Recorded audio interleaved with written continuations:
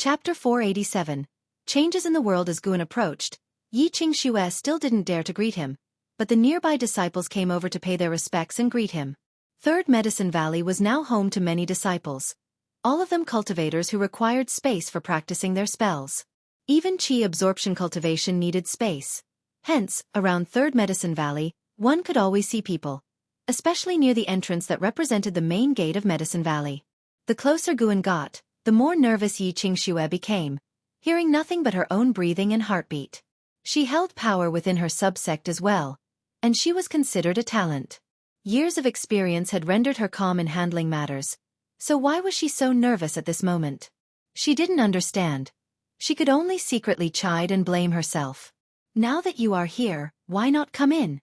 Must your master uncle come out to fetch you personally? You're making quite the entrance, even grander than the sect leader.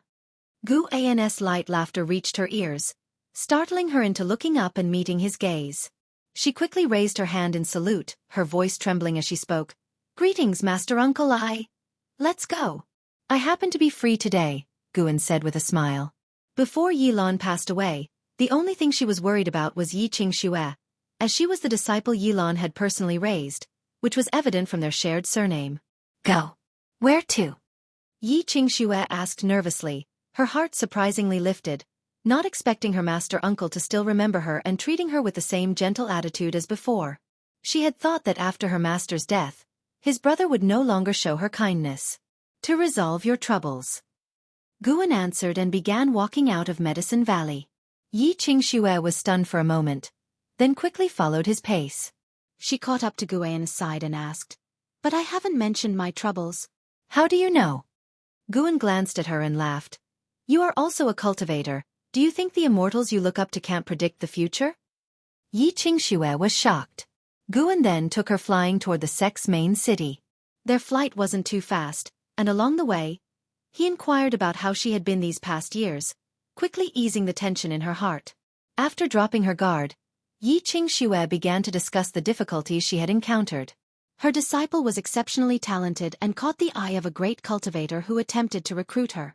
Failing to persuade her, he kidnapped her. She wanted to seek Zhen Qin's help, but Zhen Qin had been out on a journey for hundreds of years, leaving her no way to find her. After much deliberation, she decided to turn to Guan. Guan knew she was telling the truth, and he also marveled inwardly at the fearsome nature of heavenly Tao. Hundreds of years ago, noble families within the sect wouldn't dare scheme against anyone linked to him by karma. But now, those in the upper echelons of these families believed he feared the heavenly Tao and would no longer take action. Of course, they still acted cautiously, not harming Yi Qingxue. If supporting Dao's sword venerable really decided to act, they could pretend they were unaware of this connection. This family, surnamed Qin, held formidable power within the supreme sect. Even the leader of the subsect bore the name Qin. They had mastered an evil skill, collecting 99 gifted individuals destined for great fortunes and transferring all their destiny and talent to another individual, creating the strongest of the Qin family to compete for the celestial mandate. The old ancestor of the Qin family was a divine immortal of wondrous dharma, with inconspicuous cultivation level but well known by many for their possession of celestial and earthly immortals. The bustling scenes caused by the Qin family allowing these immortals into the supreme sect had greatly boosted their reputation. The evil skill of the Qin family was naturally a secret, and they dared not practice such deeds within the supreme sect. Therefore, Yi Qingxue's disciple had been transferred to an isolated island overseas. After Yi Qingxue finished speaking, she looked at Guan with pleading eyes. To her, the Qin family was a colossal entity that could not be shaken.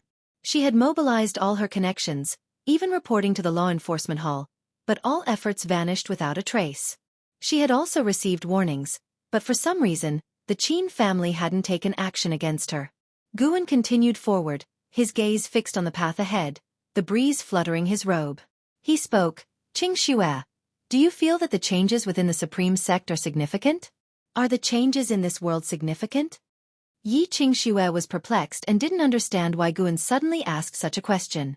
After a moment of consideration, she said, the changes are naturally significant. Aren't all things in the world changing? Every place has its dark corners, and my disciples' experiences are just an exception, and won't affect my sense of belonging to the supreme sect. Guan glanced at her, a smile spreading across his face. Yi Qingxue thought Guan was satisfied with her answer, and a smile also appeared on her face. With a senior brother stepping forward, there would surely be hope for her disciple. The pressure that had enveloped her for several days dissipated, and she began to think about how to repay her senior brother. Half an hour later, Guan and his companion finally arrived at the Elder Hall in the sect's main city. This place was the power center of the Supreme Sect, and its influence was even greater than that of the sect master's mansion. In front of the grand doors of the Elder Hall stood two 10-meter-tall Qilin stone statues, lifelike and imposing, giving an overwhelming sense of oppression. Looking at the three characters on the plaque, Yi Qingxue became nervous again. She had been here hundreds of years ago, accompanying Yi Lan on some errand, and the important figures in the hall had left a deep impression on her with their commanding aura. The disciple guarding the door, seeing Guan walking straight towards it, subconsciously meant to ask questions. He had just taken a step when a voice reached his ears, causing his face to change dramatically, and with a thud, he knelt down. It wasn't just him, the other gate-guarding disciples also knelt down, looking toward Guan excitedly. Yi Qingxue, seeing them suddenly kneel, naturally guessed that they had recognized the identity of her senior brother. Guan walked straight into the mansion, and along the way, every disciple and cultivator who saw him also knelt down in succession. Some recognized him, but many were just alarmed or prompted. Even Yi Qingxue noticed something amiss, seeming to sense that someone was secretly watching Guan along the way. She thought of one of the sect's branches, the most mysterious one. Dark Hall. Guan, what brings you here? A voice sounded, revealing ancient sect with a smiling face coming up to greet him. He was one of the few elders who had a very good relationship with Guan. They had known each other for 1,900 years, back when Guan's identity as the supporting Dao Sword Venerable had not yet been revealed. Guan spoke with a smile. Arrange it, I need to see all the elders. Ancient sect's heart skipped a beat. Guan had never made such a request before, and his first thought was that something serious had happened. And it was something major. He didn't dare to ask further and immediately went to make arrangements. Yi Qingxue, watching Guan's commanding presence, looked at his back in admiration, not even realizing that her gaze was now the very one she had most despised in the past. Her master had looked at Guan in the same way. One by one, elders appeared out of thin air, and upon showing themselves, they immediately saluted Guan. Seeing that Guan did not pay attention to them, they too became anxious. Guan was known for his gentle demeanor and meticulous courtesy, and was well respected, but if he forewent these courtesies, the elders could feel the terrifying pressure from the supporting Dao Sword Venerable. Many elders even thought about fleeing the place, yet they were afraid of offending Guan. They wondered in their hearts, what exactly had happened? Was it an invasion by external enemies, or did some reckless fool provoke the supporting Dao Sword Venerable? Their eyes inevitably fell on Yi Qingxue. With the supporting Dao Sword Venerable bringing this woman, there had to be a reason. Chapter 488. Incomprehensible Methods. Vice Sect Leader Ji Hantian also appeared, and he personally led Guan and Yi Qingxue to the conference hall. In the end, Guan sat in the seat of honor, with Yi Qingxue standing by his side, while the other elders stood as well. Seeing Guan with his eyes closed, they couldn't help but communicate secretly through sound transmission technique. Because everyone was using the sound transmission technique, the conference hall fell silent, and Yi Qingxue was extremely nervous, her body taut with tension. At this moment, she also worried that the situation might blow up too big. Could it be that because of her and her disciple, the Supreme Sect would crumble and disperse? She couldn't bear such an outcome. The Qin family was merely interested in her disciple's talent and didn't intend to harm her disciple. If she didn't approach Guan, her disciple would just lose his freedom. But if the Supreme Sect lost Guan, it would affect everyone in the Supreme Sect. Yi Qingxue began to blame herself, thinking she should have explained the situation clearly before coming. She looked at Guan, wanting to speak but hesitated. Little did she know, what she understood was not the truth. The Qin family not only wanted her disciple, they wanted his life. Time continued to pass. More and more elders arrived, and some changed their expressions when they saw Yi Qingxue, presumably guessing the reason. LV Batian also arrived. He had the best relationship with Guan and thus mustered the courage to ask why Guan had come. It's nothing much, just want to say a personal farewell to everyone. Guan said with closed eyes, and as soon as these words came out, everyone panicked and began to discourage him. Sword Venerable, is there something we have failed to do? Yes, Sword Venerable. The supreme sect can do without anyone but you. Who has offended you? Just say the word, and the supreme sect will definitely give you an explanation. Sword Venerable, don't scare us. Sword Venerable, where are you planning to go? The elders, no matter from which powerful family they came, even those from the Qin family, were thrown into disarray. To this day, most of the Elder Hall's members were newcomers. They had joined the Supreme Sect because of supporting Dao Sword Venerable. Without supporting Dao Sword Venerable, what was the Supreme Sect? Guan opened his eyes and looked at the faces in the hall. Most were unfamiliar, just like the current state of the Supreme Sect, which made him feel increasingly alienated. It wasn't just that old acquaintances were passing away. The sect's spirit was changing and seemed no different from other sects. The law of the jungle, where the strong are revered. Chivalry was not often mentioned by most people. Pursuing the celestial mandate had become everyone's goal.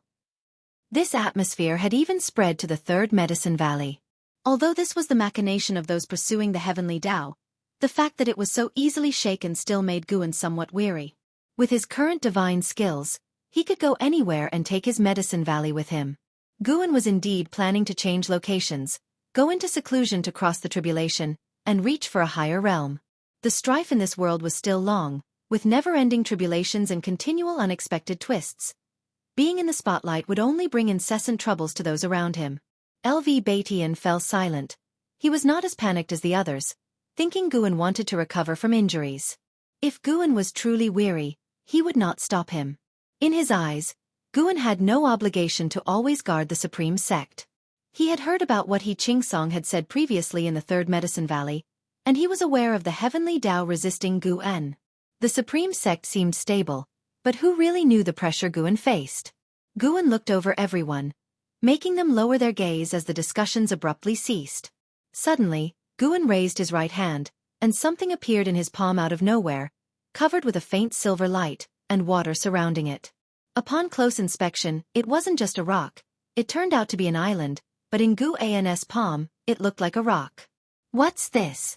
LV Batian asked with a frown. The others also focused on the island in Guan's hand, their divine sense probing it, and soon some of them showed a change in expression. The elders from the Qin family looked even more panic-stricken, trembling all over with extreme fear. Yi Qingxue also looked at the small island in surprise. She used her divine sense to probe it and took in the entire island's scenery. She saw her disciple. Changer. Yi Qingxue's beautiful eyes widened in disbelief as she called out. She saw her disciple bound to a stone pillar, barely clinging to life, surrounded by others also tied to various stone pillars, their bodies plastered with all sorts of talisman paper. As soon as she spoke, the Qin family elders were so scared they immediately knelt down, each sweating profusely. Guan had already taken control of the island. Although they couldn't understand his methods, they knew Guan was targeting them. LV Batian turned his head to look and asked with a frown, "What's going on?" The other elders also frowned, just as clueless about what the Qin family was really up to. But judging from the formation inside the island, it seemed to be a ritual sacrifice of the people on the pillars. Could all these people be disciples of the Supreme Sect? They weren't sure, but one thing was certain. Someone was related to Yi Qingxue, and Yi Qingxue had come following the supporting Dao Sword Venerable. Big trouble was brewing. The many elders glanced at the Qin family elders with a chilling gaze, wishing they could execute them on the spot. The Qin family was strong, but it all depended on who they were compared to. If they opposed the supporting Dao Sword Venerable, the entire Supreme Sect would join forces to eradicate the Qin family. With a thought from Guan, figures flew out from the island one after the other, all of them imprisoned prodigies, who landed on the ground in a disheveled state. Yi Qingxue immediately rushed to one of them, and Guan followed, casting lifespan detection. Yi Chong, 5th layer nascent soul realm 129/700/9999. Huh? A lifespan limit of 9,999 years.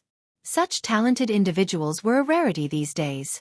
Guan admired silently, then with a squeeze of his right hand, prompts to seize lifespans appeared continuously. This island had existed for a long time, engaged in utterly vile deeds. Before Yi Chong and the others were captured, the Qin family had practiced their evil skill here, the hands of everyone on the island stained with blood. Killing them, Guan felt no burden whatsoever. Upon seeing Guan clench his fist, All the elders' hearts pounded furiously.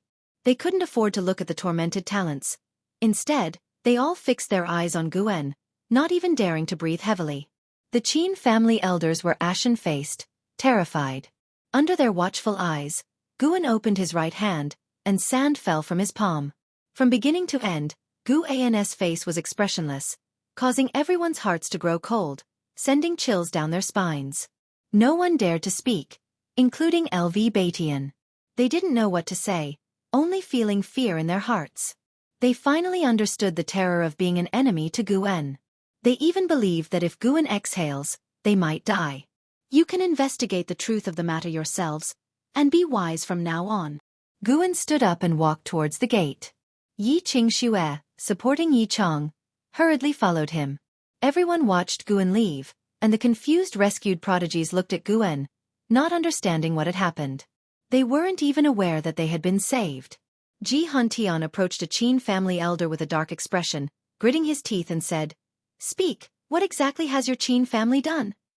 The Qin family elder trembled under the murderous gazes directed at him and immediately confessed the evil practice of the Qin family.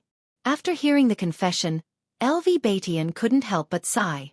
Such incidents had occurred more than once. The supporting Dao Sword Venerable's emergence in the world was to help the Supreme Sect prevent such evil deeds.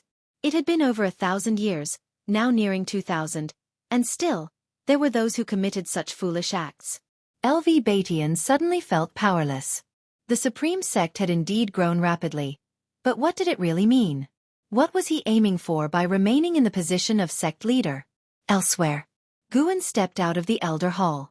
He paused, turned to look at Yi Qingxue, and said, "Take him back to recover.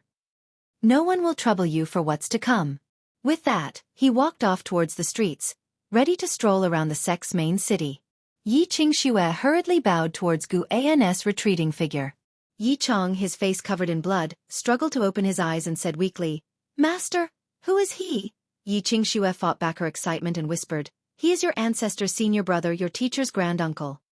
Yi Chang's eyes widened. He lifted his head, trying to catch a glimpse of Guan's fading figure but could no longer see him. Guan disappeared into the crowd. Observing the bustling scenes along the way, he began to ponder the future of the Supreme Sect.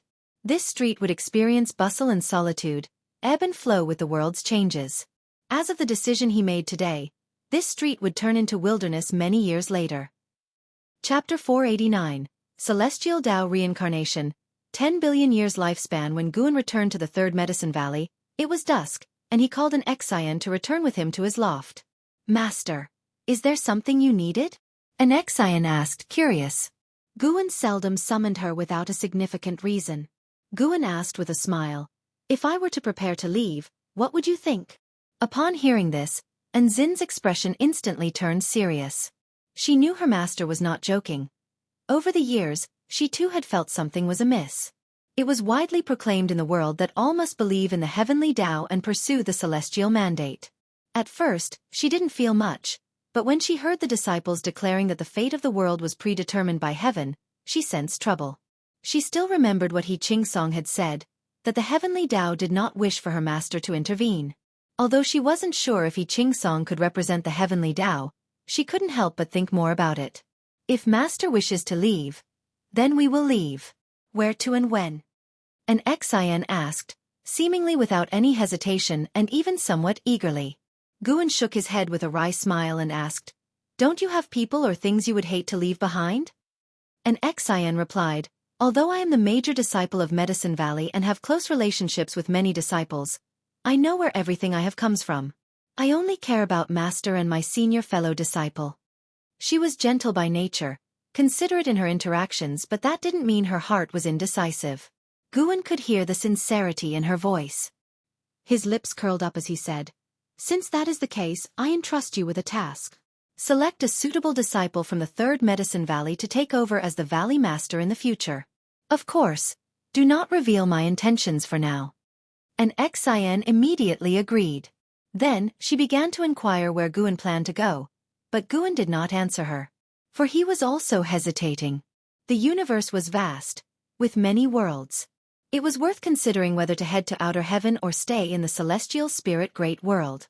Under the mystical star-studded sky, the celestial Tao golden core emitted endless light, illuminating the entire universe. Boom! A gust of wind rushed toward the young immortal emperor, causing his golden robe to billow intensely. He squinted, looking towards Anhao standing before him. 10 feet away, Anhao stood with his back to him. His body enveloped in golden flames, his long hair fluttering, radiating a soaring aura. This aura is almost catching up to that of celestial and earthly immortals. How has his strength increased so quickly? Something's not right. The young immortal emperor's eyes flickered with suspicion. Anhao slowly turned around, glancing sidelong at the young immortal emperor, his expression indifferent and totally unlike his usual self, causing the young immortal emperor to frown. "What's wrong?" the young immortal emperor asked. Anhao said, "A powerful being is targeting the celestial Tao golden core. They are already waiting for its emergence." "Did the celestial Tao golden core tell you that?" the young immortal emperor asked. Anhao didn't reply but instead fixed his gaze on the young immortal emperor and said, "The calamities of the immortal dynasty are approaching. The fierce battle you hope for is perhaps wishful thinking." Calamities. The young immortal emperor's brows furrowed tighter, his doubts about Anhao's state growing. Anhao said solemnly, "Your Majesty, if the immortal dynasty faces the danger of annihilation, would you sacrifice yourself to save it?" Whoosh, the young immortal emperor heard a noise behind him, and as he turned, he saw a ring of light emerging on the surface of the celestial Tao golden core, quickly expanding to display the thriving scenes of the immortal dynasty. As he watched, a hand descended from the sky, uprooting the continent where the immortal dynasty was located and moving it to outer heaven. Next, this hand crushed the entire immortal dynasty into dust, leaving nothing behind. The young immortal emperor's face turned grim as the scene within the ring of light vanished, leaving only a vague figure standing inside, seemingly waiting for him.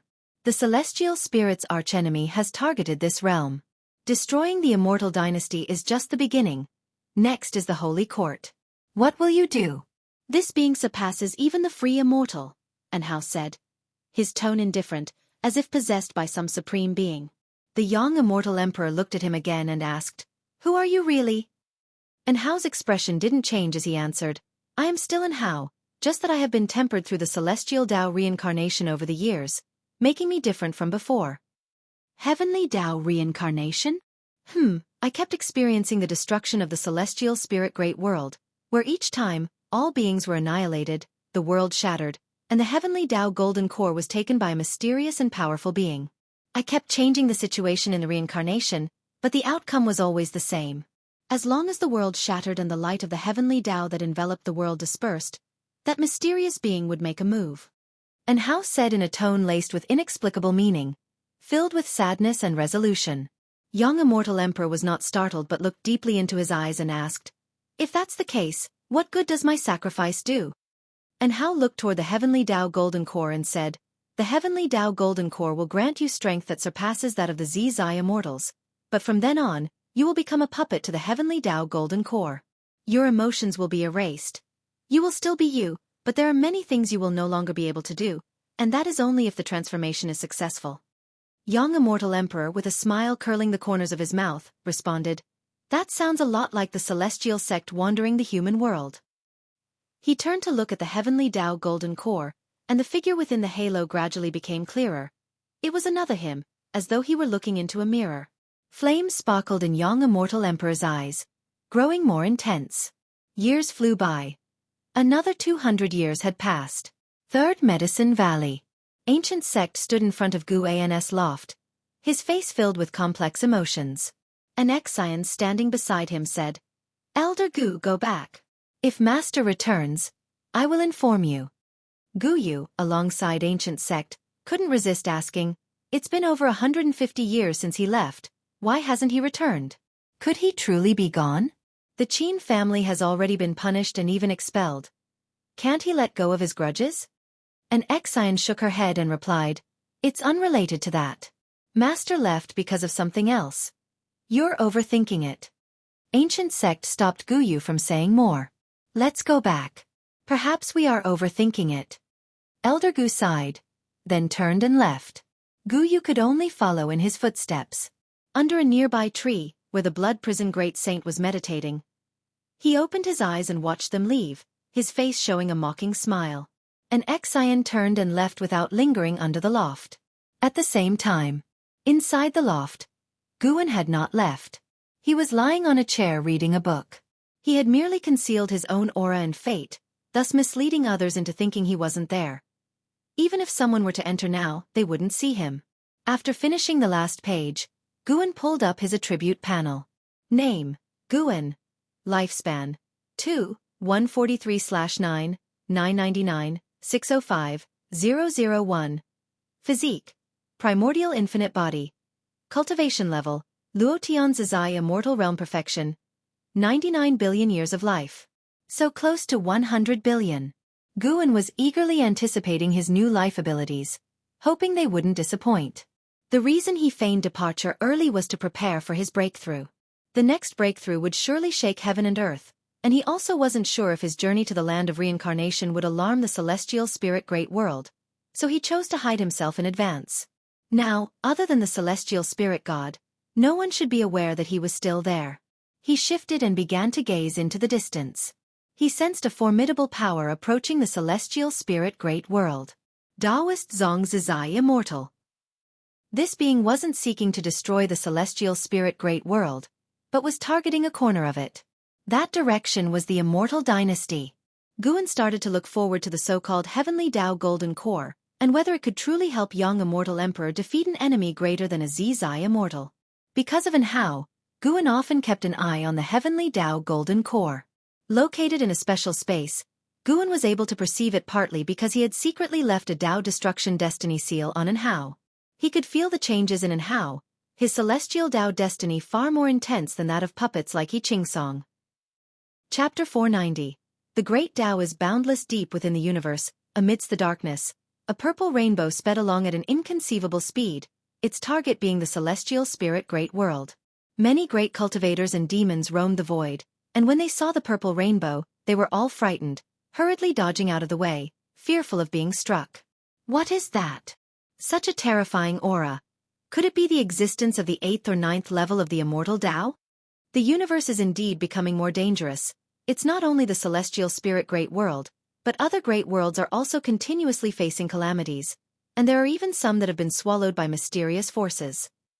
I heard that too. It said that this power is called the Battle Court. We better find our disciples and avoid the tribulation, survive to the next era, and then we can turn our fortunes around. As cultivators and demons discussed, the purple rainbow drew closer and closer to the celestial spirit great world. Inside the celestial spirit great world, countless beings saw a purple meteor appear from the horizon, descending from the heavens towards the distance. Many mortal spirits even thought it was a lucky star descending, and they began to pray and make wishes. Before long, a thunderous roar reverberated through the world. On a hillside, Long Qing and Chen Chuan, who were practicing their skills, stopped and turned their heads simultaneously, seeing a purple glow on the horizon, desolate yet magnificent. Feeling the strong aura from afar, Chen Chuan frowned and asked, "Senior brother, what's happening?" Long Qing felt a palpitation that he hadn't felt in many years, inexplicably feeling as if a great disaster was about to strike. "I'm not sure, it could be another battle between great powers. We'll get used to it. There are always some areas in the world that are restless, but it won't affect us," Long Qing said, trying to reassure him. Chen Chuan hesitantly asked, "But our master has been gone for many years. Could it be?" Long Qing glared at him, saying irritably, "Sister and the blood prison great saint are still here, how could master leave? He will come back." Chen Chuan fell silent, his understanding of Guan was not deep. Facing Guan, he was always very constrained, so he was also worried that Guan might leave. Guan was the sky for the Third Medicine Valley, and even the supreme sect, without him, the Taitsong continent would surely be caught up in chaos.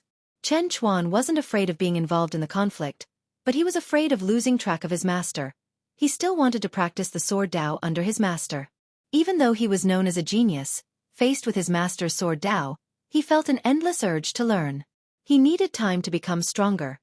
He was not yet ready to stand against the heroes of the world. The two brothers gazed into the distance, each harboring their own thoughts, no longer speaking.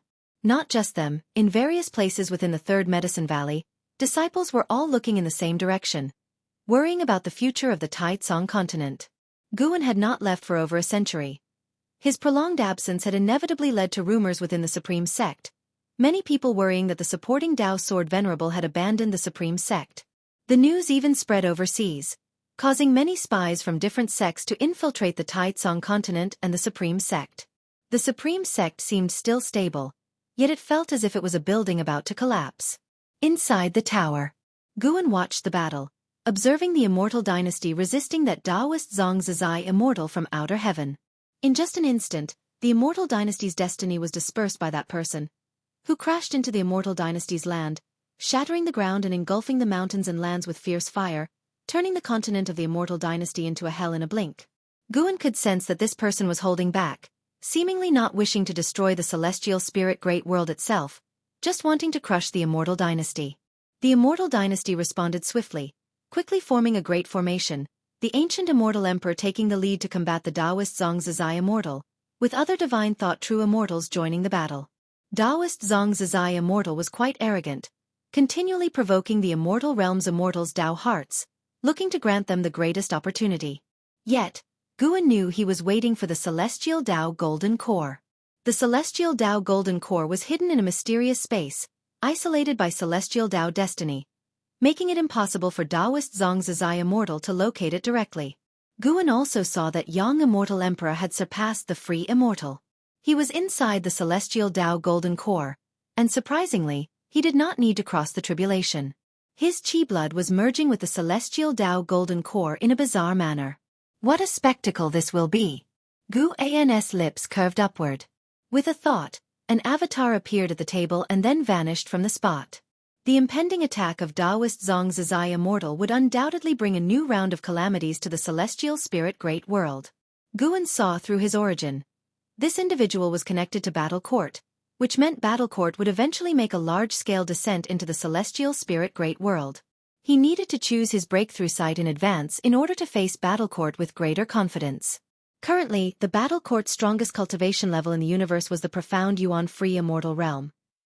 Although it was still beyond the reach of heaven-encompassing Free Immortal Guan, he wanted to conceal his stronger cultivation level to avoid unexpected incidents. In a single step, Guan's avatar entered the reincarnation vortex above, zooming into the reincarnation area at a rapid pace. The rules of reincarnation were special, invisible and colorless, but when a living being approached, they would be swept away and brought into the land of reincarnation. Guan had previously explored the land of reincarnation. It was so vast that it was even larger than the universe, so he had not directly determined the breakthrough site. Indeed, the land of reincarnation was extremely mysterious and dark as night. Even as his avatar traversed this land, it felt uneasy, as if something terrifying might emerge from the darkness at any moment and rip him apart. The mystery and vastness of the land of reincarnation made Guan realize that the great Tao was unimaginably vast, not confined by the universe, and there were many other mysterious places with different rules from the universe. Guan split his focus, keeping an eye on the great battle in the Immortal dynasty while monitoring his avatar. About half an hour later, an overwhelming aura burst forth, covering everything in heaven and earth so that all living beings could feel it. Whether human, demon, or sea creatures, all looked toward the direction of the Immortal dynasty. A gigantic sun appeared in the sky in that direction, spectacular in its brilliance. Its scorching heat reached every corner of the world. This heat did not cause discomfort but instead gave a warm feeling, and even the most anxious hearts inexplicably relaxed. In Guan's eyes, the figure of Yang Immortal Emperor was reflected. The suddenly appearing massive sun was transformed by him. This sun, emitting dense celestial Tao destiny, quickly healed the injuries of the immortal spirits of Immortal dynasty, and also helped recover their spiritual power. How utterly domineering! Guan began to look forward to Yang Immortal Emperor's performance. Celestial Tao Golden Core, such a magnificent creation, how dare you waste it? A chilling voice rang out, bursting with killing intent, making all living beings feel fearful. As the voice fell, heaven and earth shook violently, and two Taoist Zhang Zizai immortals began a great battle. This meant that all life in heaven and earth would be affected, no matter the distance. Even though both Taoist Zhang Zizai immortals did not wish to damage the celestial spirit great world, the power that surpassed the free immortals was more than enough to cause a destructive impact on all things. Sects around the world immediately formed formations, protecting continents, islands, and seas. Sects across the Taitsong continent also sensed trouble and hurriedly formed their own formations. Meanwhile, on top of a high mountain, Zhu Xi stood at the edge of a cliff, facing the wind. Her hair was blown about, her face expressing solemnity, her eyes flickering. Feeling this overwhelming pressure, images she had never seen before began to emerge in her mind. She saw a huge golden core burning with blazing flames. Inside the golden core stood a person, seemingly speaking to her. She strained to hear clearly but could not make out the words. What exactly is it? Zhu Xi frowned, muttering to herself. After leaving the Taitsong continent, she had traveled extensively, encountering many opportunities. As her cultivation level grew stronger, her memories of her previous life began to resurface, and she gradually learned of her past live's identity, though she was still not fully adjusted to it. Chapter 491 Profound Star Immortal Monarch Taoist Zong Zizai Immortals Great War left all living beings within great heaven and earth enveloped in panic. Even though the two Zong Zizai Immortals headed to outer heaven to battle, the shock waves from their initial clash continued to wreak havoc upon the world. Great waves surged across the vast ocean, while the boundless plains were swept by raging winds, and atop the high mountains and snow-capped ridges, blizzards whirled. The common folk were fleeing, the celestial vault was roaring, and thunder echoed in waves. Inside the house, Guan predicted that the Taitsong continent would also be affected. However, it would not be a catastrophic strike, so he did not plan to intervene, deeming it a good opportunity for the inhabitants of the continent to be vigilant. To let them understand that the so-called heavenly Tao would not protect them, and if they wished to survive these turbulent years, they would have to rely on themselves. Guan closed his eyes, no longer observing the scenes of turmoil throughout the lands. As for the battle between Yang Immortal Emperor and that Zong Zizai Immortal, Guan had already foreseen the outcome. The battle court's desire to obtain the celestial Tao Golden Core was not so simple to achieve. Elsewhere, within the imperial palace of the Taitsong dynasty, Li Xiandao, dressed in his dragon robe, sat upon the dragon throne, his gaze fixed on the sky outside the palace, filled with flames. His sword-like eyebrows were deeply furrowed, and his expression looked troubled. He had already reached the Nirvana realm in his cultivation level, though his publicly known cultivation level was at the void-crossing realm. No one was aware of his true depth. Your Majesty, even existences from outer heaven seek to vie for the celestial mandate. Do you truly remain unmoved? Asked a Taoist clad in a grey robe, standing in the hall, holding a horsetail whisk, and wearing a slight smile, seemingly confident he had seen through Li Zuando's heart. Li Zuando's gaze fell upon him and said, Can you truly bestow upon me the celestial mandate? The grey-robed Taoist shook his head. In this world, the only key that can grant your Majesty the celestial mandate is the theory of heaven. However, the Zhu Luo sword monarch is far too powerful. No one can wrest the celestial mandate from his hands. Nevertheless, I can guide your Majesty onto the heavenly Tao, allowing the Taitsong imperial dynasty to become an existence blessed by the heavenly Tao. Li Xiandao narrowed his eyes and asked, Oh? How will you assist me, and what must I sacrifice in return? The grey-robed Taoist smiled and said, I can help your Majesty establish destiny, harmonize the fate of the imperial dynasty, and all you need to do is make the people believe in the heavenly Tao. Believe in the heavenly Tao? How so? Your Majesty only needs to have the people erect monuments and statues, and pay homage to the Profound Star Immortal Monarch. Profound Star Immortal Monarch? Li Xiandao raised an eyebrow, his expression turning playful as he asked with interest, Is this immortal monarch one of the celestial Tao immortal gods? The grey-robed Taoist smiled and said, Exactly, by believing in him, they will be under his divine protection, and may even receive his power. Li Xiandao sneered, Is that so? To convince me of his existence and to wager the fate of an entire nation, don't you think you should offer something more compelling? The grey-robed Taoist did not panic. He stared at Li Xiandao and asked, Your Majesty, do you wish for an immortal path ultimate treasure? Upon hearing this, Li Zuando's expression shifted slightly. An immortal path ultimate treasure was naturally very appealing to him. His son Li Ya had relied on a pseudo-immortal Tao ultimate treasure to massively conquer enemies, and he too had envied it. The grey-robed Taoist raised his right hand, and a treasure sword intertwined with a golden dragon flew out from his palm, rapidly enlarging. This is the Profound Star Emperor sword, even mightier than an immortal path ultimate treasure.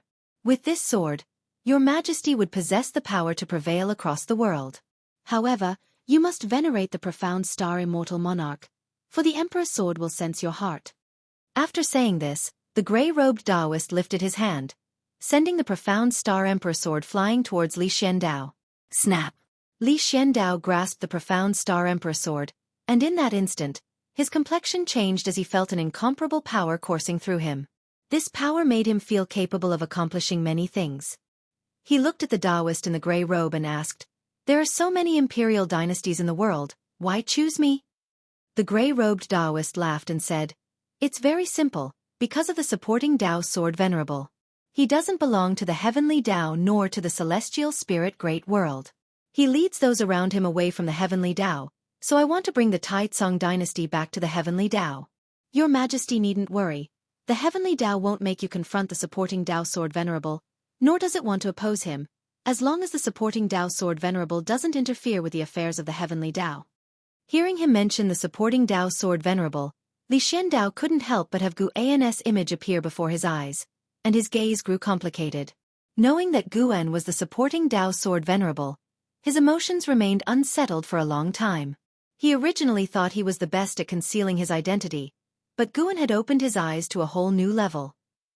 He had heard that Gu An had left the Third Medicine Valley more than 100 years ago, and he couldn't help but wonder, could it be related to the heavenly Tao? Even the powerful supporting Tao sword venerable didn't want to oppose the heavenly Tao? Li Xiandao fell into deep thought. He didn't grow more longing for the heavenly Tao but instead was filled with wariness towards it. Gu An had managed to hide his identity for so many years, which showed that they were cut from the same cloth, and with Gu An's higher cultivation level, he would see more things. Gu An's distance from the heavenly Tao must surely have its reasons. The profound star Emperor sword in his hand might just be too hot to handle. The gray-robed Taoist stood in the hall, quietly observing him, waiting for him to make a decision. "Your Majesty, don't let me down." The Taoist thought emotionlessly, confident that Li Xiandao would not refuse him. If he were to refuse, then he would have to act on behalf of profound star immortal monarch. A year passed, and spring yielded to summer. Gu An stood at the window, peering out over the continents of the world. Last year's cosmic calamity ended with the young immortal emperor's victory, thereby earning him immense fame as the second mighty individual to successfully ward off a powerful enemy from outer heaven, his name resonating throughout the world. That calamity had brought a wave of destruction to the Taitsong continent, but in the end, Li Xiandao managed to quell it with a single sword stroke, saving all living beings on the continent. After that, the Taitsong continent fell into an odd, tranquil state, and no great changes came upon the world. The young immortal emperor, having reached the level of Taoist Zongzai immortal, didn't directly march on the holy court. Instead, he chose to go into seclusion again. "Without my intervention, this continent can still remain peaceful. This shows that I can indeed let go," Gu An said with a smile, his voice light. Although Li Xiandao was somewhat compelled, the fact was that he truly protected the continent. Gu An believed that Li Xiandao would have the last laugh. Let the so-called profound star immortal monarch see that the power of mortals should not be underestimated, especially the ambition of mortals.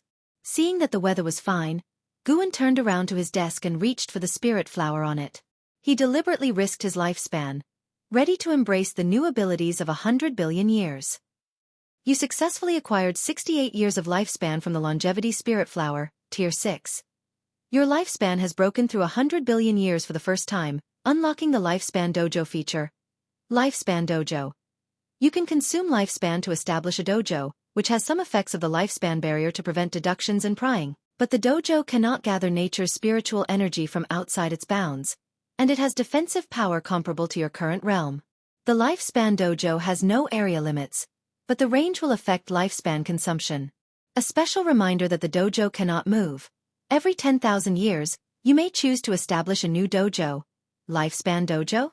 Gu An's eyes lit up. This was good.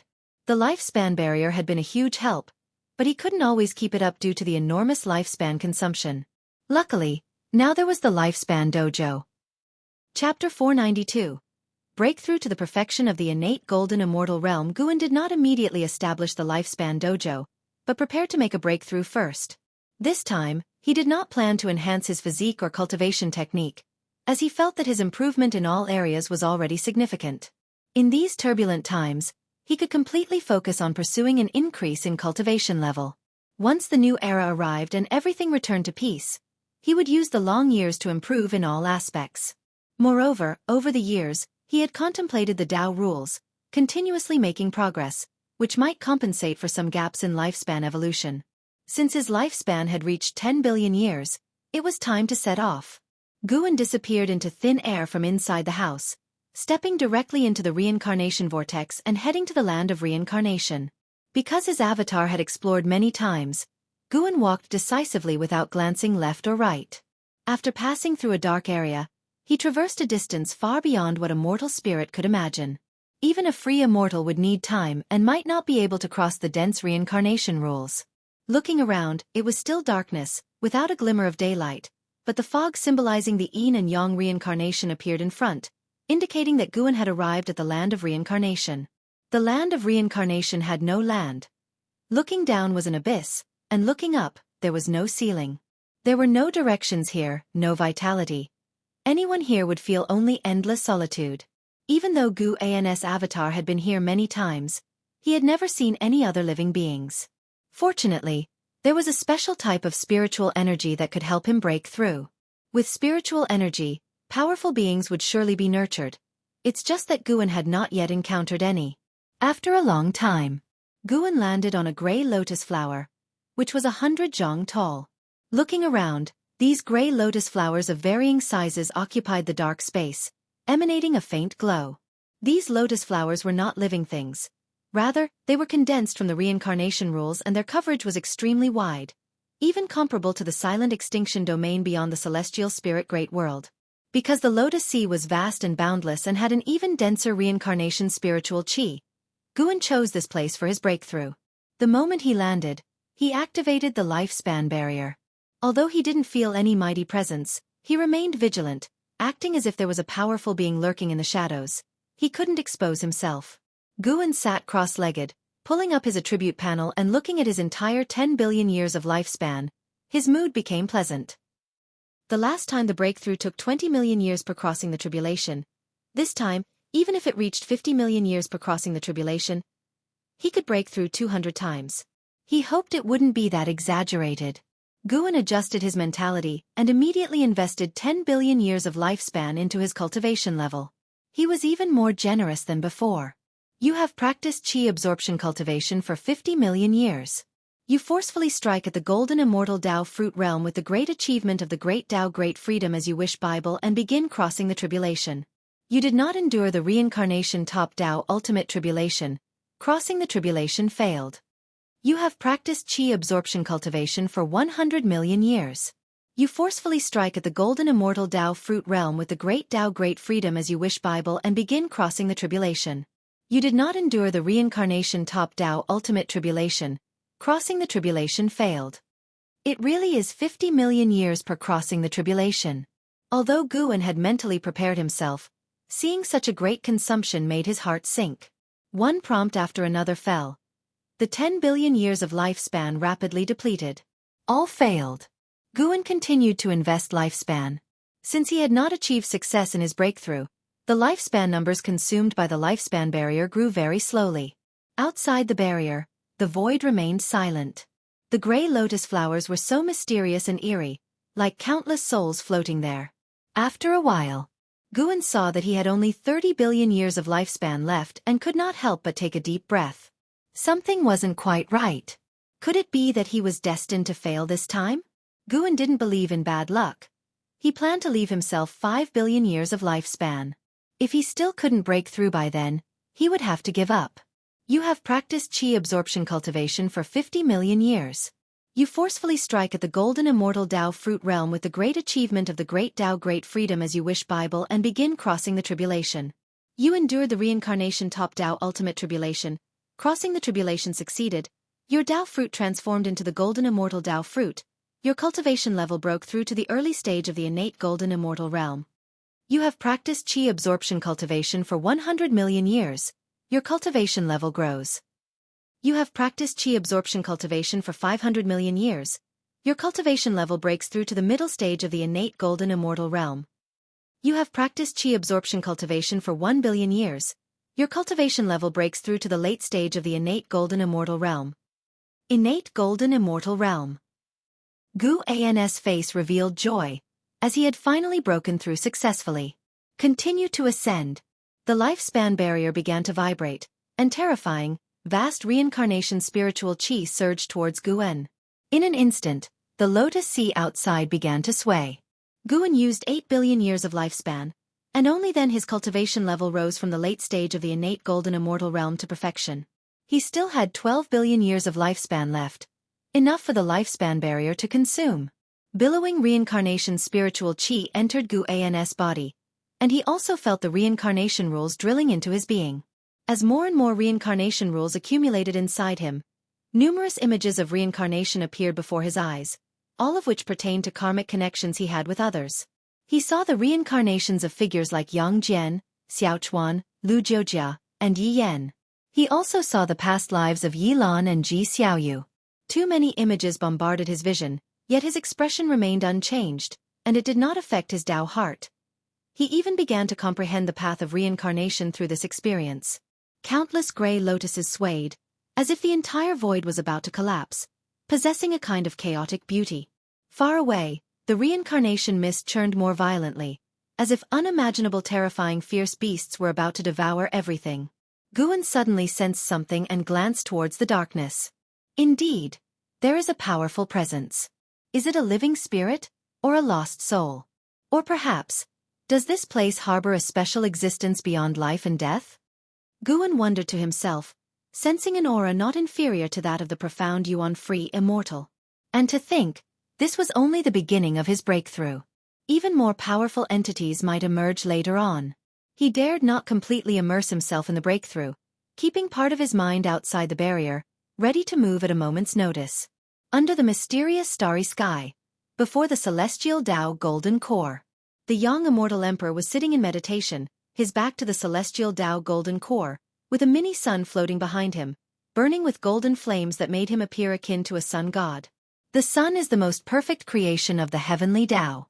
Any place bathed by the sun is considered a blessed land favored by the heavenly Tao, but there are also strong and weak suns, and Hao stood not far away, looking at the celestial Tao golden core and musing. The young immortal emperor did not open his eyes, but he asked, "How powerful is the sun the heavenly Tao has blessed you with?" And Hao replied, "I don't need the sun from the heavenly Tao. I want to create my own sun." The corners of the young immortal emperor's mouth curled up, and he no longer continued the conversation. After a while, the young immortal emperor suddenly felt something, his eyes snapped open suddenly, and even Hao turned his head to look into the distance. The starry sky showed ripples, as if a lake's surface was disturbed, making the entire cosmos seem so illusory, like the moon reflected in the water, ready to shatter at any moment. What is this anomaly? And Hao asked with a frown. Although he had experienced the celestial Tao reincarnation, he had never seen such a phenomenon in this space before. This space consisted of the power of the heavenly Tao, independent of the celestial spirit great world. The young immortal emperor's brows also furrowed. Ever since he first entered this secret realm, 5 million years had passed, and he had never seen such an anomaly. In his eyes, this secret realm was even the safest place in the world. Now seeing the distortion in the starry sky, he felt an inexplicable panic. Could it be that an even more terrifying existence was about to arrive? He began to calculate with his fingers, but even he, having reached the level of the Taoist Zhongzhizai immortal, could not discern anything. Not only in this secret realm, but distortions also began to appear in the celestial vault in various places throughout the celestial spirit great world. The silent extinction domain in outer heaven was even more turbulent with spirit mist, oppressively dense. More and more locations began to experience spatial anomalies, thereby affecting the entire universe. Deep within the silent extinction domain, seated on a throne, Yi Tianji opened his eyes. He looked up and saw visible spatial distortions in the dark void.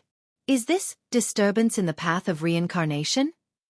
Yi Tianji murmured to himself and looked in another direction.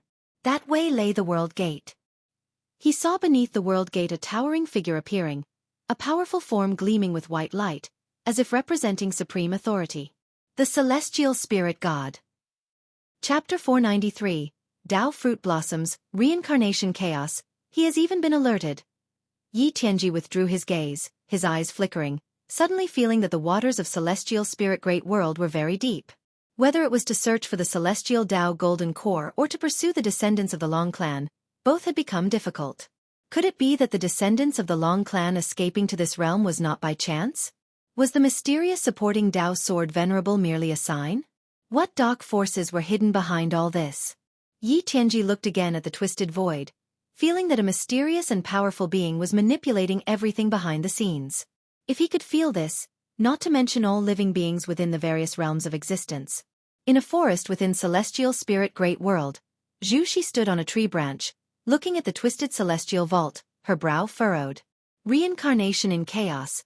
Could it be the hidden danger from that entrance? The Yuanshu ancestor of the immortal dynasty opened the reincarnation vortex, allowing the celestial spirit great world direct access to reincarnation, and many cultivators use the reincarnation vortex for reincarnation trials, or to flee to other realms. In Zhu Zai's view, this was an act that disrupted the order of reincarnation. Indeed, chaotic anomalies had now appeared. Zhu Shi suddenly thought about escaping from celestial spirit great world, but her cultivation level simply could not break free from the heavenly Taoist limitations. It seems I can only go to that place to fight for a chance of survival. Zhu Shi thought this way and then leapt down from the tree branch, walking towards the depths of the forest. On the other side of the world, on a throne inlaid with treasure swords, Zhu Luo Sword Monarch also gazed at the celestial vault. Around him was a large hall without a ceiling, with great swords standing along the edges, their tips pointing skyward, their edges sharp and exposed. Looking at the ceaselessly twisting celestial vault, Zhu Luo Sword Monarch also sensed that the reincarnation rules were in flux, which made his gaze fall on the reincarnation vortex. What exactly is happening there? Zhu Luo Sword Monarch felt puzzled. He then lowered his head, looking at the 8 existing treatises on heavenly Tao floating before him. He was just one treatise away from obtaining the true immortal inheritance. Originally, he was not in a hurry and wanted to enjoy the process, but now with anomalies appearing in reincarnation, he worried that his cultivation level would not withstand future situations, especially since he had heard that the supporting Tao Sword Venerable had left the Supreme Sect over 100 years ago. If supporting Tao Sword Venerable had indeed fled celestial spirit great world, he could not afford to be careless. Zhu Luo Sword Monarch pondered for a moment and immediately stood up. With a wave of his right hand, he gathered the 8 treatises on heavenly Tao into his sleeve, then vanished from the spot. While all living beings were anxious about the anomalies in the celestial vault, this was just the beginning. When the nature's spiritual energy began to descend, the beings were about to face true panic. In the land of reincarnation, the Grey Lotus Sea, Guan was seated on a lotus, surrounded by grey mist, with golden light spilling out from within. His eyes closed, he was in the midst of the creation of innate golden immortal. The top of his Tao fruit had cracked open, and a bud was growing out, while the golden light around him was the light of a golden immortal, and the grey mist was the innate chi condensed from spiritual energy and the Tao rules. Upon closer observation, one could see his entire person slowly shrinking. It was an indescribable state of profound mystery. His cultivation level was soaring, striking towards a higher realm. Above his head emerged a chi sea, continuously expanding and annihilating. That was the image of Luotian, breaking through heaven encompassing free immortal, returning to the innate state, and sculpting a golden immortal body. Although Guan had not completely broken through yet, he had already acquired many memories about the innate golden immortal. Upon reaching the innate golden immortal realm, the Tao fruit transformed, and both body and soul were reshaped. From then on, the cosmic space could no longer restrain him, and moving through the cycles of yin and yang reincarnation became effortless. As an immortal, golden immortals were stronger than free immortals, and after the Tao fruit of the golden immortal blossomed, it could even create a new world, establishing its own world rules, birthing all living beings, and continuously undergoing reincarnation, thereby allowing the Tao fruit itself to grow continuously. So much fortune and profound mystery were produced by the golden immortal Tao fruit, aiding Guan in better understanding the 3,000 great Tao. During this process, Guan truly felt the vastness and unfathomableness of the great Tao. The great Tao was omnipresent. One could feel its presence upon stepping into the immortal Tao realm, existing quietly without posing any threat to cultivators. But the higher one's realm, the more one could perceive the gap with the great Tao. The eternal and indestructible great Tao was even more stable than the heavens, earth and the universe. The so-called rules of heaven and earth were also evolved from the great Tao according to the heavens and earth, but the gap between the rules and the great Tao was vast, like the difference between the flame rules and the path of fire. Though they seemed identical, they were fundamentally different. When Guan was immersed in creation, a pair of dark red eyes appeared in the darkness swirling with reincarnation spirit mist, followed by an immensely huge dragon head. This dragon head was pitch black, with blood-red horns and floating whiskers that dispersed the spirit mist, covering a million gray lotuses just by poking its head out. The 100-meter lotus beneath Guan appeared minuscule in front of this dragon head. He sensed the appearance of the dragon head, opened his eyes, and his eyes shot out golden light, which did not pass beyond the lifespan barrier. The dragon head swept over the top of Guan's head, followed by an immensely shocking dragon body. This dragon body was actually a murky yellow river, thousands of miles wide and with an immeasurable length. Looking at the yellow river, Guan could not help but think of the netherworld from the Wuxia mythology. Heaven encompassing free immortal, Guan thought silently. He sensed that this dragon's cultivation level was comparable to that of the heaven-encompassing free immortal, yet its aura was different. When he sent out lifespan detection, he received no response. This indicated that this dragon was not a living creature and might even lack its own will, but merely possessed a powerful aura. Eventually, the yellow river black dragon disappeared at the other end of the Lotus Sea. Guan did not ponder deeply, and continued to experience the mysteries of the innate golden immortal. As he absorbed more and more reincarnation spiritual chi and reincarnation rules, the anomalies in the land of reincarnation intensified. Gradually, Guan condensed into a golden core, the innate chi around him dispersed, leaving only the light of the golden immortal. The golden core he transformed into was small and trembled slightly. Boom! Suddenly, a huge booming sound appeared above, as rolling spirit mist surged past, flowing unstoppably. Within that spirit mist were countless departed souls, both human and demon. They moved so fast that without careful observation, one could not see the departed souls inside. Countless departed souls converged into a vast sea, sweeping away as if to split the entire land of reincarnation. A golden light drove away the darkness, and a golden Buddha appeared, sitting on a golden lotus, advancing through the sea of departed souls.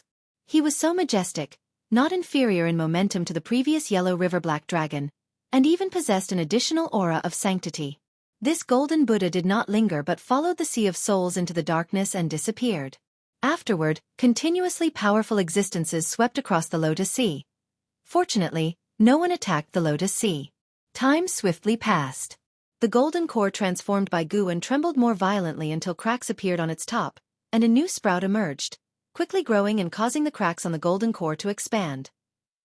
Chapter 494.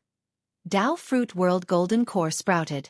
The cracks at its top continued to expand, and the newly born bud grew rapidly, as the reincarnation spiritual chi around it began to pour into the fissures of the golden core, forming a vortex of airflow. Once the bud had grown to a certain stage, it began to bloom. At the same time, the golden core beneath it suddenly shattered, and Guan's body appeared, naked and pristine, resembling the most perfect creation in the world. His form began to grow larger as he transformed from his original physique. The Tao fruit within him bloomed as well, evolving into a golden immortal Tao fruit, signifying a successful breakthrough. From this point, he had become an early-stage being of the innate golden immortal realm. His mana transformed into innate magical power, vast like the boundless primordial waters at the dawn of chaos. The phenomenon caused by the lifespan barrier reached another stage, affecting all the heavens and myriad realms, with the spiritual energy of many worlds sinking and the Tao rules of outer heaven twisting. The major forces of various worlds began to act, investigating the cause or preparing to flee. Chaos. This was the scene playing out in many parts of the great heaven and earth. Even the supreme sect in the celestial spirit great world was thrown into disarray, with LV Batian even leading people into the third medicine valley, seeking to find Guan's whereabouts. They hoped an Xian could contact Guan, and if not, at least reveal to them the truth behind the heavenly phenomenon to put them at ease. Regrettably, an Xian knew nothing, and after much maneuvering, LV Batian and the others could only leave with heavy hearts. Long Qing came to Nzin's side, looking together in the direction of LV Batian and the others leaving, and asked, "Senior sister, is Master really going to leave Supreme Sect?" This time Guan's departure had been so long that even the disciples within the third medicine valley began to worry he would leave the Supreme Sect. An Xian looked toward Long Qing and asked with a smile, "If Master were to leave, how would you choose?" "Of course, I would follow. What other choice could there be?" Long Qing answered without hesitation. An Xian followed up, "If you follow Master, you will never be able to enter the mortal world for the rest of your life. You can only cultivate in a place isolated from the world. Would you be willing to do that? Long Qing fell silent. An Xian said, you can cultivate diligently now because you wish to achieve a higher cultivation level, but if you attain it, could you remain as focused? Don't rush your answer. I'm talking about a lifetime, countless years. Long Qing opened his mouth, but no words came out. In one's life, isn't the purpose of cultivating to enjoy a better life? To him, life meant integrating with society or with the immortal cultivation realm. At this moment, other disciples in the valley were discussing their futures. If their master truly left, what path should they take? It was a matter they had to consider. The celestial vault above was still distorting, occasionally showing unusual rainbows, and the earth's spiritual chi continued to sink, causing the ground to tremble slightly. The tense atmosphere between heaven and earth was still intensifying. It was unknown how much time had passed. Naked, Guan slowly opened his eyes and instinctively pulled up the consumption page of the lifespan barrier, only to find that he had expended 500 million years of lifespan. His cultivation level had reached the middle stage of the innate golden immortal realm. He still had nearly 700 million years of lifespan left. The next breakthrough, wouldn't the consumption of the lifespan barrier amount to several billion years of lifespan? Guan felt a sense of awe in his heart, but he did not feel any regret, as he had already reached a very high realm. How many beings spend their entire lives unable to reach the Zizai immortal realm, let alone cross the Dao fruit realm? Guan continued to wait for his cultivation level to increase. He had gained a certain understanding of innate golden immortal. As the Dao fruit blossomed, the great divine power nurtured in it, the longevity true words, underwent a transformation, and according to his plan, it engendered even more mysteries. As for the world cultivated by the Dao fruit of the golden immortal, it must be studied further. And whether his own world planted with medicinal herbs could seize lifespan was unknown to him. The world nurtured by the Dao fruit was intrinsically a part of him. There was no seizing lifespan from oneself for oneself. Moreover, this world could not directly bring external objects into it and required a lengthy evolution, not an instant formation. The world of a golden immortal could be illusory or real. If it could not increase his lifespan, he would not allow the golden immortal world to become reality but keep it for cultivation of the great Tao. Guan looked up and saw, in the depths of the darkness, another colossal entity, its aura on par with a perfected profound yuan-free immortal. Indeed, the land of reincarnation was more terrifying than the universe. During his breakthrough, he had already encountered many auras of profound yuan-free immortals, and even those of heaven-encompassing free immortals. He hoped not to encounter an innate golden immortal. Having just broken through to this great realm, Guan did not wish to immediately encounter a being of the same realm. He found he still could not perform lifespan detection on the formidable beings that appeared. It seemed the land of reincarnation had no living creatures. No, not just non-living. Wait.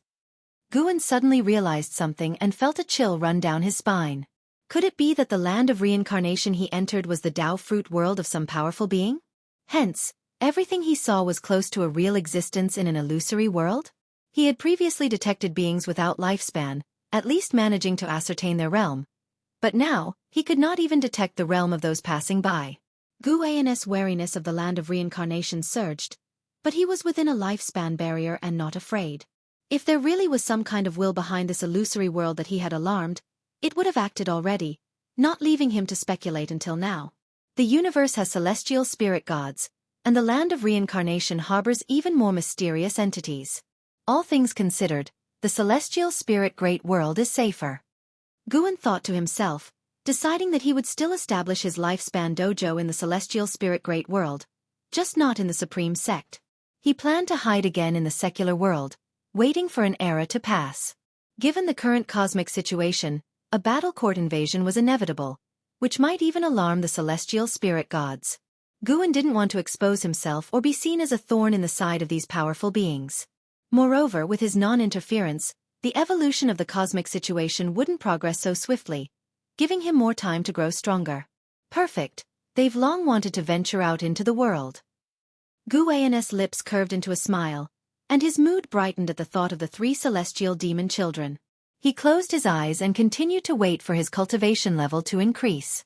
About an hour later, his cultivation level had reached the perfection of the innate golden immortal realm, with just over 100 million years of lifespan remaining. He rose to his feet, and his robes materialized on his body, followed by a belt, immortal king crown, and other items.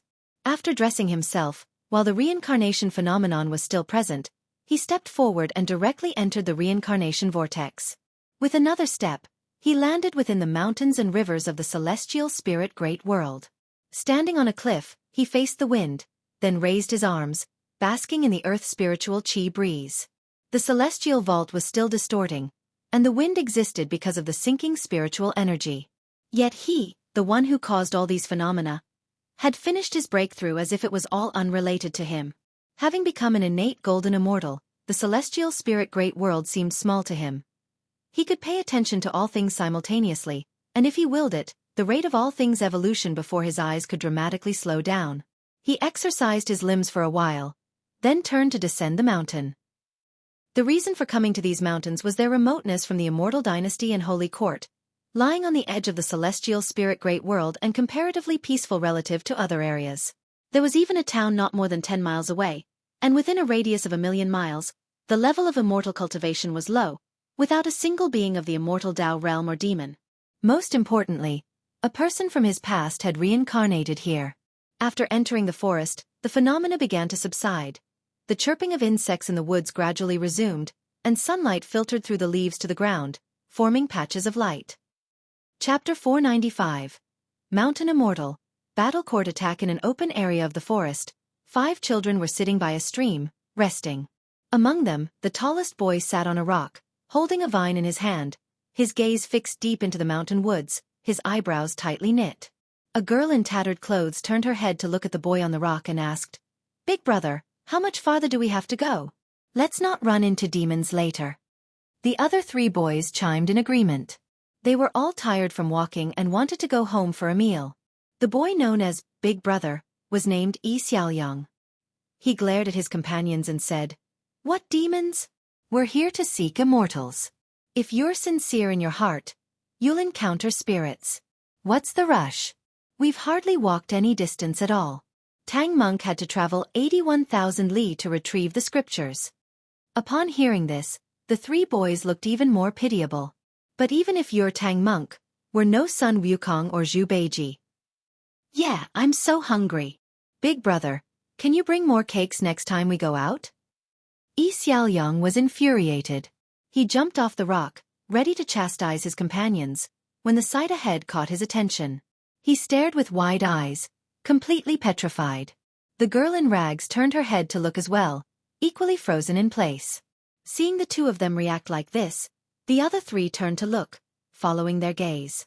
A handsome man in white emerged from under the shade of the trees, a treasure sword at his waist, a delicate crown on his head, together with his peerless handsome face. He appeared like an immortal descending to the mortal realm. An immortal. Truly an immortal. One of the boys murmured to himself, unable to help but rub his eyes. The newcomer was, in fact, Guan, who cast lifespan detection at Yi Xiaoyang. Yi Xiaoyang, unrefined Qi 14/85/4999. His maximum lifespan is not bad.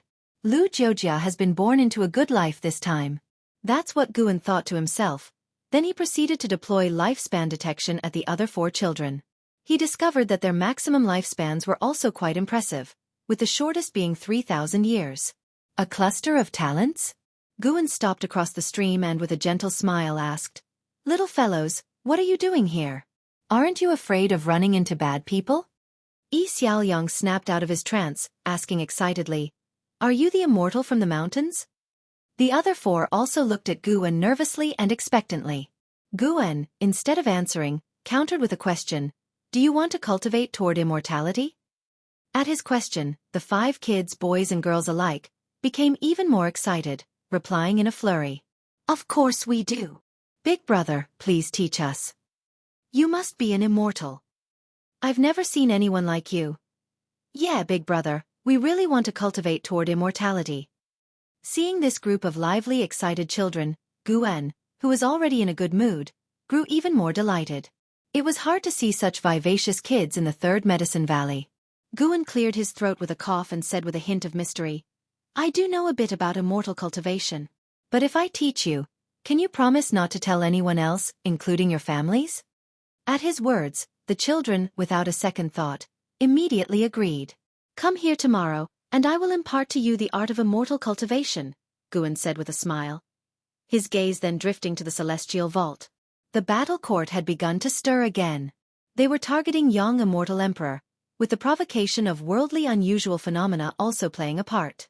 The battle court feared an unprecedented catastrophic reincarnation calamity was upon them, one that might overturn all heavens and myriad realms, so they wished to seize the celestial Tao golden core before that and also to slay Long Qing. They were afraid Long Qing might escape into the reincarnation, having previously evaded them that way. Long Qing's ancestors had even utilized reincarnation to flee all the way from outside the universe to this cosmos, using the celestial spirit god to foil their plans.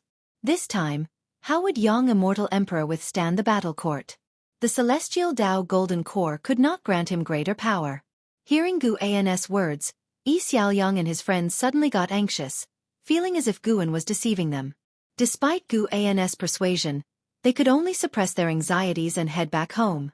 Yi Xiaoyang took a few steps, then couldn't help but look back, seeing Guan standing by the stream with a smile, watching him and his friends leave. He felt inexplicably dazed. For some reason, he felt a kinship with Guan, an attachment so strong that it filled him with reluctance to leave right now. He feared that once he left, he might never see Guan again. Yi Xiaoyang opened his mouth, wanting to say something. Guan looked at him and smiled. "Hurry back home. Tomorrow I'm still waiting for you guys to tell me the story of Journey to the West." At these words, Yi Xiaoyang's heart settled down. He chuckled and quickly turned to catch up with his companions' retreating figures. As Guan watched them leave, he thought to himself, the name Pan and Shore has spread widely. Not just Journey to the West, but the investiture of the gods and romance of the three kingdoms have also made their way to this land. Guan saw the driving force behind this. Someone wanted to open up the aspiration for immortal cultivation among the mortal spirits of this land. Guan didn't care too much. A cultivator of the profound heart realm couldn't influence his decision to open the lifespan dojo. He didn't return to the supreme sect, but instead, he walked in another direction. He was going to choose a suitable place to open the lifespan dojo. When the time came, he would move the world-excluding cave heaven and the 8 scenic cave heaven there, hiding them underground. As for the 3rd Medicine Valley, Profound Valley, End of the World Valley, Mountain God Temple, he wouldn't touch them. He would just occasionally go to harvest medicinal herbs. He wanted the people of the Supreme Sect to gradually get used to life without him, so that when he truly left, the Supreme Sect wouldn't collapse. Once the dojo was established, he could let the celestial demon child and the other 2 girls move around in the woods, no longer confined to the world-excluding cave heaven. In the depths of the void, countless figures were flying, surrounding a colossal palace with 9 suns floating above, radiating dazzling heavenly might. Yi Tianji, the master of the battle court, sat on his throne, with the image of the celestial spirit great world reflected in his eyes. A man with wings stood on the palace, also looking towards the distance. He turned his head to speak to Yi Tianji. "That young immortal emperor is merely at the Taoist Zongzizai Immortals cultivation level. There's no need for you to take action. Just send another person to join forces with me." The Taoist Zongzizai immortal who had invaded the immortal dynasty before was him, defeated by the young immortal emperor, which left him feeling humiliated and eager for revenge. Yi Tianji, expressionless, said, "No need. Make this operation quick.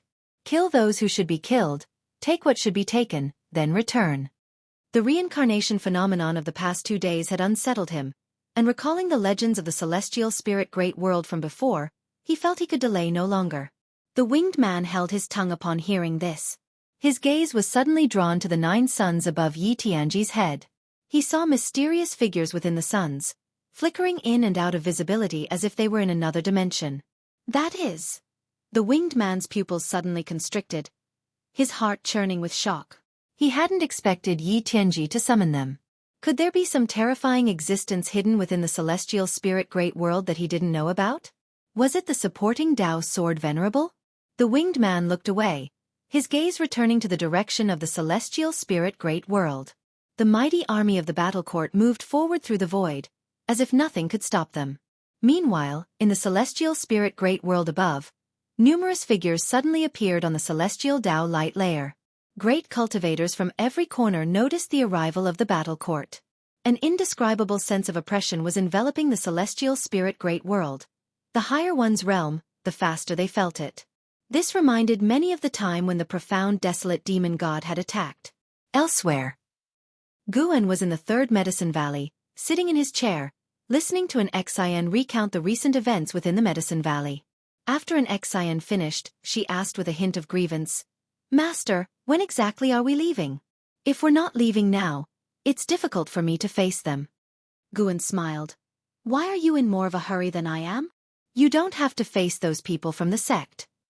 Have you chosen someone? Let's go with Long Qing.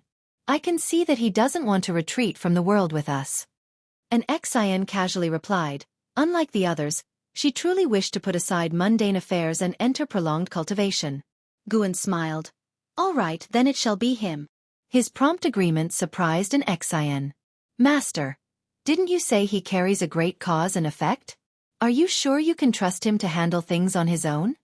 An Xian curiously asked. Exactly what great cause and effect Long Qing carried, not to mention himself, an Xian was also very curious. Guan answered, "It doesn't matter. The great cause and effect he's carrying will dissipate soon." Chapter 496. The world grows dark disperse? What does that mean?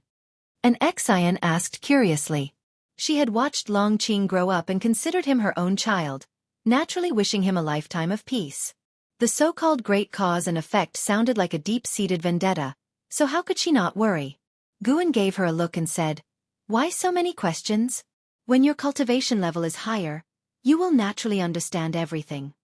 An Xian pouted and said, "Isn't that why I'm waiting for you to take me away? Once we find a quiet place, I'll seclude myself for 1,000 years, 10,000 years. When I emerge, I will surely be an enlightened master." In her perception, 10,000 years was an incredibly long time. She believed that if she cultivated for 10,000 years in the human world, she would definitely be considered a powerful being. Guan didn't discourage her, but instead said, "Let Long Qing prepare." An Xian nodded, raised her hand in a salute, and then turned to leave. Although she was very close to Guan and often bickered with him, she never forgot the proper courtesies when needed. An Xian left the house, closed the door behind her, and then walked down the stairs. A female disciple passing by asked curiously, "Big sister, the master isn't here. What are you doing going up there?" An Xian replied, "Even though master isn't here, I still have to manage things. We can't let the master return to find the house full of dust." The female disciple felt that made sense. She stepped forward, linked arms with an Xian, and began to sigh, wondering when the master would return. An Xian casually comforted her, and the two walked off into the distance. The third Medicine Valley was still bustling, the disciples busy with their own tasks, unaware that a disaster was about to strike. As time passed, more and more beings felt the terrifying pressure from the battle court. When the disciples of the third Medicine Valley felt the pressure from the battle court, chaos had already erupted across the world. Most living beings did not know where the pressure was coming from and felt only fear. They fled in panic, finding that no matter where they ran, the pressure only increased, amplifying their fear. Guan saw that the young immortal emperor and the saint minister hastened to outer heaven. They were preparing to negotiate with the battle court. The oppression from the battle court this time was even stronger than the profound desolate demon god before, wearing down even the confident young immortal emperor and the ambitious saint minister. Especially the young immortal emperor, he felt that no matter how much he gave, he would always face an insurmountable enemy. For the saint minister, he could no longer care about his ambitions, focusing only on how to lead the holy court through the difficult times ahead. Sheng Tian had already abandoned them. What was the holy court's next move? That night, all beings found it hard to sleep. The next morning, Guan arrived early at the forest, waiting for Yi Xiaoyang and his 4 companions.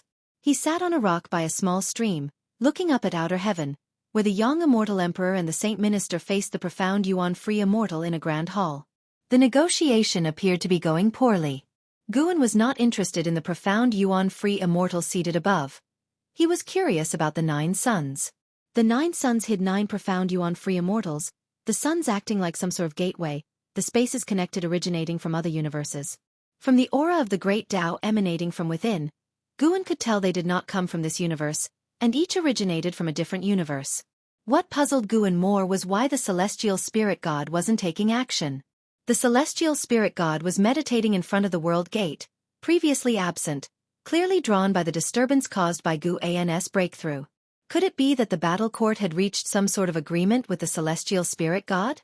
Guan could determine that there was no direct connection between the celestial spirit god and the battle court because the celestial spirit god had a dense aura of celestial Tao destiny, which was not the kind of destiny that belonged to the battle court.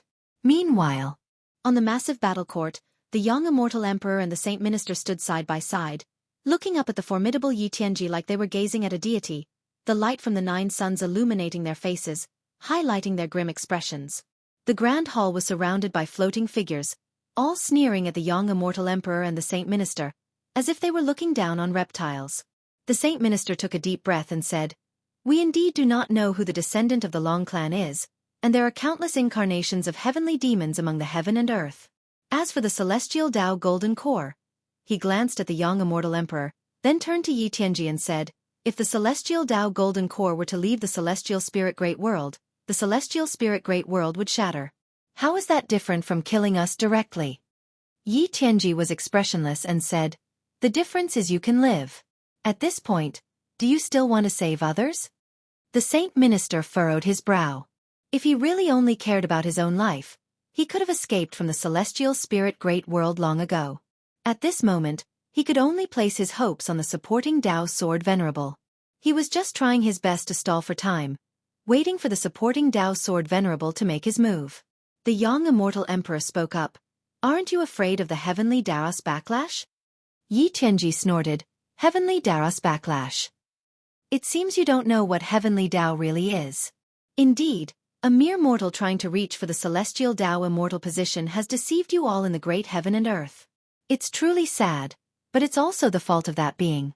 Upon hearing this, the young immortal emperor wanted to ask more, but Yi Tianji continued, "Enough, no more stalling.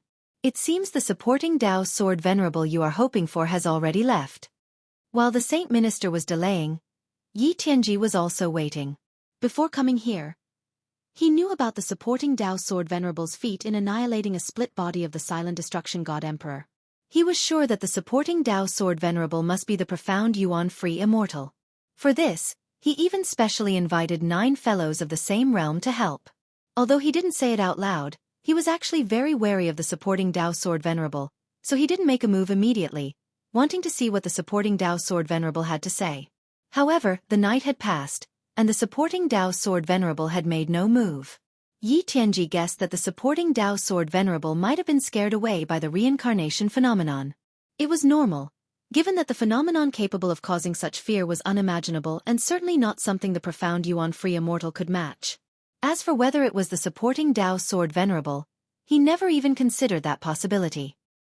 He learned from the 9 fellows above him that other universes also had such phenomena, with an unimaginably vast scope. The faces of the young immortal emperor and the saint minister changed drastically. They hadn't expected Yi Tianji to know what they were waiting for. Yi Tianji raised his right hand, and seeing this, the young immortal emperor immediately began cultivating energy.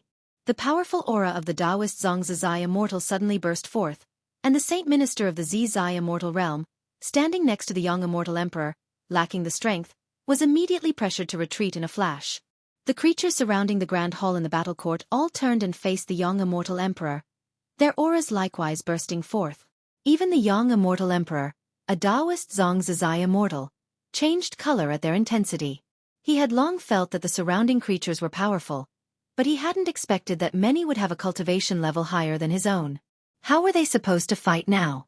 The young immortal emperor looked towards Yi Tianji, his face intensely uneasy, his eyes filled with a chilling look as he tried hard not to show any signs of fear. Yi Tianji's smile was wild and contemptuous as he directed the palm of his right hand towards the celestial spirit great world. In an instant, the entire celestial spirit great world shifted abruptly from daytime into nighttime, with neither the bright moon nor the stars visible. Walking through the forest, Yi Xiaoyang and his 4 companions screamed in fright, hurriedly hugging each other, no longer daring to move forward, with some even scared to tears. The cultivators and demons standing on the celestial Tao light layer were utterly horrified. Under their watchful eyes, an indescribable giant hand descended from above the universe, stretching towards the celestial spirit great world. The vast and boundless celestial spirit great world seemed like a small pebble in front of this giant hand, about the size of a finger. From far atop the grand hall, Both the young immortal emperor and the saint minister stared in shock. The descendant of the Long clan, it's time to awaken. Yi Tianji's voice resounded throughout the celestial spirit great world. Under the darkness, his voice seemed like that of a demon god from the abyss, instilling endless terror into all living beings. In the third medicine valley, Long Qing was looking up at the night sky when he suddenly sensed something and abruptly clutched his head as a flood of memories burst forth from the depths of his mind, assaulting his spirit. He had never felt such intense pain in his head before, as if it were going to explode. In pain, he then knelt on the ground. As the world had already darkened, everyone else was watching the night sky, and no one noticed his abnormality. How could this be? Long Qing gritted his teeth and murmured to himself, struggling as he saw himself fighting and slaughtering across a realm filled with the blood of all living beings, his world tinged with red. Chapter 497. Is this the battle court you take pride in? Guan heard Yi Tianji's words but did not take action. He watched Yi Tianji help Long Qing awaken his past life memories. It's time for this young man to face his own destiny. If Guan had helped him recover his memories, Long Qing might still have entertained some hope. Now that Yi Tianji was helping him awaken the memories, Long Qing realized just how heavy the causality he bore was. Guan couldn't take care of Long Qing forever. Long Qing was already over 1,000 years old. It was time to face his destiny. The fate of the Long clan, though tragic, was also wrought with many evil deeds. Their downfall was lamentable, yet seemed only natural. Of course, there were good people in the Long clan, but because of Long Zhan, the clan was prone to producing violent individuals. Just like Long Qing, Guan could see that in his past life, Long Qing had also committed evils. Guan defended Long Qing from the battle court as a favor for Long Zhan. Moreover, since the battle court was no good either, destroying it would mean Guan was thoroughly erasing the causality left by Long Zhan. The battle court was created by Long Zhan, and Long Qing was his only descendant. Guan felt it necessary to reverse this bad karma. Besides, if he did not intervene, the celestial spirit great world would probably not withstand the battle court's assault, which was not something he wanted to see. Guan looked up at the night sky, his divine sense locking onto Yi Tianji, as he examined the deeper causality of the battle court. The battle court that had descended upon the celestial spirit great world was merely a branch, just as the silent destruction god emperor before it. The real battle court was being blocked outside the world gate. If Guan were to destroy this branch of the battle court, then it would mean a fight to the death with the real battle court. To this he was not afraid. What he dreaded was only the group of immortal gods, not the battle court. The causes that arise from me shall be eradicated by me. Guan looked at the night sky, thinking so, his face as calm as ever. In the void, atop a grand palace, the young immortal emperor and the saint minister trembled as they looked at the terrifying giant hand above the celestial spirit great world. They had no will to fight in the face of such a hand, only a sense of despair. Even though the young immortal emperor had glimpsed such a vision in the celestial Tao golden core, when he saw it for real, he was chilled to the bone. How vast was the celestial spirit great world, yet it seemed insignificant before this colossal hand. The young immortal emperor turned his head, looking at Yi Tianji, and with gritted teeth asked, "Who exactly are you all, and from where have you come? If you want us dead, can you at least let us die in the know?" Yi Tianji's right hand was half raised. Upon closer examination, his hand shape was identical to the giant hand above the celestial spirit great world, intensifying the pressure on the young immortal emperor. Facing the young immortal emperor's inquiry, Yi Tianji sneered, "Then I shall satisfy your curiosity. We come from the battle court.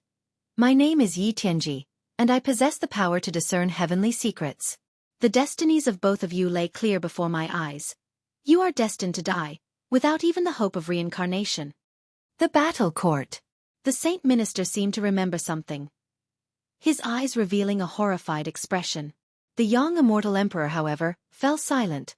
Not that he had chosen to surrender without a fight, but because a domineering power suppressed him, leaving him immobilized. All he could do now was wait for his death. He didn't even dare to use the power of the celestial Tao golden core, fearing Yi Tianji would detect its existence. Finally found it. It really was under the care of the supporting Tao sword venerable. Yi Tianji suddenly said, redirecting the thoughts of the young immortal emperor and the saint minister. The supporting Tao sword venerable became the only hope in their minds. They clung to this lifeline like drowning individuals, their eyes lighting up. Yi Tianji then lifted his left hand, reaching toward the palm of his right. But at that moment, a hand suddenly landed on his shoulder, causing his heart to jolt violently, and his pupils to dilate. In his view, the young immortal emperor suddenly grew larger. Not just the young immortal emperor but everything around became enlarged. No. It was he who had shrunk.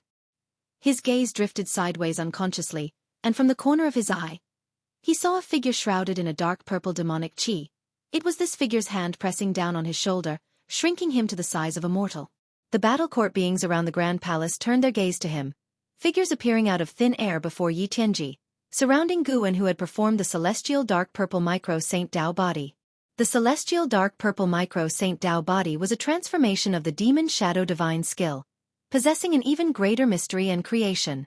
Guan had chosen to appear in this form, wishing to intervene under the identity of the supporting Dao sword venerable.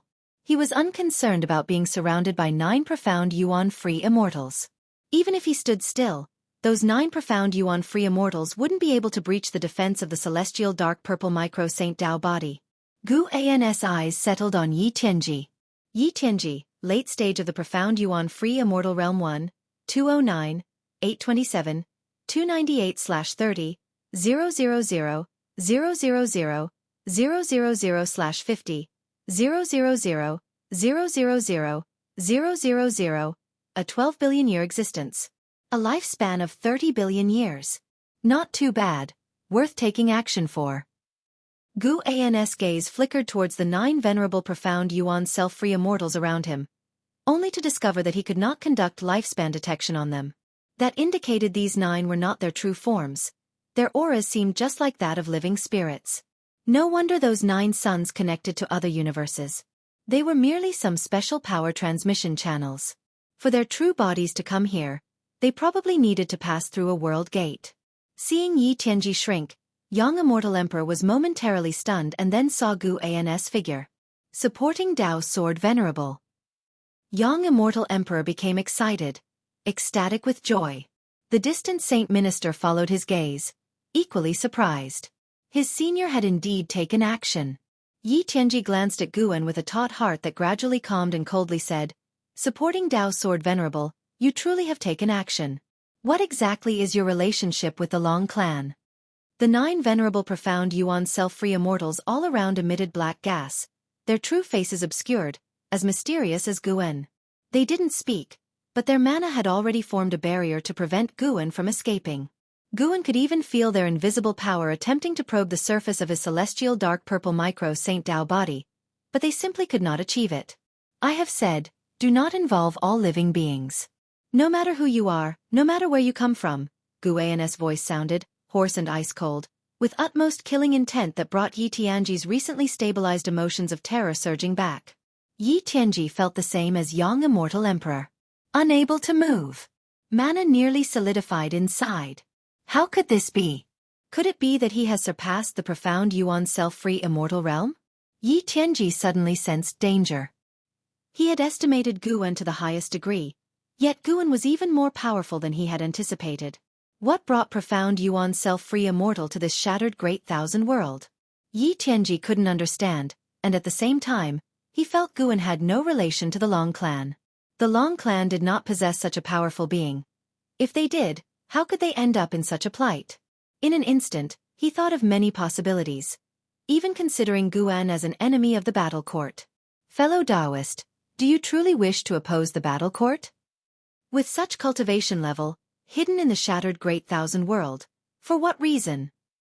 The descendants of the Long clan aren't worth your concealment here. Could it be that you came for the celestial Dao golden core? Laughable, for the sake of all living beings? If all living beings aren't here, why the pretense? The surrounding 9 venerable profound yuan self-free immortals spoke in succession, their tones full of hostility. In their view, Guan did not come to protect all living beings but purely aimed to interfere with the actions of the battle court. Guan slowly raised his head, looking down upon them. Boom! A golden light burst forth from within him, in an instant scattering the 9 venerable profound yuan self-free immortals. Dao protecting divine essence. And he had unleashed it with the full force of the perfected profound yuan self-free immortal realm. Enough to disperse these not true form beings. The black gas exploded, drifting in front of Yi Tianji, whose pupils suddenly shrank, his face revealing disbelief. The battle court powerhouses around the Grand Hall were also scared, retreating en masse, distancing themselves from the Grand Hall, including the man with double wings who had previously battled with young Immortal Emperor, not daring to get close. Guan looked down, gazing at Yi Tianji, and said, "Is this what you're proud of, your battle court?" Yi Tianji, enveloped by fear that penetrated his Dao heart, opened his mouth to speak when a terrifying karmic force came from all around, instantly annihilating him. Physical form annihilated, soul and spirit scattered, even his karma wiped clean. The entire void fell silent at once. Young Immortal Emperor, looking up at Guan standing high, was dumbstruck, his body trembling non-stop. The Saint Minister was equally shaken. When Yi Tianji's oppressive force suddenly vanished, he collapsed to the ground, his gaze fixed upon Guan, as if a mortal spirit looked up to a god. Chapter 498, Sword Against Sword, the time-transcending struggle of Sword Dao.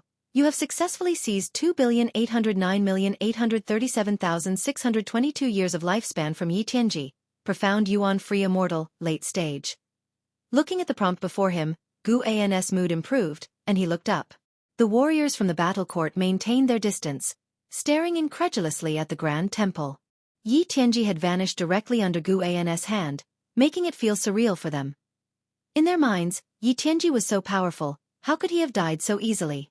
It wasn't until the giant hand above the celestial spirit great world suddenly dissipated that the warriors of the battle court snapped back to reality. Our Lord has fallen. How is that possible? Who is he exactly? And those divine envoys too.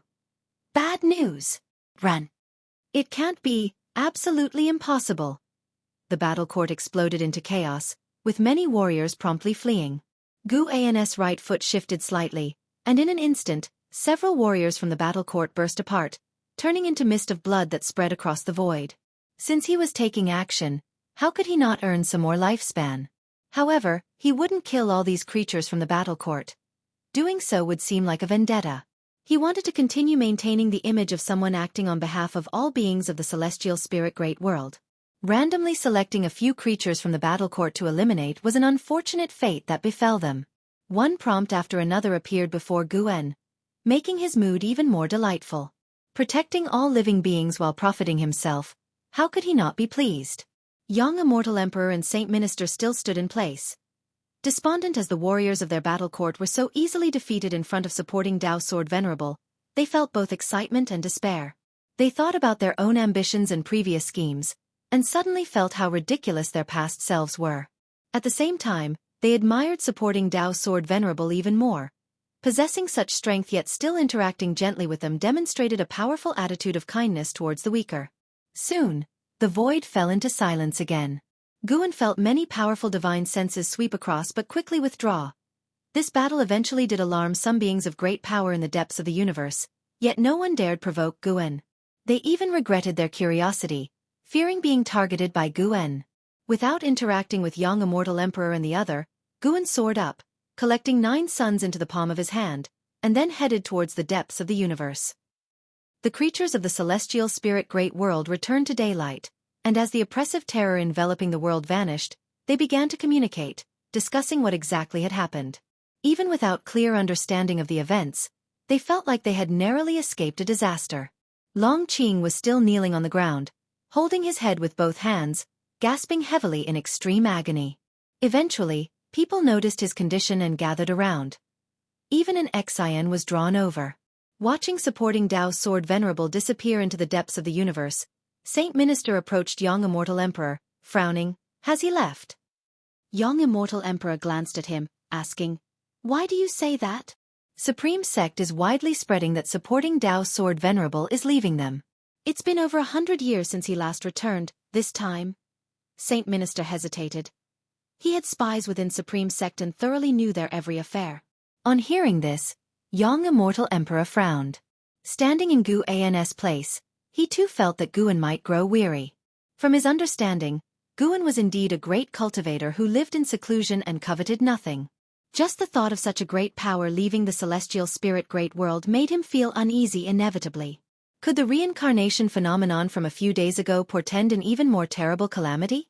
Both young Immortal Emperor and Saint Minister fell into silence while the grand temple of the battle court completely submerged into darkness, losing all light. In the darkness, Saint Minister mournfully said, regardless of whether he leaves or not, his deeds today must be known to all. That so-called heavenly Tao has never helped us. Only he has shouldered everything. Even though young immortal emperor endowed with the celestial Tao golden core power, harbored no fondness for the so-called heavenly Tao, he replied, I think so too, even if he does not return, even if we eventually face the end, at least while we are alive, we should be grateful to him. In the dark void, Guan stepped forward, toying with 9 golden pearls in his hand. These were the previous 9 suns, encapsulated with an abundance of power of the great Tao. He was washing away the causality within them. His journey deep into the universe was not to deliberately mislead the too young immortal emperor, but for other reasons. He halted his stride and said, You've been watching for a long time, isn't it time to show yourself? As his words fell, a silver-blue sword chi appeared through the thick heavenly Tao mist ahead, swiftly transforming into a human figure. This was a man dressed in a blue Taoist robe, with hair white as frost, a crown atop his head resembling a sword scabbard. His back against the darkness, emitting an ancient and vicissitudinous aura. His gaze was exceedingly sharp, standing there like an eternal divine sword, immortal through the ages. Sword God, early stage of heaven encompassing free immortal realm 0/0/0. Age, current lifespan, and maximum lifespan all 0. Either it's a flesh and blood avatar or not a living being, similar in nature to divine exotic ghost king, bereft of lifespan and freedom, bound to some formidable power in exchange for eternal life. Guan stared at the sword god, feeling somewhat sentimental. This sword god was precisely Yang Xian's disciple, Yang Pingon. Compared to the Yang Pingon of reincarnation memories, this sword god was more vicissitudinous, radiating a twilight aura, yet his sword intent in his eyes was stronger than what Guan remembered of him. In a sense, Yang Pingon had surpassed Yang Xian, who died only as a profound yuan-free immortal. Yang Xian, a 300,000-year-old profound yuan-free immortal. Thinking back, his talent was terrifying to the extreme, even without relying on evolved lifespan. Not to mention celestial spirit god, the sword god Yang Pingon was the first heaven-encompassing free immortal Guan had encountered. Guan had earlier sensed Yang Pingon's sword chi, albeit fleetingly. Re-encountering his former disciple in a past life, Guan's feelings were complex. The sword god raised his right hand, using his finger as a sword chi spilling from the tip. He stared at Guan and said, Your sword Tao is strong, the opponent I've been seeking. Guan, maintaining his celestial dark purple micro-Saint Tao body, the sword god unable to see his expression, confusedly asked, Opponent? I traverse the great thousand world, seeking strong sword Tao practitioners, all to achieve the strongest sword Tao, and you are qualified to be my opponent. The sword god's tone was devoid of emotion, but as his words concluded, a vast sword intent enveloped the void. Guan distinctly felt the celestial spirit god beneath the world gate open its eyes, staring at them. The previous commotion at the battle court failed to attract the celestial spirit god, but the sword god's sword intent did stir e'en immortal, enough to prove the sword god's might. Such domineering sword intent. Guan raised his right hand, and the celestial star sword granted by Li Ya appeared in his grasp. This sword, regarded as a divine weapon in the mortal world, was less sturdy here than a meteor, yet as Guan's sword chi covered the blade, this sword from the mortal world became the sharpest sword in the universe. The sword god's expression subtly changed, and for some reason, he felt a sense of familiarity emanating from Guan. He lowered his right hand, sword chi directed downward, as if holding a sword. The void dimmed, the great Tao mist surged, their confrontation causing fluctuations in the space. Let me see how strong you've become after enduring such long eras. That was what Guan thought. Yang Xian's only wish before death was to spar with his disciple to elevate his sword Tao. Unfortunately, the celestial spirit god hadn't given him the chance. You remind me of someone from the past, I will not hold back. The sword god spoke, his sword intent suddenly erupting. The surrounding great Tao mist was instantly obliterated, absolute darkness threatening to engulf them, yet unable to swallow their sword light. Sword against sword, this was a confrontation of sword Tao across the ages. Chapter 499. Establishing a dojo. When the sword god's sword intent erupted, Guan glimpsed into his past through it. During the lengthy ages, that series of peak sword battles continuously pushed the sword god's sword Tao to even higher levels. After defeating an opponent, he would devour their sword Tao, thereby enhancing his own sword Tao. The sword god raised his right hand, pointing his sword chi at Guan from afar. In an instant, countless sword shadows appeared from the darkness behind him, radiating different sword intents like a starry sky suddenly alight. The vast sword light shone on Guan, yet it could not expel the demonic chi emanating from his celestial dark purple micro-Saint Tao body. Guan then raised his sword, pointing the celestial star sword directly at the sword god. As he lifted his sword, an incredibly grandiose silver sword shadow appeared behind him, rapidly solidifying, colossal as the heavens and the earth. If one were to move the celestial spirit great world over, they would find it to be only half as long as this sword. Eternal Infinite Divine Sword. The ultimate swordsmanship evolved from the Leaf family swordsmanship. Guan did not use Yongxian's Sacred Heart Sword Dao, fearing the sword god would recognize it. Even without the Sacred Heart Sword Dao, he was confident he could defeat the sword god. Even if they were at the same realm. Having merged the memories of Long Zhan, Lu Han, Zhu, and Yongxian from past lives, Guan had effectively become these individuals. Coupled with his own lifespan evolution investment, his strength was unfathomably profound. Apart from the unsolvable Zhu, within the same realm, Guan felt it very unlikely for him to lose, especially since he was not in the same realm as the sword god. The imposing sword intent of the eternal infinite divine sword was like the universe's sharpest will, causing the sword god to furrow his brow slightly. The sword god did not underestimate Guan, but he was still frightened by Guan's sword intent.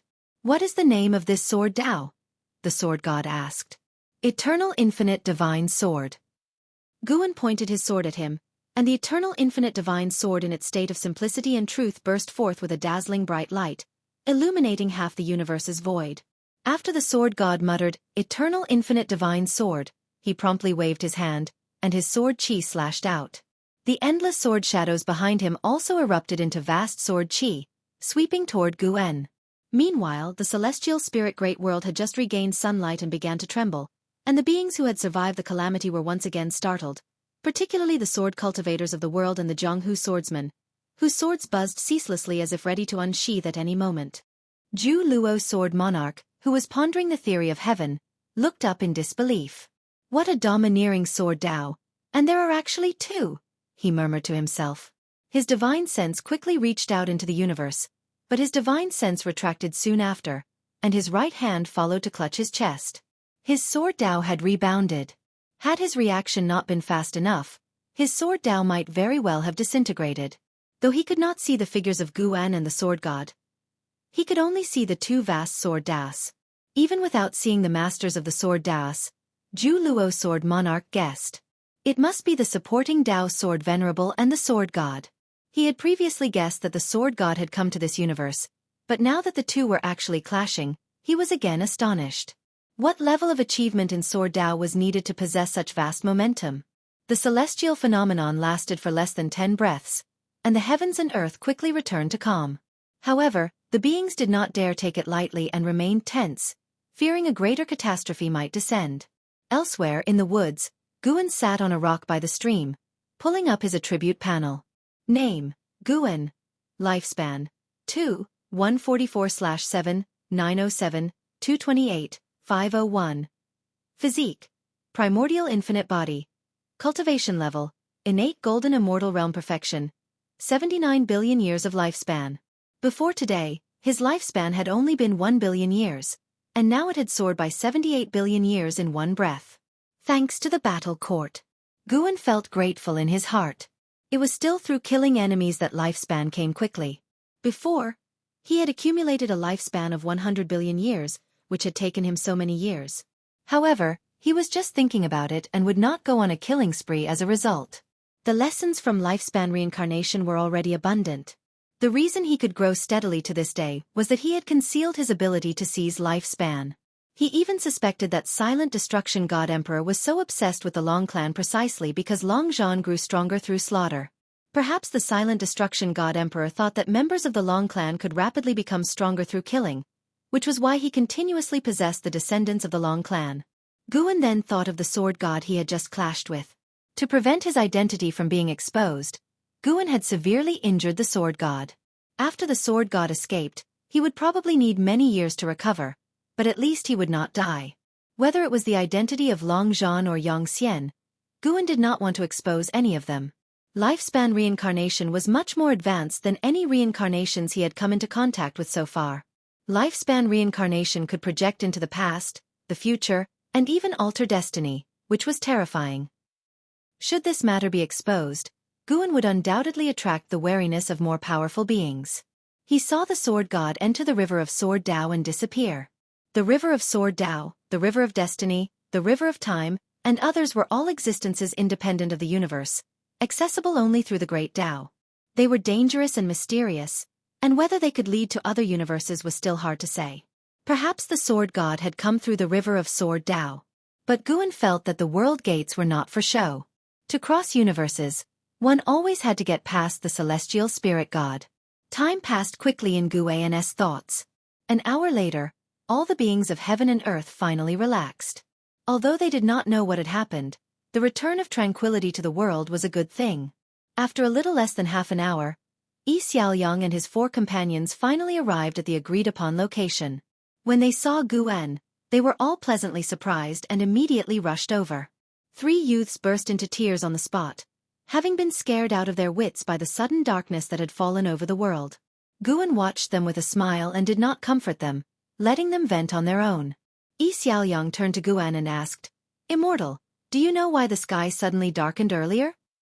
Guan shook his head and said, "How would I know? I only know a little about the art of immortal cultivation." "You really think I'm an immortal? This world is much bigger than you think. It will be more interesting for you to explore on your own than to ask me." Upon hearing this, Xiaofan fell into endless daydreams. Once they had calmed down, Guan began to teach them the method of qi refinement. The talents of these 5 were not bad. In less than half a day, all had cultivated a thread of spiritual power. It was not until evening that Guan let them go back. Compared to their first farewell, the 5 felt more relaxed, believing that Guan truly intended to teach them. After watching them disappear into the depths of the forest, Guan headed in the opposite direction. With one step, he arrived thousands of miles away. This place was rarely tread by mortals, abundant in spiritual energy, with more plant demons than beast demons. Guan arrived at the top of a high mountain. He stood on the edge of a cliff, his mind moved, and he began to create the lifespan dojo. "Please choose the range of your dojo." A prompt appeared, and Guan instantly made a decision.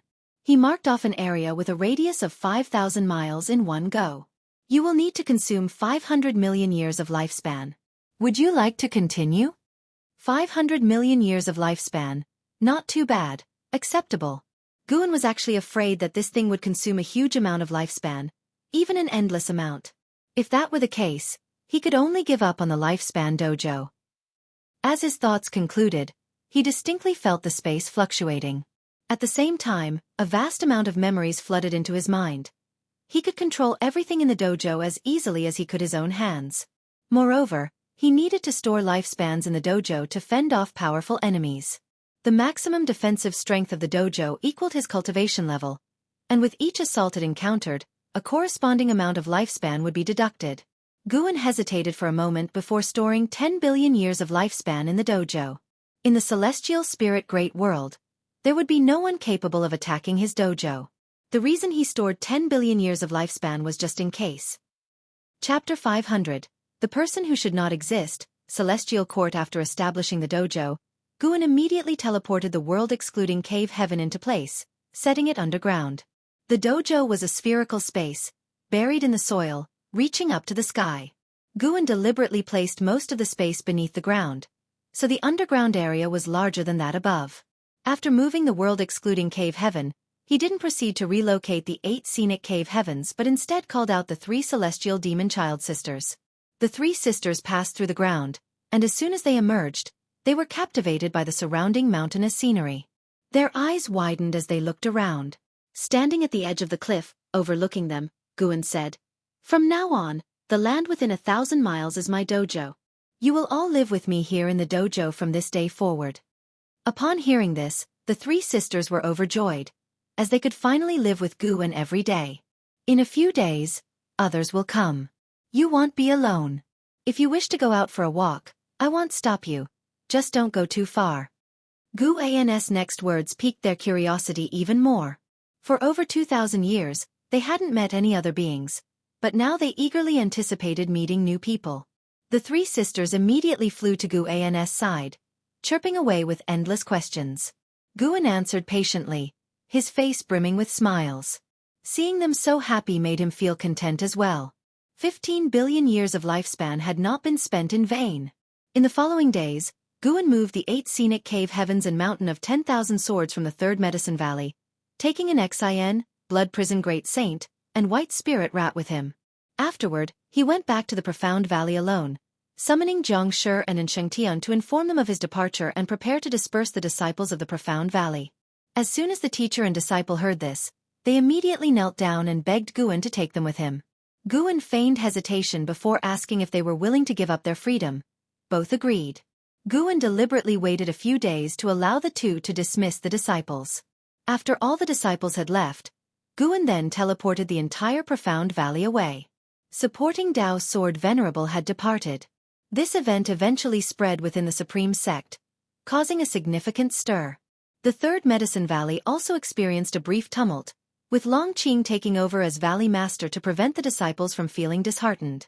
The Supreme Sect higher-ups began to ingratiate themselves with Long Qing, believing that he would become a go-between with Gu and supporting Dao's sword Venerable was sure to return. Meanwhile, the Holy Court and Immortal Dynasty announced the truth about the calamity from a few days prior to all the world's people. The words Battle Court spread rapidly, and supporting Dao's sword Venerable's merits were widely publicized. In this era where the heavenly Dao was the ultimate truth, the name supporting Dao's sword Venerable made beings feel it was even stronger and more trustworthy than the heavenly Dao for the first time. One evening, Shen Zhen stood on the cliff, gazing at the still bustling 3rd Medicine Valley with her eyebrows furrowed and eyes filled with grievances. Beneath her veil, she bit her lip, silent. "What are you thinking about?" A familiar voice came from behind, startling Shen Zhen as she swiftly turned around. Upon seeing Guan, her eyes sparkled with surprise. How are you here?" Shen Zhen began to express her joy, but she held back, asking with a scoffing tone instead. Guan smiled inquisitively. "I feel my dojo lacks a scribe. Without her writing, the dojo would be quite dull. Would you like to come?"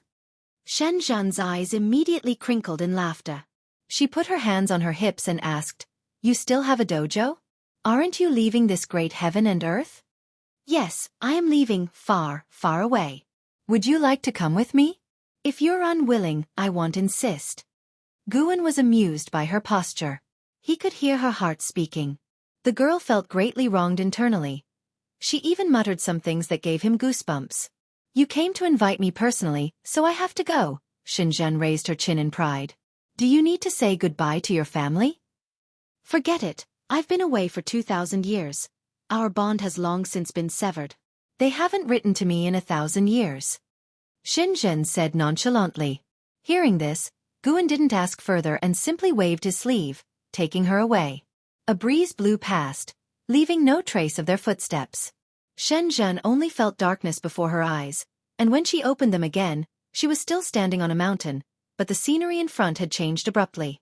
She just happened to witness Shengtian and Blood Prison Great Saint sparring figures, battling fiercely in the sky, casting various spells with ease, a truly spectacular sight. The wind stirred up by their combat blew her veil, causing her eyes to widen involuntarily. "Elder Shen, you came too?" A voice of surprise came through, only to see an Xian appear out of thin air beside Shen Zhen. Shen Zhen turned her head to look at an Xian and was secretly astonished. Such quick speed. Suddenly, she found an Xian gave her an unfathomable feeling. She subconsciously looked back at Guan, relieved to see that he was still there. "It's not an illusion realm. An Xian take care of her." Guan dropped these words and then turned and left, preparing to make a trip to the North Sea mountain ridge. Shen Zhen just wanted to speak when Guan disappeared on the spot. An Xian covered her mouth and laughed. "Stop staring, your eyes will fall out. In the future, you'll see him day and night until you grow tired of it." Shen Zhen turned her head to look at her, unable to refrain from asking, "What place is this exactly?" The setting sun was desolate and beautiful, with strong winds rising. An Xian turned and looked toward the distant continuous mountains, her gaze becoming evasive. "This is Master's dojo," he calls it Wuxia. Under the starry sky, the mountains undulated, the hills were covered with white bones, devoid of flowers, grass or trees. A sword chi suddenly appeared on the hillside, followed by the figure of the sword god, who sat cross-legged, surrounded by sword shadows. His face was deathly pale, with even golden cracks appearing, as if it were about to split open at any moment. "You failed." An old voice sounded, echoing through the mountains, lingering for a long time. The sword god remained silent, his eyes tightly shut, clearly enduring immense pain. Eternal infinite divine sword? Such a domineering sword intent. However, this sword Tao still doesn't compare to yours. It's only that the man's strength is greater than yours. This difference in sword Tao is insurmountable. The old voice sounded again, filled with emotion. Not long after his words fell, an elder clad in a white robe with white hair appeared behind the sword god. He was barefoot, emanating a faint white light as if he were an immortal ready to ascend at any moment. He raised his right hand, extending 2 fingers, touching the back of the sword god's neck. The sword god's clothes began to flutter violently, as sword chi surged from the starry sky, like a tornado pouring into the sword god's body. "Eh!" the white-haired elder uttered in surprise, seemingly sensing something. The sword god opened his eyes asking, "What? Even you can't drive it away?" The white-haired elder spoke, "Though I cannot see its form, I can confirm, this is Lu Qixian's Tao Destruction Destiny Seal. That person must have a connection with Lu Qiuxian." The sword god frowned, his eyes full of confusion. "Lu Qiuxian, like you, is attached to the river of the great Tao. However, he is even older than you. Who knows how many destinies are intertwined in his long life? It's normal that you can't calculate it." The white-haired elder spoke with a sense of loss, but then a smile appeared on his face, asking, "Encountering such a sword Tao master is a good thing for you. You've won too many times. It's about time you lost. At least this time your opponent didn't finish you. From their sword intent, it would not be difficult to completely destroy you." The sword god took a deep breath and said, "I know. I don't hold a grudge against him.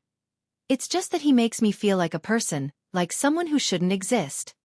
The white-haired elder couldn't help but shake his head, speaking, "Your master died a long time ago, why be so obsessed with him still?" "No, you don't understand. I have a feeling that although my master is dead, he still exists. The strengthening sacred heart sword Tao in the river of sword Tao is the best proof."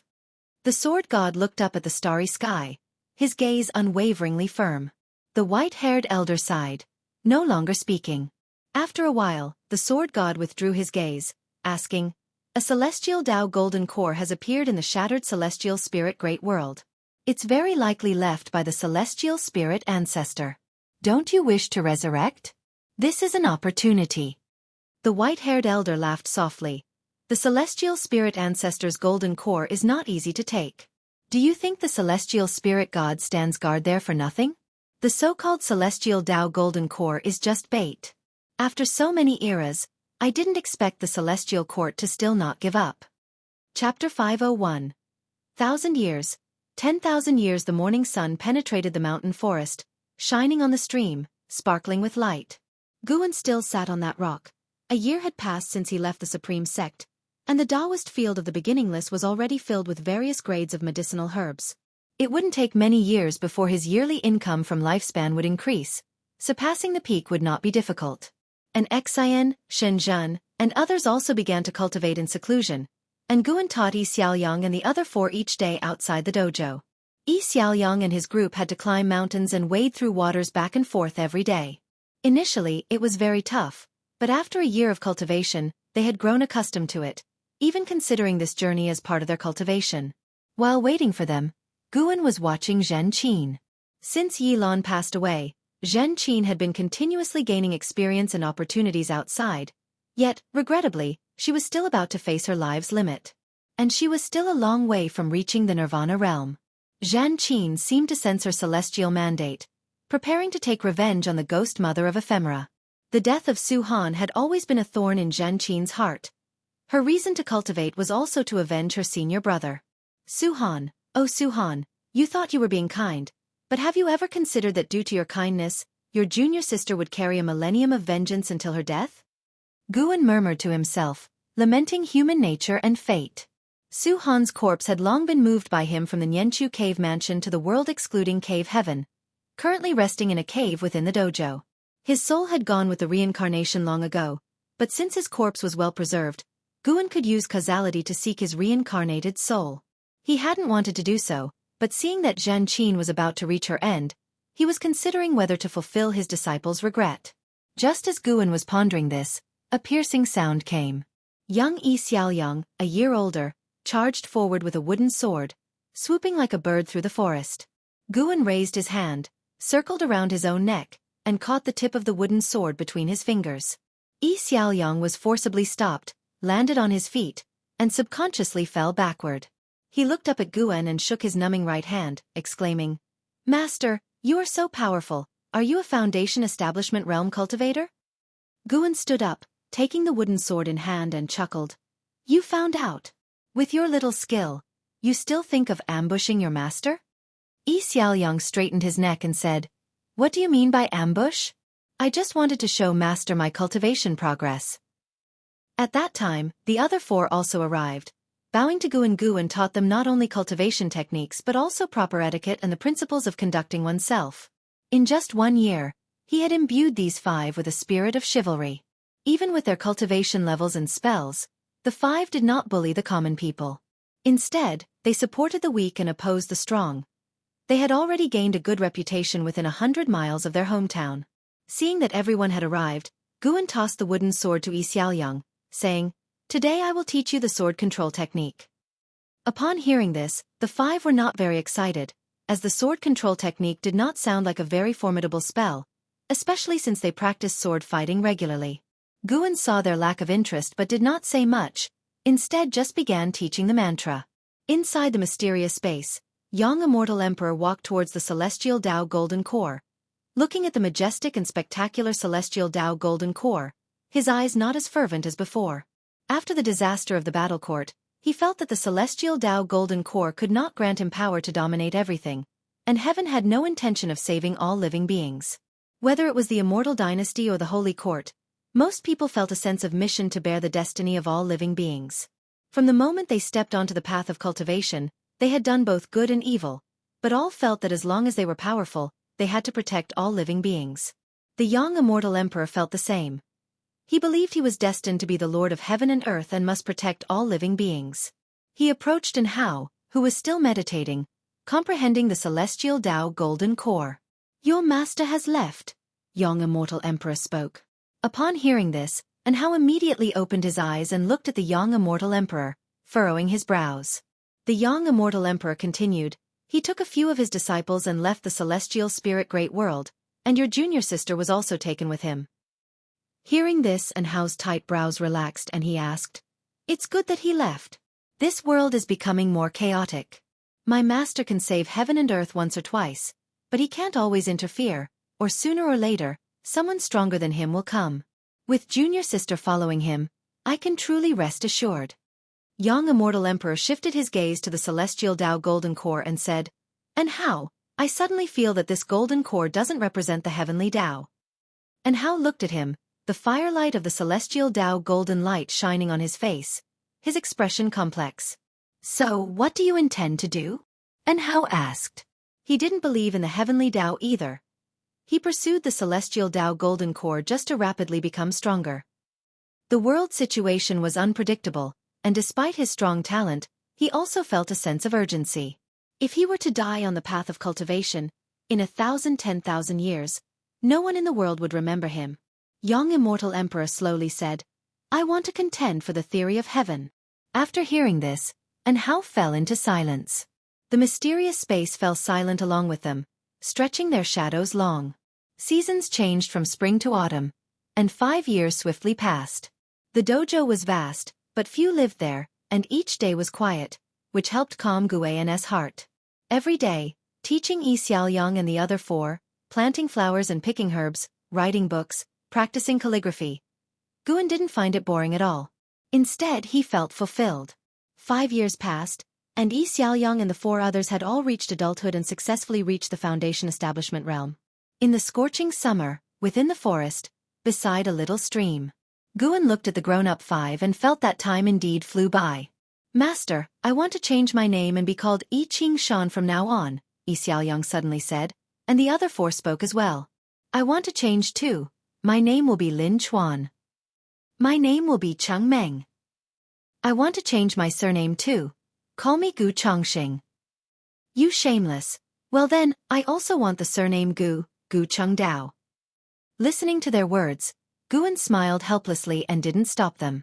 As the five changed their names, their fates too changed accordingly. Guan saw their futures. Guan cleared his throat and said, You have all established your foundations. In a few years, you will surpass your teacher, and I do not wish to be surpassed. Don't come here anymore. Go and seek a broader path towards immortality. Hearing this, I Ching Shan and the others fell silent. They did not argue. In fact, they had wanted to leave for the last 2 years because they had come into contact with cultivators from the immortal cultivation realm and knew how vast it was, making their hearts yearn for it. Master Wei. Cheng Meng couldn't help but speak. Before she could finish, Guan raised his hand and said, No need for filial gestures. I came here to isolate myself from the world to cultivate in peace. You have disturbed me for so many years. Isn't it time to let me go? I Ching Shan immediately knelt down and kowtowed to Guan, the other 4 quickly following suit. Looking at I Ching Shan, Guan thought of Lu Jiujia. Lu Jiujia's figure merged with I Xiaoyang's, transforming into a new person. Guan was not sad. He smiled and accepted their kowtows. I Ching Shan stood up and said, Once a teacher, forever a father. When we ascend to immortality and achieve the Tao, we will definitely come back to repay you. The others promised as well, and Guan waved them off with feigned impatience. The 5 bowed and took their leave. A few steps later, I Ching Shan could not help but look back, just as he did the first time he parted from Guan. He saw Guan under the shade of the trees, the feeling of reluctance from his youth resurfacing. Now, stronger than he was 6 years ago, he was not swayed by emotions, quickly turning back to disappear into the woods with his companions. Guan stretched his arms and yawned. Twisting his neck, he said, Finally sent them off. See you in 1,000 years.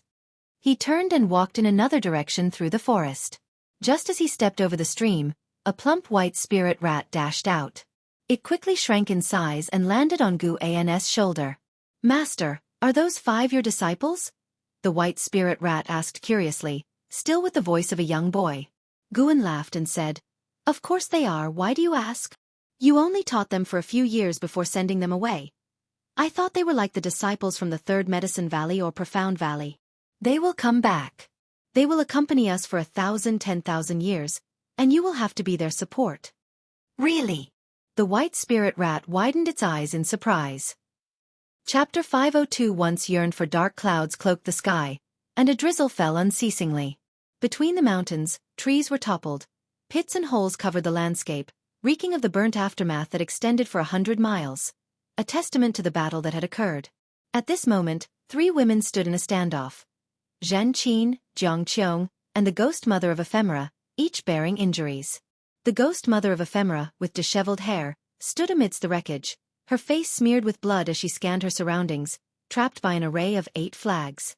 Outside the formation, Jiang Qiong hovered in the air. Her injuries were not as severe as the ghost mother's, but her heaving chest betrayed her exhaustion. Zhan Qin stood atop a cliff, wielding a treasure sword, surrounded by spinning blades that glittered with golden light. She looked down at the ghost mother of Ephemera with a gaze cold as ice. The ghost mother of Ephemera turned to Jiang Qiong and gritted her teeth. Sect leader, after I have supported you for so many years, do you truly intend to help an outsider kill me? Jiang Qiong sneered back. How do you know that she is an outsider, and you are not? The ghost mother of Ephemera took a deep breath and said, Aren't you afraid of the supporting Dao Sword Venerable's return? Don't you know that she is the supporting Dao Sword Venerable's disciple? Faced with Jiang Qiong's mockery, the ghost mother of Ephemera fell silent.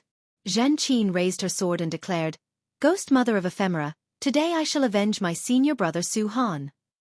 Upon hearing the name Su Han, the face of the ghost mother of Ephemera did not change. She lowered her head, seemingly resigned to her fate. Immediately, Jiang Qiong cast a spell. The flags around the formation fluttered violently, whipping up a fierce wind that stirred chains of cyan to bind the ghost mother of Ephemera, who did not resist. Zhan Qin charged into the formation, her sword slashing through, its frosty light shattering the forest. With one slash, blood spurted and the head of the ghost mother of Ephemera floated into the air. Zhan Qin stood behind the ghost mother of ephemera, slowly straightening up. She turned her head and saw not only blood spurting from her neck but also flames of a golden blaze. The soul of the ghost mother of ephemera emerged, unable to escape from her severed neck. Zhan Qin, looking upon this, felt no joy, only a sense of relief followed by an overwhelming fatigue. Years had passed, and she no longer hated the ghost mother of ephemera. Avenging Su Han had become her obsession. Jiang Qiong descended from the sky, looking at the golden flames at the neck of the ghost mother. She clucked in wonder. Are you trying to make her soul disperse? Where did you learn such an evil skill?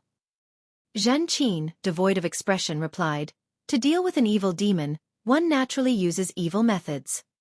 The soul of the ghost mother of ephemera struggled in agony, silent, but her twisting form was horrifying to behold. A breeze passed, scattering the golden flames around her neck, which alarmed both Zhan Qin and Jiang Qiong, prompting them to instinctively look around. Let's end it here. This life's grievances have been settled. A voice sounded, and upon hearing it, Zhan Qin stopped mid-sentence. This voice belonged to Gu, and Jiang Qiong showed surprise and looked around in search of Gu. The soul of the ghost mother of ephemera flew out from her corpse. Zhan Qin's sword was no ordinary sword.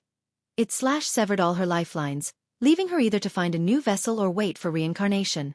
Her soul knelt beside her body, as if paying homage to Gu. You have two choices, Gu's voice spoke again, detached as if a god spoke. Reincarnation, to let go of this life's karma and start anew the next life, or redemption, to lose your freedom and continue living. The ghost mother hailed from the ephemera sect. Though not affiliated with the ephemera sect that caused chaos in the Taitsong continent, she had harmed many in her lifetime, Su Han being only one. Even when she founded the Gathering Flower sect, she resorted to wicked methods. The reason why Gu offered her a choice was that, at her core, she believed she acted for the supporting Dao Sword Venerable, that she belonged to him. After following the Sword Venerable, she had indeed restrained her methods and attempted to incline towards goodness. Gu did not wholly shield her, not just because of Su Han, as Su Han had long since severed ties with him, but because she genuinely had committed evils. Stopping evil actions did not erase past deeds like smoke. One must bear the consequences of their choices. The ghost mother of ephemera immediately looked up and shouted loudly, I am willing to follow you, even if I lose my freedom forever. No sooner had her voice faded than her soul vanished into thin air. Peace then returned to all of great heaven and earth. Jiang Qiong pursed her lips and looked toward Zhan Qin, offering comfort. Regardless, she is considered dead and probably won't be at ease in the future. Zhan Qin took a deep breath and said, I know. Master said she wouldn't let her be free, and she certainly won't. The blood prison great saint was the perfect example. When Gu said to make him a mount for 1,000 years, he indeed suffered for an entire millennium. Seeing that Zhan Qin was not fixated on the matter, Jiang Qiong also felt relieved and then asked, What are your plans now? Zhan Qin looked into the distance and replied, No plans. After her words fell, her body suddenly leaned backward. Jiang Qiong's eyes widened as she instinctively reached out. However, a hand moved faster to catch Zhan Qin's shoulder. Zhan Qin looked up and a smile appeared on her face involuntarily. Master, Zhan Qin said weakly. Gu looked at her and sighed softly. Zhan Qin had reached the last year of her maximum lifespan. Today's battle had thoroughly drained her vitality. Jiang Qiong was pleased to see Gu, but she didn't speak, choosing to give the time to the master and disciple. Zhan Qin was too weak to speak and soon closed her eyes, her hand naturally falling. This made Jiang Qiong frown. Gu looked toward Jiang Qiong and said, The ghost mother of ephemera is dead, and the Gathering Flower sect must be personally managed by you. Jiang Qiong nodded and replied, I know, I will go back soon. She stepped forward, sizing up Gu, and said, Everyone says you've left the celestial spirit great world, but I didn't think you were still here. I said to myself, how could you leave without telling me? Facing this woman who had greatly helped him in his early years, Gu said with a smile, If you ever run into trouble in the future, just call for me in your heart. He could hear Jiang Qiong's heart's voice and knew she was not one to leave the secular world, so he did not invite her to the dojo. Jiang Qiong stared at him and asked, Can I summon you if I miss you? Gu rolled his eyes at her and replied, I am very busy. Jiang Qiong huffed coldly and said, Take her away quickly, don't let her die. She couldn't see the end of Zhen Qin's lifespan, but she could feel her life force rapidly draining, a sure sign of ill. Gu nodded slightly, then disappeared from the spot with Zhen Qin. Jiang Qiong didn't leave immediately but walked toward the corpse of the ghost mother of ephemera. After working together for over 1,000 years, she didn't want the ghost mother's body to be left in the wilderness. Zhen Qin had a very long dream where she returned to her youth, a time when she, Su Han, and Yi Yan lived carefree in Profound Valley. Back then, they all aspired to reach the Foundation Establishment realm.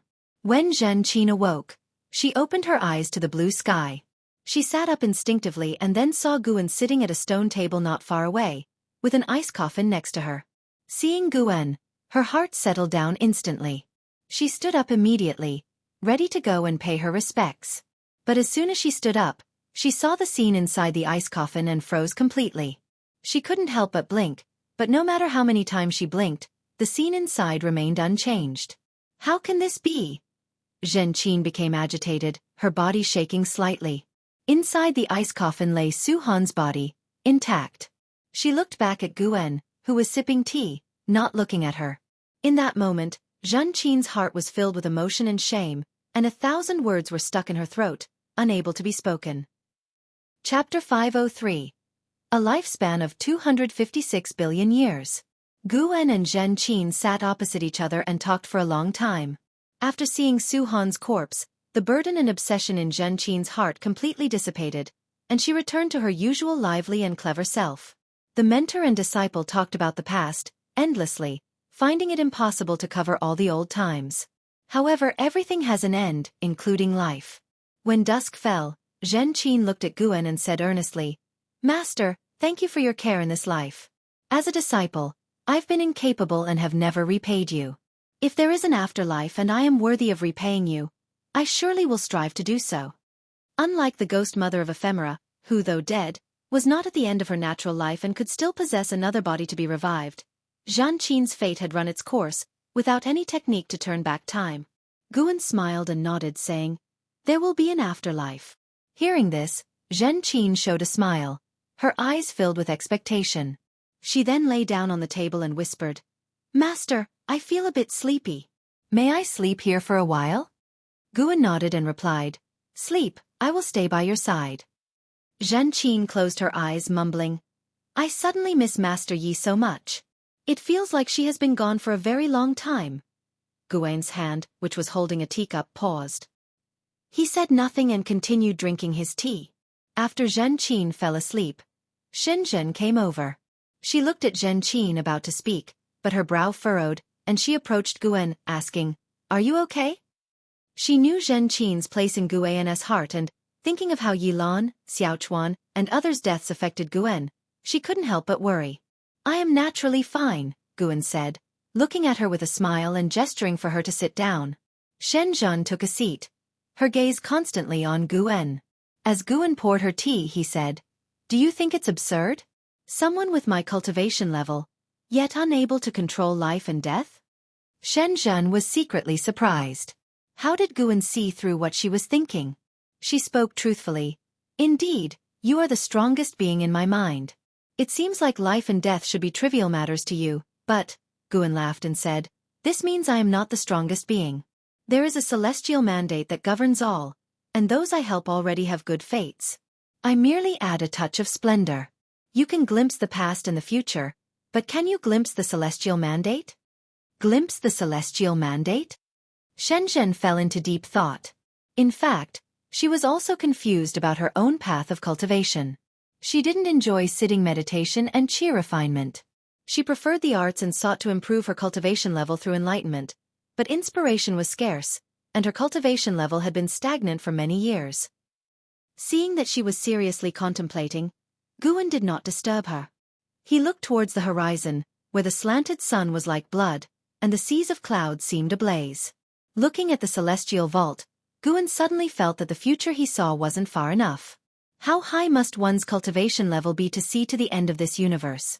Time flies like an arrow, and the years pass like a shuttle, slipping away never to return. A millennium is like a cloud of smoke, with worldly affairs vast like waves.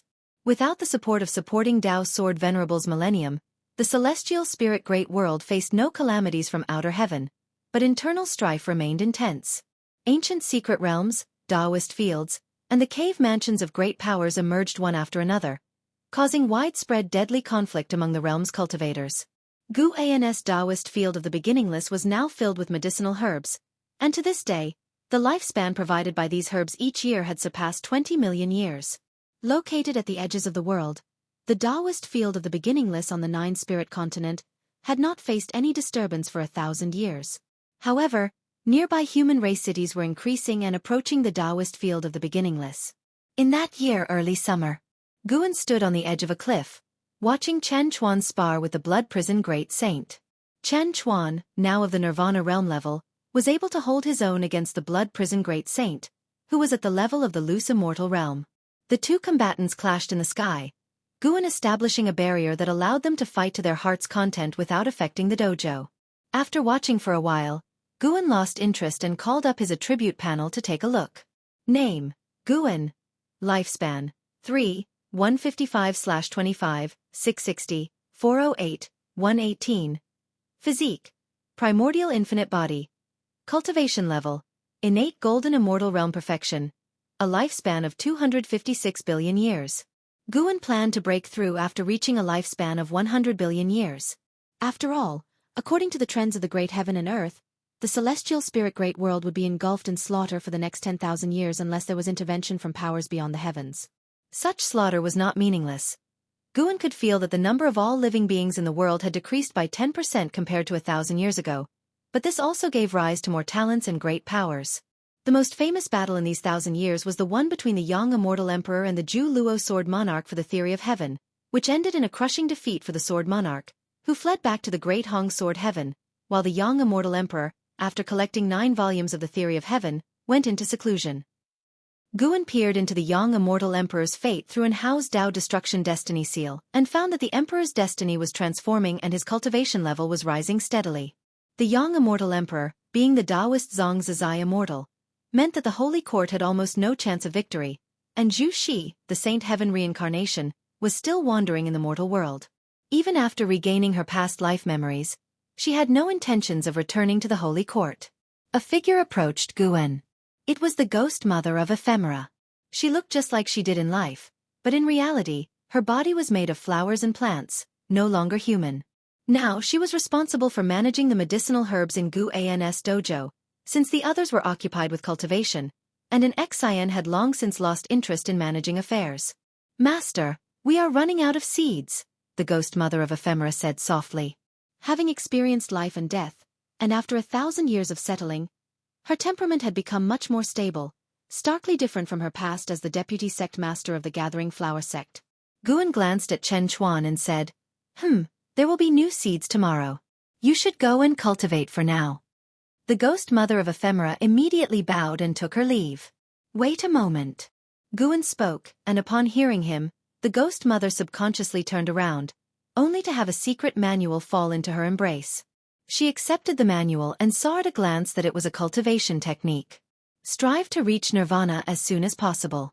That way, you can serve me for a longer time," Guan said before turning and walking away. A ripple of emotion disturbed the tranquility of the ghost mother of ephemera's eyes. She watched Guan's retreating figure, her thoughts unknown. Guan walked out toward the dojo. 5 acquaintances were to arrive today, and he needed to see them. The 5 acquaintances were I Ching Shan and the others, whom Guan had taken as disciples because I Ching Shan was the reincarnation of Lu Jiujia. After 1,000 years of adventure and countless trials, fortunately, all 5 were still alive. They had encountered an invincible adversary and had to return to their homeland. Guan could overhear their conversation. These friends were contemplating establishing a sect in their hometown to cultivate their own power and to benefit the locals.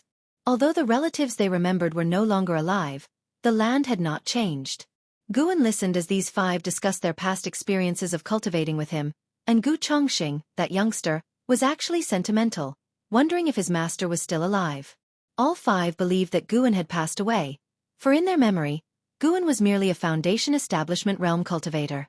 Unless they faced a cultivation crisis or had stirred up enemies, why would anyone seek such a secluded place to hide? At the very least, it indicated that Guan had no mighty background or extraordinary talent. Reflecting on their master, they felt regret, wishing they had had the chance to repay him. Chapter 504. Never Give Up in the Woods. Yi Qingshan, Lin Chuan, Cheng Meng, Gu Chongsheng, and Gu Chengdao moved forward while chatting, looking at the forest which felt both familiar and strange to them. They talked about the past millennium with deep emotion. Suddenly, Cheng Meng said, "Do you think it's possible that Master is still alive?" At these words, the other four fell silent. Of course, they wished Guan were alive, but when they had left, the Master was still a cultivator at the Foundation Establishment realm. Judging by the cultivation speed he described, it seemed highly unlikely he could survive 1,000 years. Unless, of course, the Master had deceived them. After all, they had never truly understood his cultivation level. Isn't finding him one of the reasons for our return? Gu Chengdao, the youngest yet most composed of the five, spoke up. He always felt that their master was not like ordinary people. After roaming the great heaven and earth for 1,000 years and witnessing countless exceptional individuals, he still felt his master was in no way inferior to any of them. Yi Qingshan spoke. "Now that we're back, establishing a sect can wait. Let's first look for our master." His words met with the agreement of the others. Even if their master were no longer of this world, spending several years in search for him was worthwhile. Gradually, their conversation turned to their sworn enemies. Mentioning their enemies made their teeth itch. Their disciples and friends had been slaughtered by these foes, and they themselves had narrowly escaped death. Even with all the hatred, they had no means of revenge, as their enemies were cultivators of the immortal Tao realm, backed by a major sect. As they talked, they came to a small stream and were struck dumb. Lin Chuan couldn't help but ask, "Could this be the same stream from 1,000 years ago? How is it still here?" Yi Qingshan was somewhat bewildered, responding, "A millennium isn't enough for the great heaven and earth to undergo massive change, especially since there hasn't been sect conflict or demon mischief around here. Naturally, there wouldn't be much alteration." They looked around, recalling the past intricacies of their lives. After a while, the sound of footsteps came from deep within the woods across the stream, drawing the attention of Yi Qingshan and the others. They hadn't sensed the presence of humans or demons, so the sound of footsteps was certainly startling. Looking intently, they saw a young woman in green clothes, carrying a bamboo basket, walking out from the depths of the forest. Her beautiful face and pure aura were like that of a celestial maiden descending to the human world, leaving Yi Qingshan and the others stunned. The newcomer was an Xian. 1,000 years had passed, and an Xian had entered the Nirvana realm, her aura transcending the ordinary, while Yi Qingshan and the others were still stuck at the Mahayana realm, unable to find the opportunity for Nirvana. An Xian stood before the stream, smiling at them, awakening them from their reverie as they hurriedly bowed and made a fist-in-palm salute. "Senior, I am Yi Qingshan. 1,000 years ago, I cultivated here for several years. We have now returned in hopes of finding our master. Have we perhaps offended you in any way?" Yi Qingshan spoke first. After all, if someone had claimed this area over the past millennium, they would have no choice but to leave. He couldn't fathom Nzin's cultivation level. Thus, he was sure she was an entity of the immortal Tao realm. Even just being a great cultivator at the lowest Nirvana realm would be far beyond their ability to provoke. An Xen laughed. "I have been cultivating here for 1,000 years. Could your master's surname be Gu and his given name in?" At her words, the five displayed great surprise and answered affirmatively, eagerly inquiring about Gu An's relationship with her. An Xen answered, "I have indeed met him. He is currently in closed-door cultivation. I have established a dojo in this area. I share a deep connection with him, so if you need assistance in the future, feel free to reach out to me." Hearing that their master was in closed-door cultivation, the five were overjoyed, thanking an Xian for her kindness. Yi Qingshan wanted to ask more about Gu An's situation, but an Xian shook her head, saying no more, and he could only let the matter rest. "Senior, we wish to establish a sect nearby to aid mortals in their immortal cultivation. Will we be disturbing you?" Cheng Meng asked cautiously. An Xian lifted her hand, pointing to the stream before them. "As long as your sect does not cross this stream, you won't be causing a disturbance." Guan had informed her that Yi Qingshan was the reincarnation of Lu Jiujia, so she also anticipated what kind of sect Yi Qingshan would establish. Upon hearing Nzin's response, all five felt completely relieved. An Xian turned and walked back the way she had come, leaving them with parting words. "The great Tao is long. Do not become blinded by hatred. Your own cultivation is what matters most." These words startled the five, and they remained shocked until an Xian vanished from their sight. Only then did they come back to their senses. Gu Chongqing asked carefully, "Did she overhear our conversation, or did she divine it?" It is said that a great power of the immortal Tao can look at a person and know their past and future. Yi Qingshan took a deep breath and said, "She must have deduced it. Perhaps our master came here originally in search of her." The other four also felt this made sense and held an Xian in even greater awe. They didn't linger any longer and turned to leave. Now that they were certain their master was still alive, they could begin their own plans. On the other side, an Xian walked deeper into the woods, and when she saw Gu An's figure, a smile appeared on her face. She quickened her pace, abandoning the demeanor of a celestial maiden and adopted the lively, joyful posture of a young girl. "Master, how did I do?" An Xian asked proudly as she arrived in front of Gu, and Gu stood in front of the bushes, a butterfly perching on his right hand. He stared at the butterfly and said softly, "Not bad, you have a third of my charm." An Xian became even more proud and curiously asked, "Master, aren't you afraid they might establish another supreme sect?" Guan replied, "As long as we remain in the celestial spirit great world and continue to interact with others, such things are inevitable. Let them be. At least for the sects they create, we have no responsibility to protect them. The prosperity they create can also serve as entertainment for you when you are bored, and experiencing fate and encounters among the mortal realm is also a form of cultivation." He lifted his right hand, and the butterfly flew away.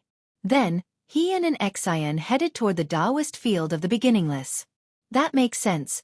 Being in seclusion for too long can indeed become dull. However, I've agreed to spar with Celestial Demon Child in 100 years.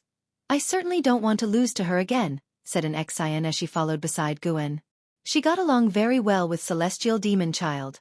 Their rivalry was healthy, spurring each other on. No matter who won or lost, neither would take it lightly. She told me the same thing, Guan said with a smile.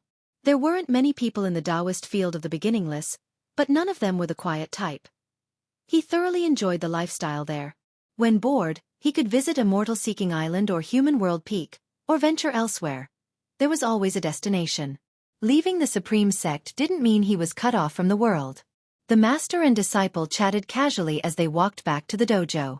On the other side, deep in the cosmos, a majestic world gate stood in the void, as if at the center of the universe, radiating an endless ancient aura. A fluctuation emerged from within the gate, and a figure stepped out. This was a man in black, enveloped in a crimson aura, his head adorned with a crown resembling a mystical beast, and a belt embedded with dragon scales. He radiated a powerful presence. After stepping through the world gate, his gaze fell upon a figure beside it. He turned and saluted. "Senior, it has been many years. Are you well?" The figure he addressed was none other than the Celestial Spirit God. The Celestial Spirit God shone with intense brightness, its shape visible but its visage unseen. "It seems the battle court is determined to continue this conflict," the Celestial Spirit God said, its tone indifferent. The man in black cracked a smile and said, "There's no choice. The karma between us and the Long clan is too deep, irreconcilable." The Celestial Spirit God did not respond, and silence fell over the void. After a moment's hesitation, the man in black asked, "Senior, if the Celestial Court were to reappear in the human world, would you consider returning?" As soon as he finished speaking, his expression changed drastically, and he trembled all over. The Celestial Spirit God did not stand, but a terrifying intent to kill locked onto the man in black, leaving him quaking with fear. "Do not attempt to test the will of a god, or else even the battle court cannot keep you safe." The voice of the Celestial Spirit God rang out, and the man in black felt the world spin, his body as if plunging into an unfathomable abyss, his sight blurring, and his divine soul overturning. After a while, the man in black opened his eyes to find himself upon a meteor.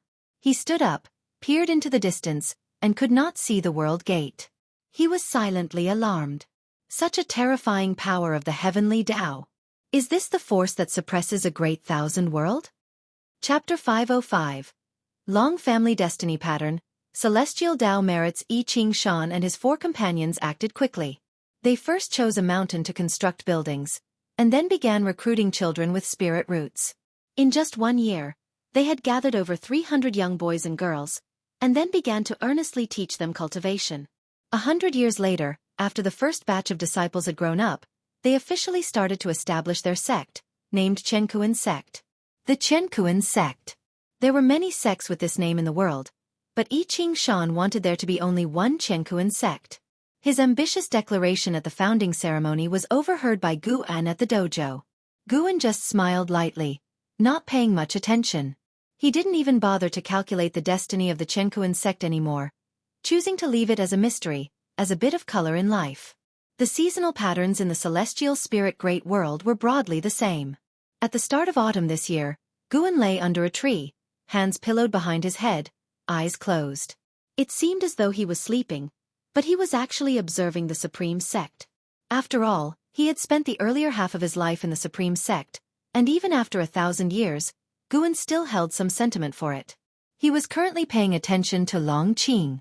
Before leaving the Third Medicine Valley, Guan had begun to release the Guiyuan Divine Tao within Long Qing's body, allowing him to gradually regain his qi refinement talent. Long Qing, born in the Nirvana realm, had completely recovered his true strength after 1,000 years of cultivation. Under his leadership, the Third Medicine Valley had become a very powerful force within the Supreme Sect. Everyone knew that he was raised by Guan. With him there, the bond between the Supreme Sect and the supporting Tao Sword Venerable would not break. Therefore, even those whose cultivation levels were several greater realms higher than his would still try to please him. Unlike Guan's style, Long Qing turned the Third Medicine Valley into a power-chasing valley, losing the leisurely and peaceful atmosphere of the past. At this moment, someone was persuading Long Qing. This person was a profound yuan-free immortal who came from the World Gate. Guan initially thought he was here to cause trouble, especially since he carried the thick aura of the battle court. However, this person had lingered outside Celestial Spirit Great World for decades and then infiltrated the Supreme Sect, where he stayed for several decades before finally approaching Long Qing. He was currently explaining to Long Qing about the strength of the Long clan and their deep connections with the battle court. Previously, Yi Tianji had shown Long Qing many images from past lives, but those were only fragments of memories. When Long Qing truly understood his heritage, his feelings were incredibly complex. Inside Long Qing's loft, he sat on a chair, silent for a long time. The profound yuan-free immortal waited for him to accept his heritage. Long Qing remained silent for half an hour, then he looked up at the man in black and asked, "You've told me so much, but who are you?" The man in black smiled and said, "My name is Candle Star from the Battle Court, a disciple of the Lord of the War Court. I have lived far beyond your imagination, and much of the history I've told you, I witnessed personally." Hearing this, Long Qing frowned. He was not frightened into standing up. Instead, he stared at Candle Star and asked, "If you come from the battle court, why awaken my hatred towards it?"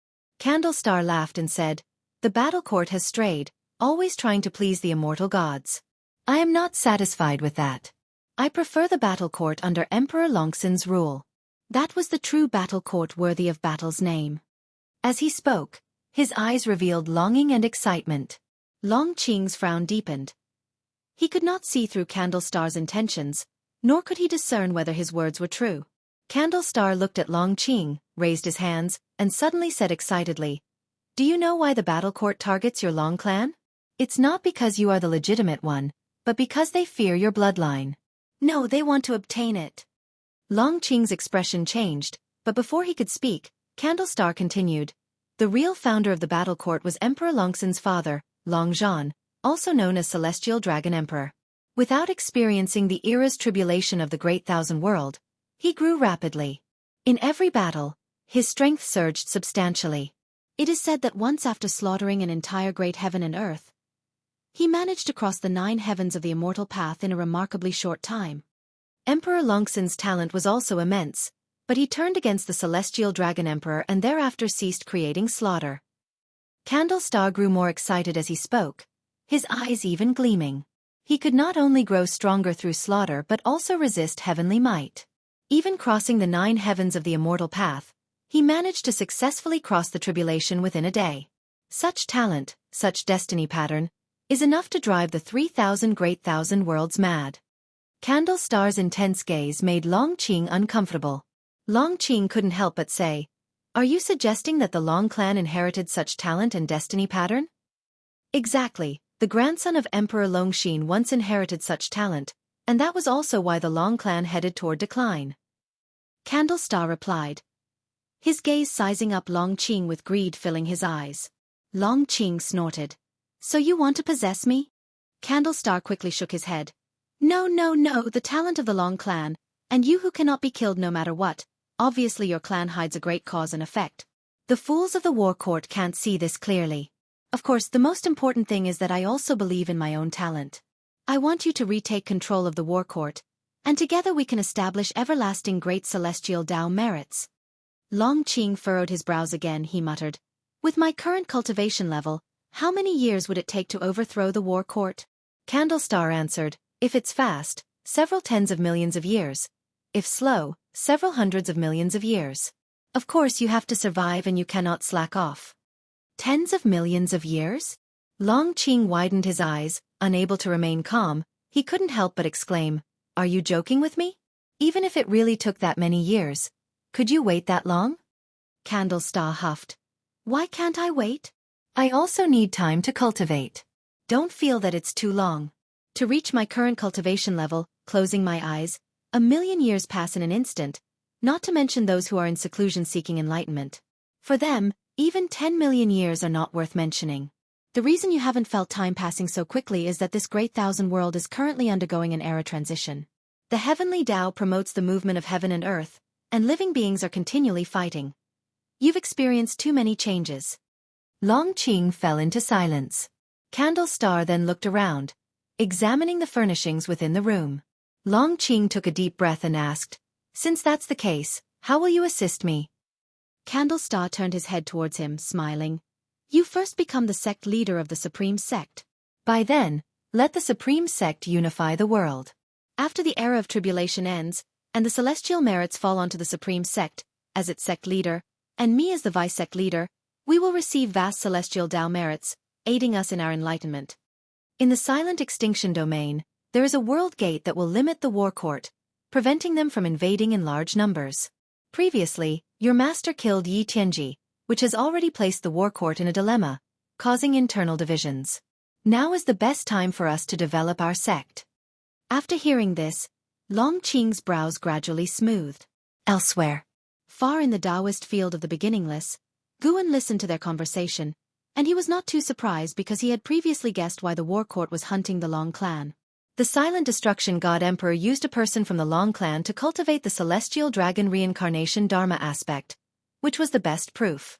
He was more interested in the celestial Tao merits mentioned by Candlestar. If Long Qing and Candlestar could indeed lead the Supreme Sect to become the ruler of the world, it would be a good thing, providing Guan with a sense of presence as well. Of course, if Long Qing were to go astray, Guan would not ignore it. He had protected Long Qing, so he had the responsibility to keep an eye on Long Qing, to prevent him from walking the path of slaughter followed by his previous life and ancestors. Guan stood up and headed towards the mountain forests. With the establishment of the Chenkuan sect, the sect had been aggressively recruiting disciples, and the number of disciples had quickly surpassed 10,000. With so many people, there were bound to be some who caused trouble. Indeed, someone was heading towards the forbidden area designated by the Chenkuan sect, approaching the Taoist field of the beginningless. Guan felt it necessary to arrange a guard, pretending to be a hermit in deep mountains. An Xin, who usually needed to focus on cultivation, didn't have the time to watch continuously. He had just entered the mountain forest when a streak of white light sped over and landed on his shoulder. It was the white spirit rat. Master, where are you going? The white spirit rat curiously asked. Guan laughed heartily. You run around all day, full of energy, and you don't cultivate. How about becoming the Demon King? The white spirit rat's eyes lit up at hearing this. It asked, really? Come, I'll transform some demons, and you can choose from them. From now on, you'll be in charge of guarding around the Taoist field, and you will not allow anyone to trespass without permission. That's great, Master. I definitely won't let you be disappointed. The white spirit rat said excitedly. Even though it had shrunk its rat body, it still looked chubby, laughing like a trembling white fur ball. Guan began instructing the white spirit rat on what it could and couldn't do. This guy was too mischievous. Rules must be established to prevent it from becoming utterly lawless. He couldn't allow it to become like the Cyan Bull Demon under Lord Lao Zi of the Great Monad. Chapter 506. the strongest sword. Time passed swiftly, and another 200 years went by. Guan enlightened 100 demons, taught personally by the White Spirit Rat. An Xian introduced them to Xiaofan and others, enabling the White Spirit Rat to quickly establish a relationship with the Chenkuan sect.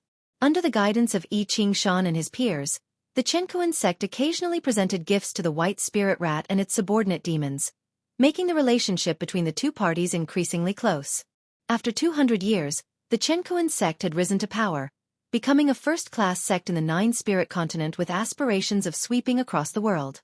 With 9 Mahayana practitioners, the Chenkuan sect was truly invincible in this land, and unifying the continent was only a matter of time as long as no forces from overseas intervened. Conflicts continued between heaven and earth, and the spiritual energy from nature surged towards the heart of the continent, prompting the strong practitioners to follow it.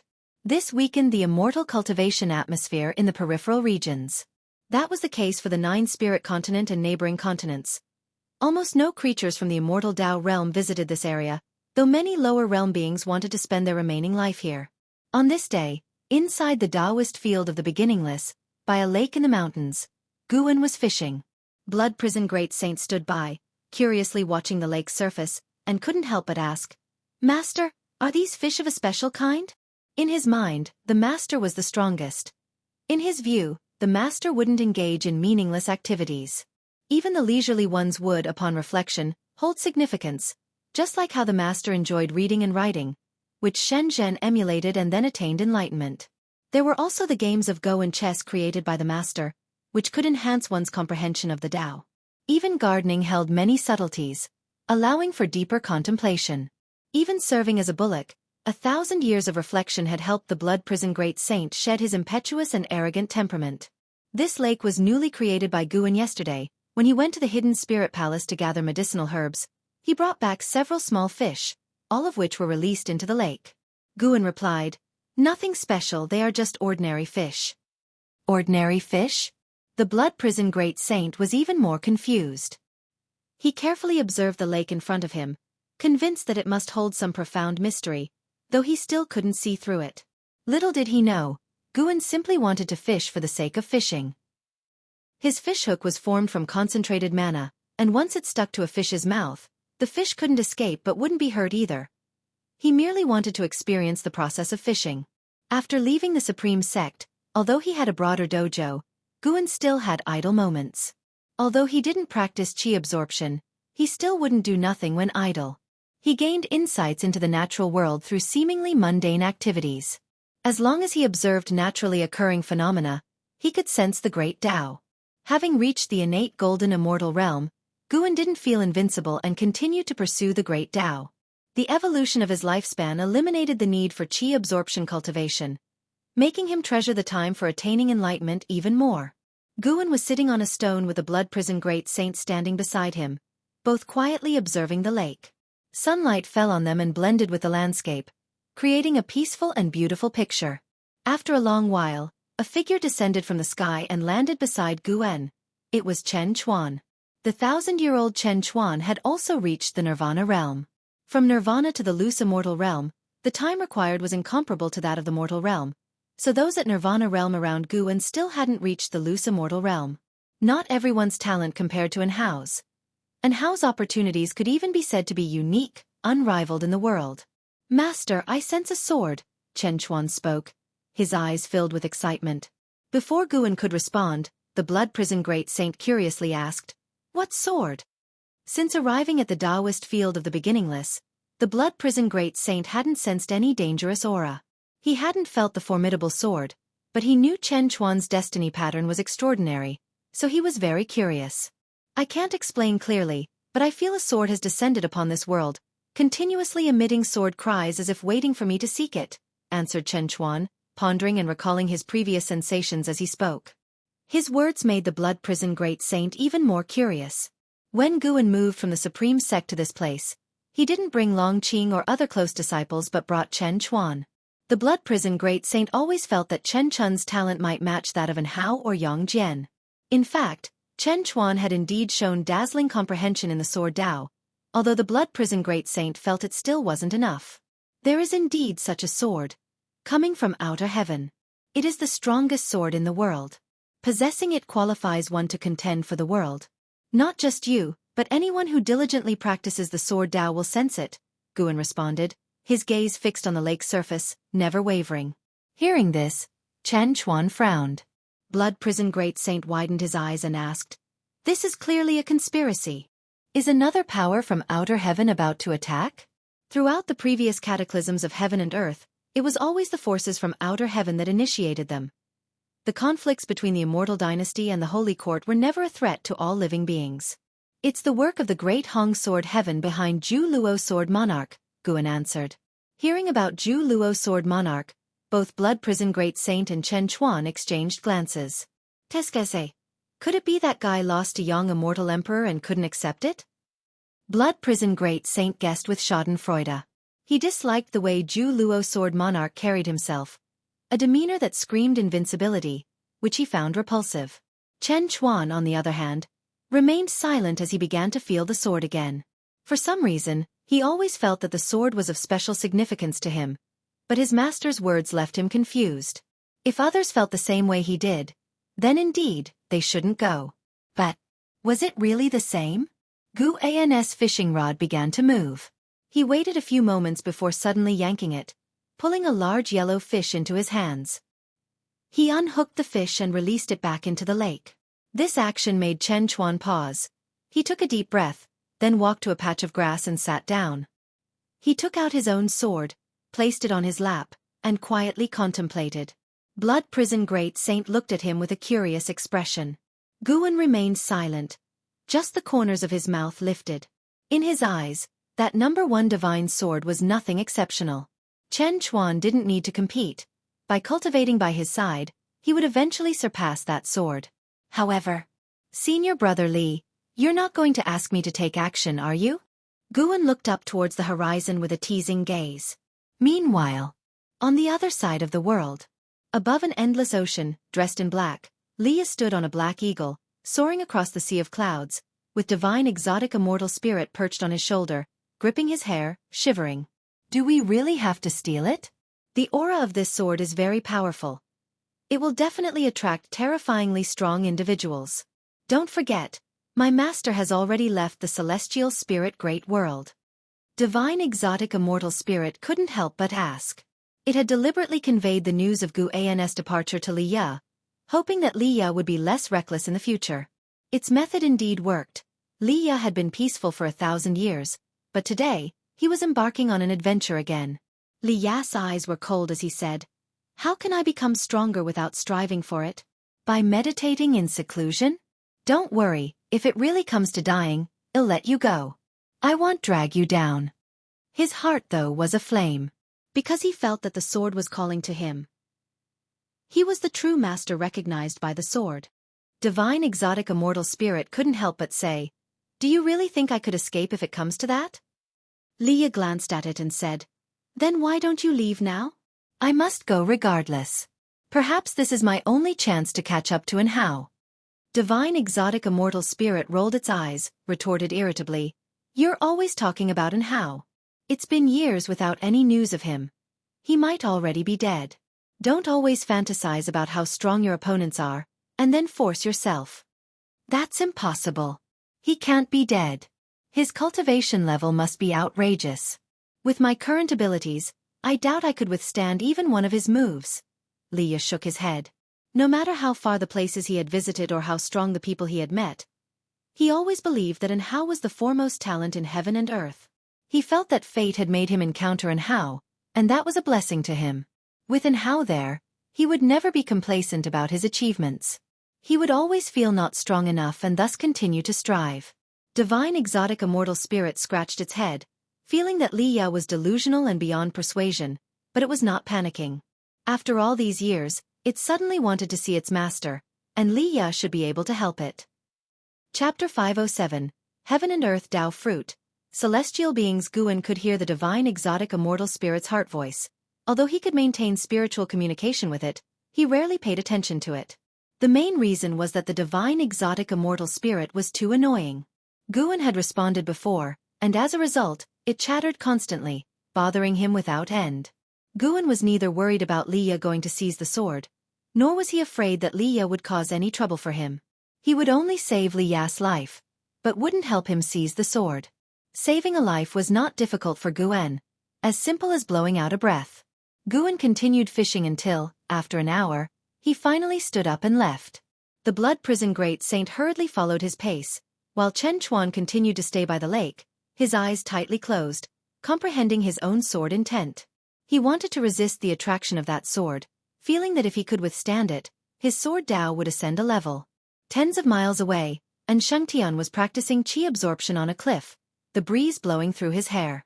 Another 10 miles ahead, his master Jiang Shi was sowing seeds. Jiang Shi didn't use spells, but planted them by hand, treating it as a form of cultivation. Looking to the east, the celestial demon child was discussing the Tao with the ghost mother of ephemera, exchanging cultivation insights. Others were in seclusion within their respective cave mansions, all steadfastly advancing on their own paths of cultivation. The winds rolling through the Taoist field of the beginningless swept toward the celestial vault, carrying away the seasons. By the next late summer, the battle over the divine sword inevitably erupted. The sword drew sword cultivators from all over, and Li Ya, at the Nirvana realm, couldn't even get involved. Let alone having Guan save him, he didn't even have the qualification to see the divine sword. The battle between two divine immortals of wondrous dharma prevented him and the divine exotic immortal spirit from moving forward, forcing them to wait in the distance. Sadly, as time passed, Li Ya not only couldn't advance but was also pushed back because higher-level sword cultivators joined the fray. The setting sun cast a pall over an opulent city where Zhu Xi, dressed in yellow robes, strolled along the street. She looked just as young as ever, like a girl of 16 or 17, her eyes shining as she looked around with interest. No one could have imagined that this seemingly innocent girl was the Shangtian of the Holy Court, once the strongest being of heaven and earth. Just as Zhu Xi became engrossed with the sights on either side of the street, a figure approached her. "Young friend, please halt." A laugh came from ahead, and Zhu Xi fixed her gaze before stopping in her tracks. She saw a young monk draped in a kasaya blocking her path. This person was none other than the immortal seeker who had taught the Taoist expansion skill. It was because the Taoist expansion skill had advanced to the innate reincarnation skill that Guan was able to help the people he cared about extend their ultimate lifespan. Zhu's eyes' smile vanished, and she calmly looked at the immortal seeker. The immortal seeker chuckled. "The humble monk observes that you possess extraordinary destiny. Would you like to ascend to immortality? The humble monk can assist you." Zhu Xi focused on him, saying, "You, a monk, refer to yourself as humble monk? Do you think you're credible?" Of course the humble monk is credible. His Majesty Saint Heaven is nurtured by the celestial spirit and destiny. Even as a reincarnated being, a pair of eyes can see through everything, can't they? The immortal seeker said with a chuckle, causing Zhu Xi to furrow her brow. When he mentioned Saint Heaven, a passing cultivator threw a suspicious glance at him, but quickly disappeared with the flow of the crowd. Zhu Xi and the immortal seeker faced each other amidst the throng. They were out of place in this world and indifferent to the gazes of the people. Zhu's eyes gradually became piercing, as if she had transformed into someone else. She exuded the aura of someone who reigned supreme, looking down at the immortal seeker, asking, "A person from heaven?" The immortal seeker laughed. "Your Majesty is indeed formidable." Zhu Xi lifted her right foot and took a step forward. As her toes touched the ground, the world suddenly changed. The streets and the people coming and going all vanished, and they found themselves in a dim, desolate mountain wilderness, with dense clouds in the sky and faint thunder rumbling. Immortal Seeker did not panic and continued to smile at Zhu Xi. "Are you sure you have what I'm looking for?" Zhu Xi asked, and as she lifted her right hand, the earth around them split open, and roots emerged from all directions, swiftly intertwining in the sky to form a huge sword that pointed straight at Immortal Seeker. This wooden sword was more colossal than the mountains between heaven and earth. It seemed to occupy half of the sky upon its appearance. "You're looking for the heaven and earth Tao fruit. What you want isn't just to unify the current celestial spirit great world, is it? What you desire is the entire celestial spirit great world, right?" Immortal Seeker answered. Zhu Xi narrowed her eyes, but did not respond. Immortal Seeker continued, "The heaven and earth Tao fruit is bound to appear sooner or later, but now there's already a presence stronger than even the free immortal. Your Majesty, how will you snatch it then?" Zhu Xi huffed. "So you're saying, you can't give me anything and you've merely come to remind me?" "Not at all. Immortal Seeker said leisurely. I have come to save your life. The Celestial Tao Golden Core is bait left by the person from the World Gate, and the Heaven and Earth Tao Fruit is even more taboo. If one's realm is insufficient, merely touching the Heaven and Earth Tao Fruit will lead to being devoured. It contains even more horrifying cause and effect, causes even the person from the World Gate does not know of. Zhu Shi squinted and asked, then tell me, how high must one's realm be to touch it? To reach the pinnacle of what the free immortal can achieve, Immortal Seeker's smile turned mischievous. Zhu Shi frowned and asked, above the 9th heaven of the immortal path, there's still the level of free immortal? That's right. There are 3 free immortal levels above it, and none of those strongest beings who appeared in the last few thousand years have reached that realm, not even the supporting Tao Sword Venerable. Hearing Immortal Seeker mention the supporting Tao Sword Venerable, Zhu Zai's face became grim. Even though she had fully recovered the memories of her previous life, she still kept the gratitude of this life's mentor-disciple relationship in her heart and respected Guan from her core. In her view, Guan was an old predecessor from beyond the skies, with a cultivation level far surpassing hers. Coupled with the fact that he had taught her, she naturally held respect for him. Even the supporting Tao Sword Venerable was not qualified to touch the Heaven and Earth Tao Fruit? Zhu Shi fell into silence. Immortal Seeker quietly watched her. After a long while, he finally said, I have a method that can help you avoid being devoured. Zhu Shi looked up at him with a skeptical face. Immortal Seeker continued, what you need to do is surpass the 9 heavens of the immortal path, possess the competence to traverse the world freely. Can you achieve that? Zhu Shi replied coldly, I have long been able to do so, but I've deliberately suppressed my realm. I can sense an almighty existence outside this world watching me. If I break through, I will encounter unexpected disasters. Some free immortals need thousands, tens of thousands of cycles of reincarnation tribulations, but I only need 1 life. Immortal Seeker was taken aback, clearly shocked by her words.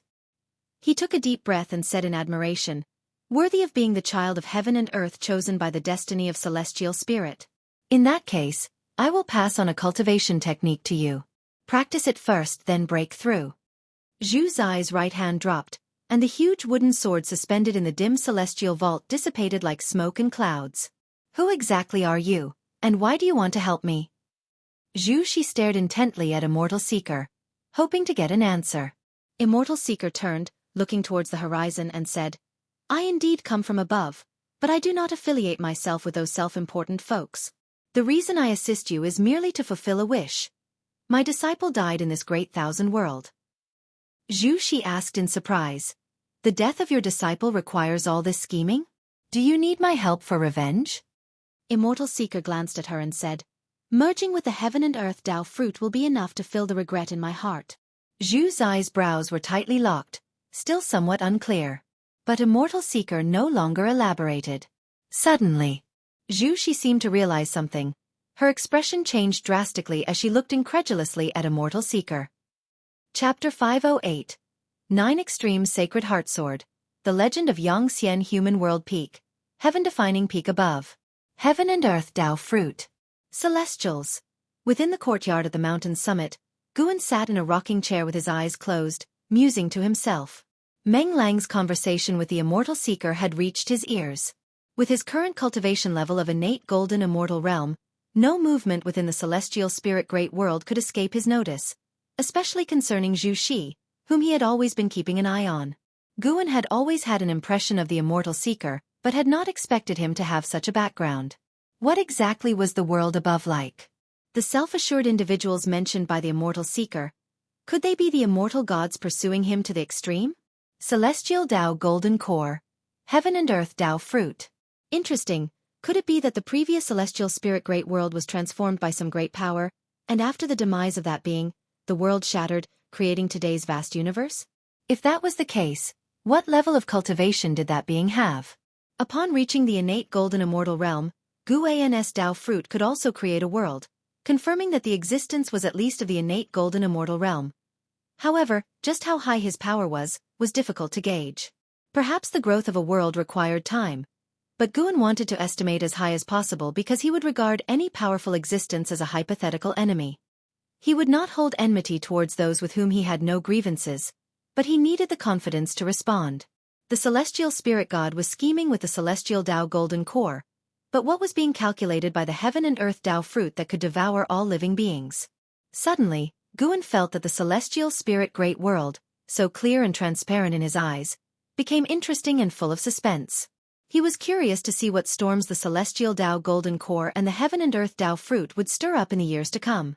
Since he had decided to watch over the world's changes from within the dojo, he would not make a move lightly. Guan opened his eyes, raised his hand, and a book from inside the house flew into his hand. He had left many books in his various residences, occasionally revisiting them for new insights. He gently rocked in the rocking chair, undisturbed by anyone. A figure appeared out of nowhere in the courtyard, none other than Zhu Xinglan, the leading disciple of heaven-defining peak. With his cultivation of the 9th floor of the wandering immortal realm, he saw his master's chair swaying and took another look, then began to tend to the courtyard. He did not realize that his master was sitting in the chair. Guan did not leave either. He was simply concealed by the huge gap in their realms, allowing him to remain completely invisible to Zhu Xinglan and undetected in any way. To those of human world peak, they did not know Guan by name, only Meng Lang. As a great cultivator, being away for thousands or even tens of thousands of years was nothing out of the ordinary, so no one wondered about Guan's disappearance. After spending half a day on human world peak, Guan stepped back into the Taoist field of the beginningless Tai Tsong continent, upon a barren plain. Long Qing was meditating in the air, surrounded by black qi which violently tugged at his robes. Candle Star stood on the ground, staring at him and nodding slightly, his eyes full of admiration. At that moment, Long Qing opened his eyes, looking into the distance and furrowing his brow as he asked, "What sword is this exactly?" "It's quite formidable." Candle Star turned to follow his gaze, looking toward the horizon, and said, "The 9 extreme sacred heart sword from Great Hong Sword Heaven, the first demonic sword of their sect, formed from the entire cultivation of a certain sword venerable. His soul was forged into a sword soul, which was then placed within the sacred heart sword Tao in the river of sword Tao, nurtured for countless years to take today's form. To possess this sword is to gain the power to roam the worlds unopposed." Hearing this, Long Qing in surprise asked, "A demonic sword?" "Correct. To tame this sword, one must gain the recognition of its sword soul, but the sword soul is violent and often devours the souls of its masters, so naturally, it is considered a demonic sword," Candlestar said, a hint of playfulness on his face. Narrowing his eyes, Long Qing asked, "Could it be that Great Hong Sword Heaven wants to treat the living beings of the celestial spirit great world as nourishment to feed this demonic sword?" "That's not it," Guan guessed. "It might be related to the founding ancestor of Great Hong Sword Heaven, the Sword God." Sword God. Along with the roar, Candlestar recounted the feats of Sword God Yang Pingon, and also mentioned Sword Tao Saint Ancestor Yang Xian. Long Qing listened with rapt attention, never having imagined that such formidable figures existed in other great heaven and earths. After a brief pause, Candlestar said, "The transcender who guards this great thousand world once declared that Sword Tao Saint Ancestor possessed the highest level of comprehension in this great thousand world and could even be considered an anomaly." Long Qing asked with curiosity, "Where is that Sword Tao Saint Ancestor now?" "I don't know," Candlestar admitted. "Some say he has perished, while others believe he is hidden deep within the river of Sword Tao.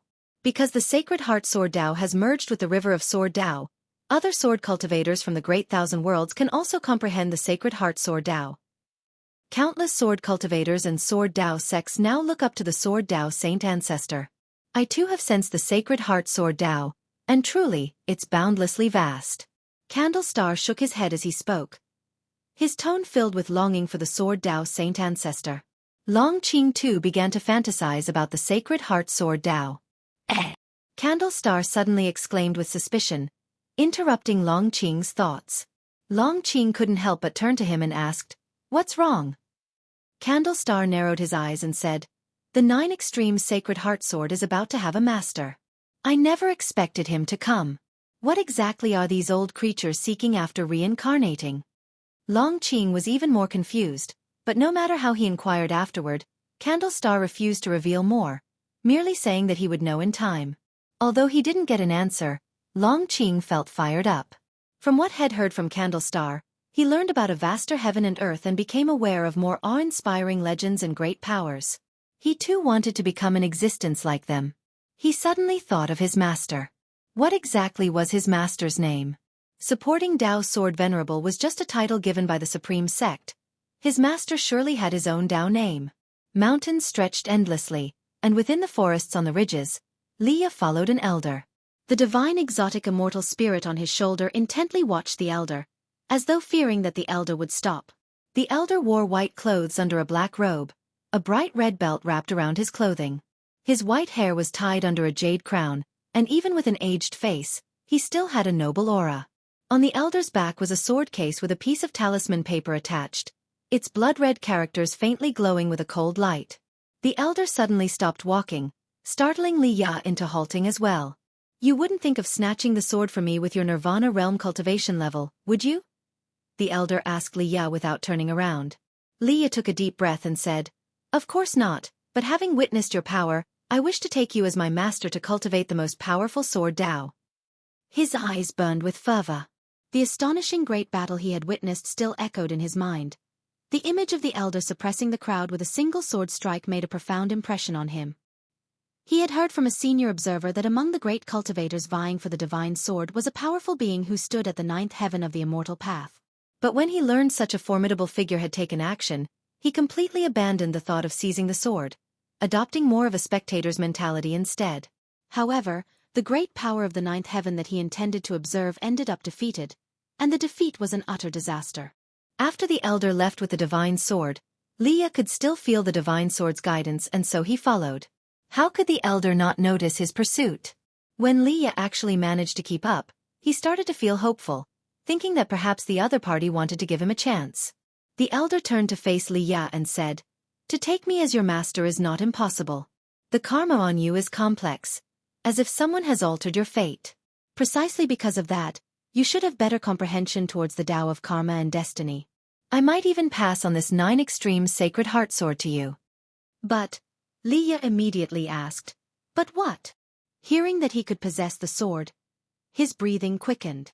Chapter 509, Sword Annihilation Ancestor, Imperial Authority Mythology. However, to inherit my Taoist lineage and bear my karma means you will obtain unparalleled power, but you will have difficulty finding peace for the rest of your life. The old man stared at Leah, speaking slowly and deliberately, his gaze icy cold. Leah was frightened by his eyes. He didn't answer right away but instead carefully reflected on his life. Although he had faced hardships, he always felt that his current status was entirely due to the aid of others. In the first half of his life, his imperial father had shielded and protected him. Later, Guan, under another identity, had protected him and taught him swordsmanship. When would he be able to repay these people? Leah found himself caught in a difficult decision. He feared that he would mess things up and that, in the end, Guan would have to rescue him. He couldn't help but turn his head to look at the divine exotic immortal spirit resting on his shoulder. This time, the divine exotic immortal spirit remained silent, merely looking at him steadily, as if to say, "This time it's up to you to decide." Leah believed that the old man had no intention of deceiving him, for there was no need. The gulf between their cultivation levels was vast, and if the old man truly wished to force him to do something, he would have no power to resist. As Leah hesitated, the old man turned and walked away. Leah fell to his knees and kowtowed in the direction of the old man's retreating figure, shouting loudly, "Master above, please accept your disciple's bow." The old man stopped in his tracks and then slowly turned around. He looked at Leah with an expressionless face and said, "Remember, my Taoist name is Sword Annihilation. Many refer to me as the Sword Annihilation Ancestor." Having said this, the Sword Annihilation Ancestor continued to walk away, and Leah quickly got up and followed his pace. Excitement was unmistakable on Leah's face.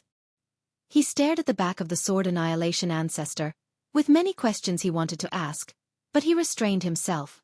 There is plenty of time ahead. Having seen the Sword Annihilation Ancestor's actions, he felt that the Sword Annihilation Ancestor was a rare existence that could match up to Guan. Of course, it was only his feeling because he thought the Sword Annihilation Ancestor didn't use his full strength when he claimed the 9 extreme sacred heart sword with such an ease and calmness. Such demeanor reminded him of Guan when he transformed into the supporting Dao sword venerable. Little did he know, Guan was listening in on his thoughts secretly. "Comparing me to the Taoist Zhang Zizai immortal?" Guan, who was picking medicinal herbs in the Taoist field of the beginningless, laughed, but this Sword Annihilation Ancestor had quite a reputation. He must have an even stronger true form. Guan had encountered his true form before, back when he had broken through to become the profound Yuan-free immortal. At that time, the skull that devoured the free immortal had made a lasting impression on Guan. The aura of that skull was identical to that of the sword annihilation ancestor, and from the perspective of karma, they originated from the same source. The mere fact that a clone possessed the cultivation level of a Taoist Zhongzhizai immortal made him wonder just how powerful the sword annihilation ancestor's true form was. Ever since Guan defeated the battle court, the celestial spirit great world seemed to be distancing itself from the catastrophe of outer heaven. In reality, more beings of the Tao fruit realm had infiltrated the celestial spirit great world, behaving more covertly, probably out of fear of Guan. Every choice has its pros and cons. His own lifespan reincarnation had left behind unfavorable karma, but within the life he could control, he had always done good deeds. He was satisfied with that and never tired of it. Guan's mood became increasingly cheerful, and he began to give pointers to the ghost mother of ephemera following him. Although the ghost mother of ephemera had lost her freedom, she did not slack off because she saw greater hope. She even felt that her current life was better and more meaningful than before. Pursuing longevity, that was far more meaningful than being a vice sect hierarch. The ghost mother of ephemera made note of every word Guan said and pondered them deeply. Guan knew what she was thinking, but he never spelled it out. He let her muse wildly, thinking maybe she might stumble upon something significant. An hour later, Guan finished picking herbs, and then he had the ghost mother of ephemera sow the seeds while he walked to his own loft, ready to take a nap. Even innate golden immortals can sleep, and Guan occasionally enjoyed dreaming, finding enlightenment in his dreams a particularly interesting experience. The white clouds above drifted slowly, yet in the blink of an eye, one might feel they moved quickly. The passage of time in the human world is the same. 1,000 years, like those clouds, is both fast and slow. It seems quick to cultivators but slow to mortals. On an early summer day, at high noon, in the Tai Tsong dynasty, within the Tsongzhou imperial city, in the imperial study, Li Xiandao held a petition, his face expressionless. He had been the emperor for over 4,000 years. His long-standing and domineering rule had become mythologized in the hearts of the people. The commoners were unfamiliar with the name supporting Tao Sword Venerable, unaware of the great cultivators of the immortal cultivation realm. In their eyes, he was a living immortal. At this moment, two people were kneeling in the room, their heads bowed and bodies tense, one of them sweating profusely on the forehead. After a while, Li Xiandao looked up. He glanced at the two kneeling before him and asked, "What is the Crown Prince's opinion on the Yang family's actions?" One of the elderly ministers raised his head to look at Li Xiandao, hesitated for a moment and said, "His Highness did not respond to us, but one of my spies told me that the Crown Prince once said he found the position of Crown Prince rather dull, and he did not know." "He did not know what?" "He did not know what it tastes like to sit on the imperial throne." After speaking, the old minister quickly bowed his head, pressing his forehead against the ground. Li Zuando's eyes flashed with a chill upon hearing this. He closed the petition he was holding and set it down gently. "Leave," Li Xiandao said with closed eyes. The two ministers immediately stood up, performed a salutary bow, and left quickly. Once they had left the imperial garden and the palace grounds, and only when they had passed through the gates of the imperial city, did they finally breathe a sigh of relief. The other middle-aged minister turned to the old one and asked in a low voice, "Does His Highness truly intend to?" He looked around and withheld the word rebel. There have been signs for hundreds of years. It is said that ever since the Crown Prince returned from the Holy Land, his temperament has changed. He has already stepped into the immortal realm. I fear the imperial dynasty is about to face unprecedented turmoil. The Yang family has courted no small number of factions. The old minister sighed. His ancestors had served Li Xiandao for 10 generations, and he himself had been an academically honored champion designated by Li Xiandao. In his heart, Li Xiandao was the heavens. But faced with a crown prince who possessed the cultivation level of the immortal Tao and had a formidable family background, how could he not think that the throne was on the cusp of changing hands? The middle-aged minister fell silent after hearing this, and they both hastened down the same street. Meanwhile, back in the imperial study, Li Xiandao slowly opened his eyes, gazing straight ahead, and suddenly said, "Guan, supporting Tao's sword venerable, you should be able to hear my words, right?" After his words, silence filled the room.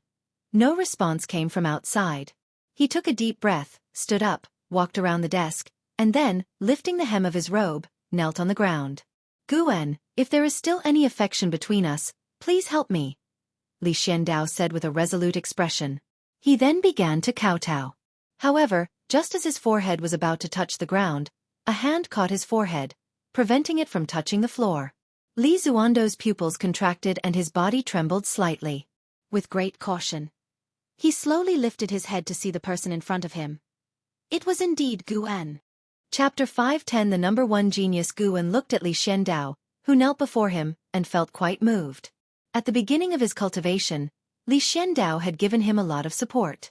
Although at that time, Guan had already been able to fend for himself, Li Xiandao treated him as a junior without knowing his true cultivation level. Throughout their interactions, Li Xiandao had never bullied him and was always so kind to him. The end of the world valley provided by Li Xiandao was also an important part of Guan's income in the first half of his life. The valley had been planted with high-tier cultivation herbs from the start, which were extremely significant for Guan before he reached 100 years old. Additionally, Li Xiandao had treated Yi Yan, Yang Jian, and Wu Xin quite well, so Guan had always had a good impression of Li Xiandao. He felt that there was a bond of sentiment between him and Li Xiandao. Their conversations were always delightful. It's just that Li Xiandao, as the emperor, was too busy, and they seldom met. The last time they had met was more than 2,000 years ago. Li Xiandao had already achieved nirvana, but he displayed a cultivation level of integration realm. He had his own network of connections, but compared to the Yang family behind Li Lingtian and his mother, the forces he had gathered were not as strong. "Rise," Guan said softly, looking at the stunned Li Xiandao, and then he lifted him up. After Li Xiandao stood up, he took a deep breath and said, "You really didn't leave?" Guan smiled and responded, "It seems we truly are people of the same path. You know what I'm thinking." Hearing this, Li Xiandao knew that Guan had seen through his hidden cultivation. He wasn't too surprised, considering how high Guan's cultivation level was. "Let's sit down and talk." Guan gestured with his hand, and Li Xiandao nodded, then turned and walked to the table. Once they were both seated, Li Xiandao looked across at Guan, who seemed like an immortal monarch in the flesh, and felt somewhat dazzled. A mix of emotions flooded him. He was surprised, relieved, and felt undeservingly favored. He hadn't expected that he could actually summon Guan and had abandoned the supreme sect but not him. How could he not be moved? "Tell me, how can I help you?" Guan asked. Even though he could guess the answer, he wanted to hear it from Li Xiandao himself. This process would also help Li Xiandao ease his emotions. Li Xiandao took a deep breath and began to recount his predicament. As Li Lingtian grew older, he became restless with his position as crown prince, and the Yang family behind the empress became increasingly impatient, constantly inciting conflict. A talent had emerged from the Yang family and had been taken into the holy court at the human world peak, a place far more formidable than all sects within the Broken Sea domain. Li Zuando's hidden cultivation level was nothing compared to the human world peak. It wasn't Li Lingtian that Li Xiandao feared but the human world peak. Guan listened patiently. After Li Xiandao finished speaking, he remarked, "That kid Li Lingtian has never been a quiet one since he was young, but that's normal. Being born into the imperial dynasty, how could he not aspire for imperial power?" Li Zuando's face turned slightly awkward as he admitted, "Indeed, I can't blame him. But the struggle for imperial power relies on one's own means. At least under my rule, the Taizong dynasty has always been developing well." That was indeed true. The Taizong dynasty had enjoyed thousands of years of peace, and while a prosperous age could harbor many internal conflicts, Li Xiandao always managed to resolve them well. Guan didn't feel that Li Xiandao should give up his throne. As long as the people of the Taizong dynasty were doing well and Li Zuando's lifespan was long, he indeed could keep sitting on his throne. Li Xiandao looked at Guan, his heart uneasy. In his eyes, the human world peak posed no threat to Guan, yet there really was no need for Guan to help him against the human world peak. Even if Li Xiandao offered everything he had, it probably wouldn't catch Guan's interest. Guan then spoke, "How about this? I'll have Yang Jian come and help you, and from now on serve you. How does that sound?" He arranged this because Yang Jian recently wanted to leave the holy court and, conveniently, Yang Jian was the first person to defeat Li Lingtian, so their fated rivalry could be prolonged. Even to this day, Li Lingtian was still using Yang Jian as a benchmark. Upon hearing this, Li Zuando's eyes brightened, and he asked, "Really? Can it be done?" He was very fond of Yang Jian. From the first sight of him, he wanted to win him over. That's why he had previously gathered the Imperial Dynasty's resources to forge an appropriate divine weapon for Yang Jian. Of course, he'll arrive in a few days, Guan said with a smile. He believed Li Xiandao could go even further. No matter how the future evolved, for all beings, a situation with many strong contenders was better. If the whole world were to be ruled by a single power, it would be prone to troubles. Just like before, when the Holy Court ruled the world, demon cultivators could slaughter the people of an entire region, and the truth could be easily suppressed by the Saint King. Therefore, with such thoughts in mind, Guan also hoped that the Tai-Tsong dynasty could endure and prosper further. Of course, he would only facilitate and mediate, never intervene directly. In fact, Yang Jian had a good impression of Li Xiandao, and it could be beneficial for both if they teamed up. Li Xiandao, after hearing Guan's promise, felt extremely cheerful, as if all the frustrations in his heart had been swept away. He already knew that Yang Jian had regained his Saint King status, and the current Yang Jian could help him counter the human world peak, or at least, human world peak would give face to Yang Jian. How have these years been for you? Guan continued, beginning to make small talk with Li Xiandao. Li Xiandao did not hide anything, sincerely sharing his experiences, and the two seemed to return to the times of 4,000 years ago in the end of the world valley, chatting with great joy. A full hour had passed before Guan finally took his leave. Watching Guan come and go like the wind, leaving not the slightest trace of his presence, Li Xiandao sincerely sighed. He is a true immortal. No sooner had his words fallen than Guan had already arrived at human world peak. Guan summoned Zhu Xinglan, instructing him to settle the matter, forbidding anyone from intervening in the internal strife of the Tai-Tsong dynasty. Zhu Xinglan immediately set out to handle the task. Without needing to use his status as the supporting Dao Sword Venerable, Guan could still easily have the matter resolved. The Yang family was considered powerful in the Broken Sea domain, but within human world peak, they couldn't reach the top echelon. Having given his instructions, Guan then rested in the courtyard. After a while, Zhu Xinglan came back, delighted to see his master had returned. Guan was very satisfied with his dedication over the years and imparted divine skills to him, making Zhu Xinglan even more overjoyed.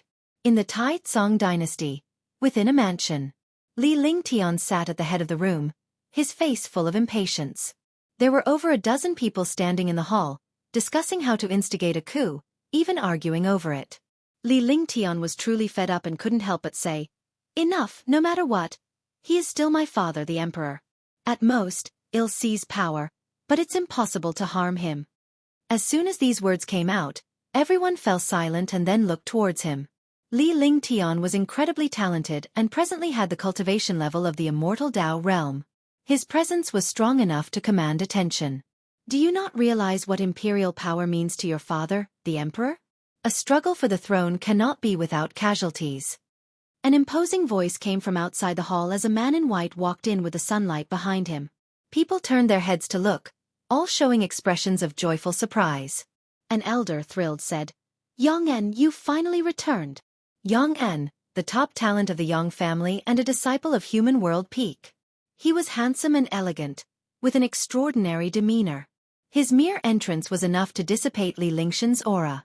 Li Lingtian frowned slightly as he looked at Yang En. He resented and was wary of Yang En. Everyone made way as Yang En approached Li Lingtian, slightly raising his chin, looking down upon him, and said, "The Yang family wants to make you emperor, this is your honor. You shouldn't be indecisive."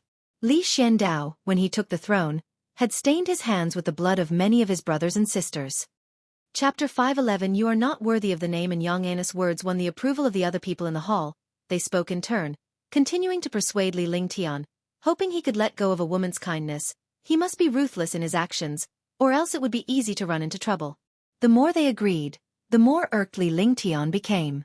A bunch of Yang surnamed people forcing him, of the Li surname, to kill someone with the same surname? He wanted to curse loudly, but he was no longer the impulsive youth he once was. He had to maintain his relationship with the Yang family. The Yang family had provided him with too many cultivation resources. Too many for him to cut ties with. The reason he wanted to become emperor was precisely because he could not gather the force of the Tai-Tsong dynasty for his own gains. No matter how high his talent might be, he still needed heavenly materials and earthly treasures and opportunities to push his cultivation faster. There were as many geniuses in this world as there were innumerable stars. He was not the brightest among them. Li Lingshan's complexion grew increasingly unsightly, and Yong'an did not stop the others from admonishing him. Instead, he watched Li Lingtian with great interest. His reason for coming was not merely to support Li Lingtian. In the eyes of the Yang family, their seizing the throne was already a done deal. What they needed to do was suppress Li Lingtian and make the imperial authority a plaything in the hands of the Yang family. When did the Yang family become the masters of the Tai Tsong dynasty? How is it that I, who am also surnamed Yang, do not know this? A resounding voice echoed through heaven and earth, reaching the ears of everyone in the hall.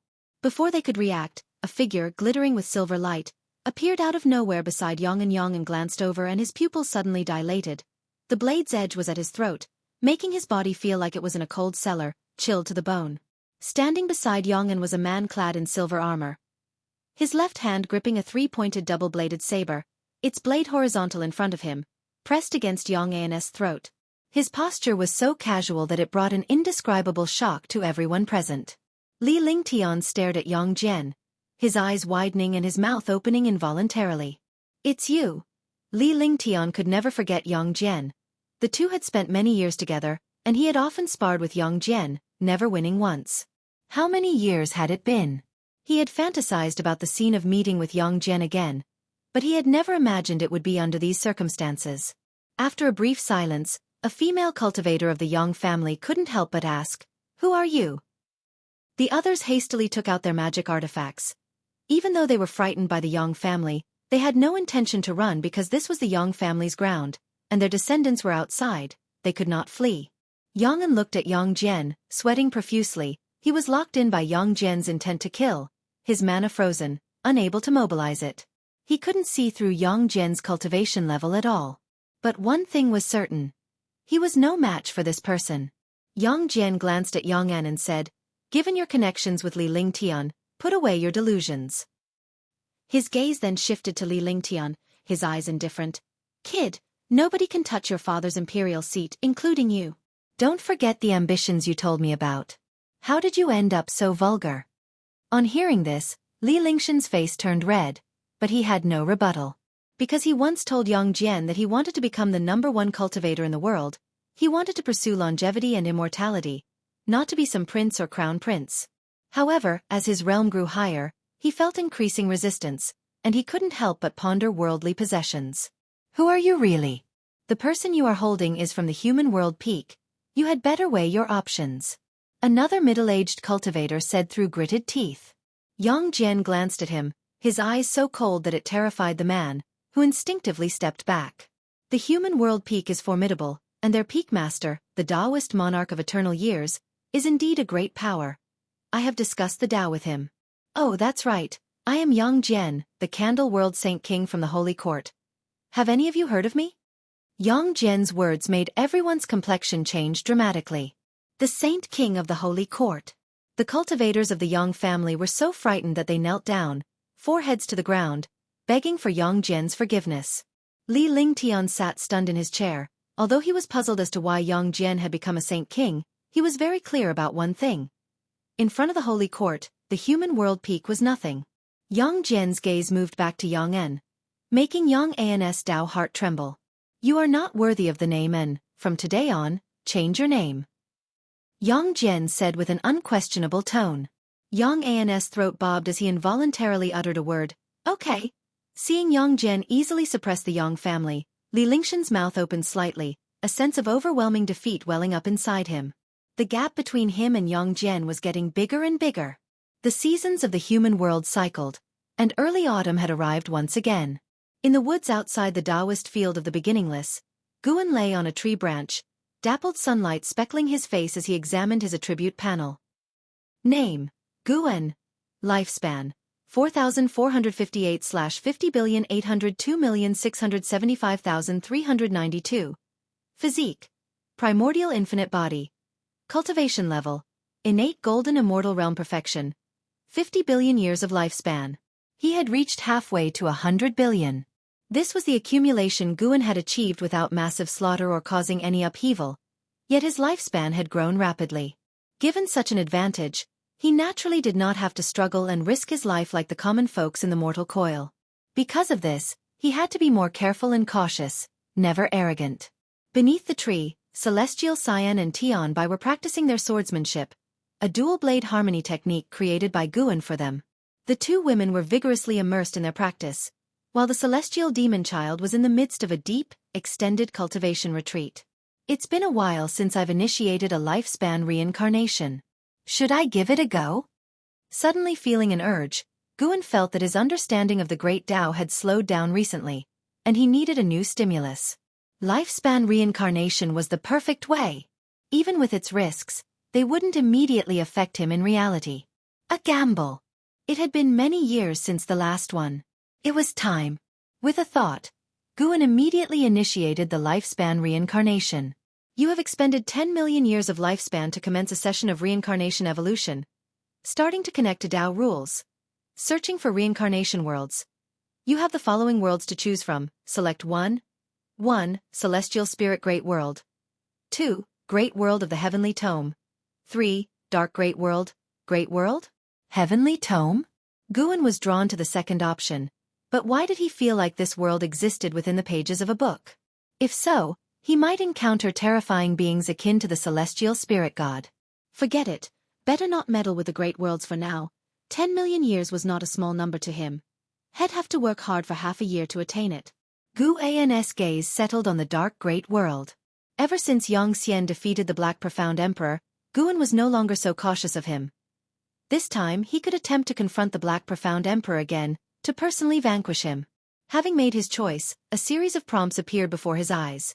You have chosen to reincarnate into the dark great world. Considering the Tao rules of this world cannot conceal your talent, you will retain the ability to seize lifespan but cannot activate stage-specific functions. Reincarnation evolution begins. In the first year, you are born in a town within the western extreme domain. As a newborn, the town faces a demon beast attack, your parents are killed, and you are carried away by a demon beast, only to be fortuitously rescued by a cultivator. You are named by the cultivator as Black Profound. Chapter 5:12. Black Profound Ascension. Profound Clear Immortal Sect. Black Profound? Guan couldn't help but frown when he saw the first hint. Could Black Profound Emperor be his reincarnation body? He thought back carefully about the encounter Yang Xian had with Black Profound Emperor, who never revealed his true face, making it hard to judge. But if Black Profound Emperor was him, why would he want to kill his own reincarnation body? Guan continued to read, developing a strong curiosity about this lifetime. At 2 years old, you were taken back to the Celestial Dark Demon sect by a cultivator, and the cultivator Luo Abyss officially took you as his disciple. At 4 years old, Luo Abyss began to teach you the cultivation technique, and you displayed extraordinary talent that shocked Luo Abyss. At 5 years old, Luo Abyss left, leaving you alone in his cave mansion. A python he was keeping broke out of its cage, wanting to eat you. After a fierce battle, you killed the python and accidentally gained 30 years of lifespan, marking a turning point in your destiny. At 6 years old, you built your foundation establishment successfully with the demon core of the python. At 7 years old, Luo Abyss returned. Knowing that you had killed the python, he didn't say anything but handed you a secret manual. You took the manual and saw 5 words written on the cover. Yin-Yang Reversal Skill. The following were years of cultivation. Black Profound showed strong talent, but whether he was the strongest among the reincarnation bodies was still hard to tell.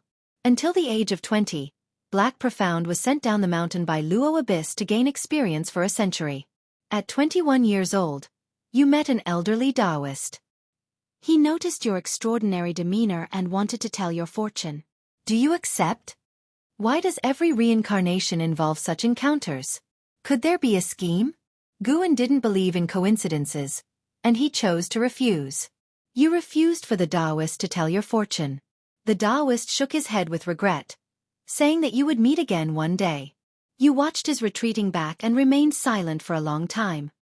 At 22 years old, you encountered a demon race attacking the city. Without hesitating, you joined the battle along with a group of cultivators and successfully repelled the demon race. Because of your heavy killing aura, the city civilians kept their distance from you, and even other cultivators were wary of you. Unable to integrate, you silently left. At 23 years old, you encountered a demon cultivator committing evil acts. You eliminated the demon cultivator. The grateful mortal family from the city invited you to stay at their mansion for a few days. You agreed, and during the journey thereafter, you protected the family while defeating demons along the way. This caused the family to fear you even more. On the night before reaching the destination, you overheard them discussing how to send you away, and you left alone before dawn. At 24 years old, you came to Hanji City and heard that the city was hosting a magic battle conference. Only young talents under the age of 100 could enroll, and you decided to sign up. In the end, you defeated all the competitors, claiming first place powerfully and becoming famous citywide. At the celebration banquet, the city lord wanted to betroth his daughter to you. Do you accept? No. Although Black Profound might be the Black Profound Emperor, now it's Guan's reincarnation body, and he can't allow his reincarnation body to have any weaknesses. Finding a Dao companion is alright, but not now. You refused the city lord's goodwill, and he shook his head, chuckled and did not persist. The very next day, you took the heavenly materials and earthly treasures you had won at the magic battle conference and left. When you were about 100 miles from Hanji City, you encountered a group of mysterious cultivators who ambushed you. After a fierce battle, only one of them was left alive. Through coercion, you learned that it was the city lord's arrangement, which infuriated you. At the age of 25, you entered the demon race's forest and began slaughtering demons extensively. At the age of 26, you returned to Hanji City and made your way to the city lord's mansion where you chose to force your way in. A great battle erupted, and in the end, you left the city lord's mansion full of corpses. The exhausted city lord knelt on the ground, begging for your forgiveness. His daughter also ran over, standing in front of you, hoping you would spare her father. Will you choose to forgive the city lord? Forgive what? Did the city lord ever forgive me? Guan, identifying with the role of Black Profound, also felt angered and immediately chose no. You ignored the pleas of the city lord's daughter and beheaded the city lord with a single sword strike. Then you turned and left. Under the gloomy sky, the city lord's daughter knelt on the ground, cursing you hoarsely and vowing to seek revenge in the future. You were indifferent and walked away proudly. Guan, seeing this, felt that Black Profound might have developed feelings for the girl. Through this journey, how intense Black Profound's killing intent had been, almost catching up to Long Zhan. Could he actually have spared the city lord's daughter? The image of Black Profound in Guan's mind became even more nuanced, and as for the consequences of sparing the city lord's daughter, Guan was not worried. With the life-controlling Black Profound Emperor evolving rapidly, his early live's enemies would hardly impact his future. In the subsequent prompts, Black Profound clearly relied heavily on life evolution, killing relentlessly each year, even routinely slaughtering the alien race, making Guan feel his growth rate would exceed his past lives. After a century, Black Profound returned to the Celestial Dark Demon sect. At the age of 121, you returned to Luo Abyss Cave Mansion and unexpectedly learned of Luo Abyss' death, the cause being demonic possession that led him to harm his fellow sect members, and he was slain by a great cultivator from within the sect in time. You found the incident highly suspicious. While staying at the Celestial Dark Demon sect to cultivate, you began investigating the truth behind your master's death. At the age of 122, you stumbled upon another disciple of Luo Abyss within the sect. After a discussion, you opened your heart, believing that your master could not have been possessed demonically. After hesitating, the other disciple suggested that the cause of the master's death might have been offending the vice sect hierarch, giving you a direction for your investigation. At the age of 123, while you were cultivating in the cave mansion, you felt strong auras approaching. Before you could think further, the restriction of the cave mansion was broken, and a group of law enforcement disciples forcibly entered, accusing you of demonic possession and harming your fellow sect members. They attempted to execute you on the spot. After a fierce battle, you escaped but were met with more opponents. You kept killing as you fled, leaving the Celestial Dark Demon sect and heading north. At the age of 124, you arrived in the land of the North Nether. Standing on a cliff, you were awestruck by the sight of Kuan leaping from the boundless ocean, which led you into a state of profound mystery and enlightenment. At the age of 125, deep in the glacier, you discovered a mysterious cave mansion. After days of research, you successfully deciphered the clues of the restrictions left on the cave mansion. You stepped inside and, after facing 9 mechanisms, saw a stele inscribed with the words cause and effect. Feeling the dense spiritual energy within the cave mansion, you decided to go into seclusion there, planning to seek revenge on the celestial dark demon sect later. At the age of 135, you entered the Mahayana realm, prepared to return to the celestial dark demon sect. Just as you were about to leave, the cause and effect stele vibrated, and a powerful force absorbed you into it. You found yourself in a dimly lit cave. Turning around, you saw that the stele behind you was different from the previous cause and effect stele. It had no inscriptions and was covered in cracks and dust. No matter how you applied your powers, the stele remained inert. You chose to walk out of the cave. Outside the cave wasn't the glacier anymore but a world resembling the immortal realm, filled with abundant spiritual energy that astounded you. Just as you were immersed in the magnificent scenes of nature, a white-robed woman resembling a fairy descended from the sky and landed beside you. You couldn't discern her cultivation level, so you were very vigilant. The white-robed woman asked if you had ascended from the lower realm, which puzzled you further. She invited you to join the profound clear immortal sect. Will you agree? Ascended. Guan had never heard of the profound clear immortal sect, but it seemed Black Profound had no other choice. If the other party harbored ill intentions, even if he refused, he would still face trouble. Why not join and see?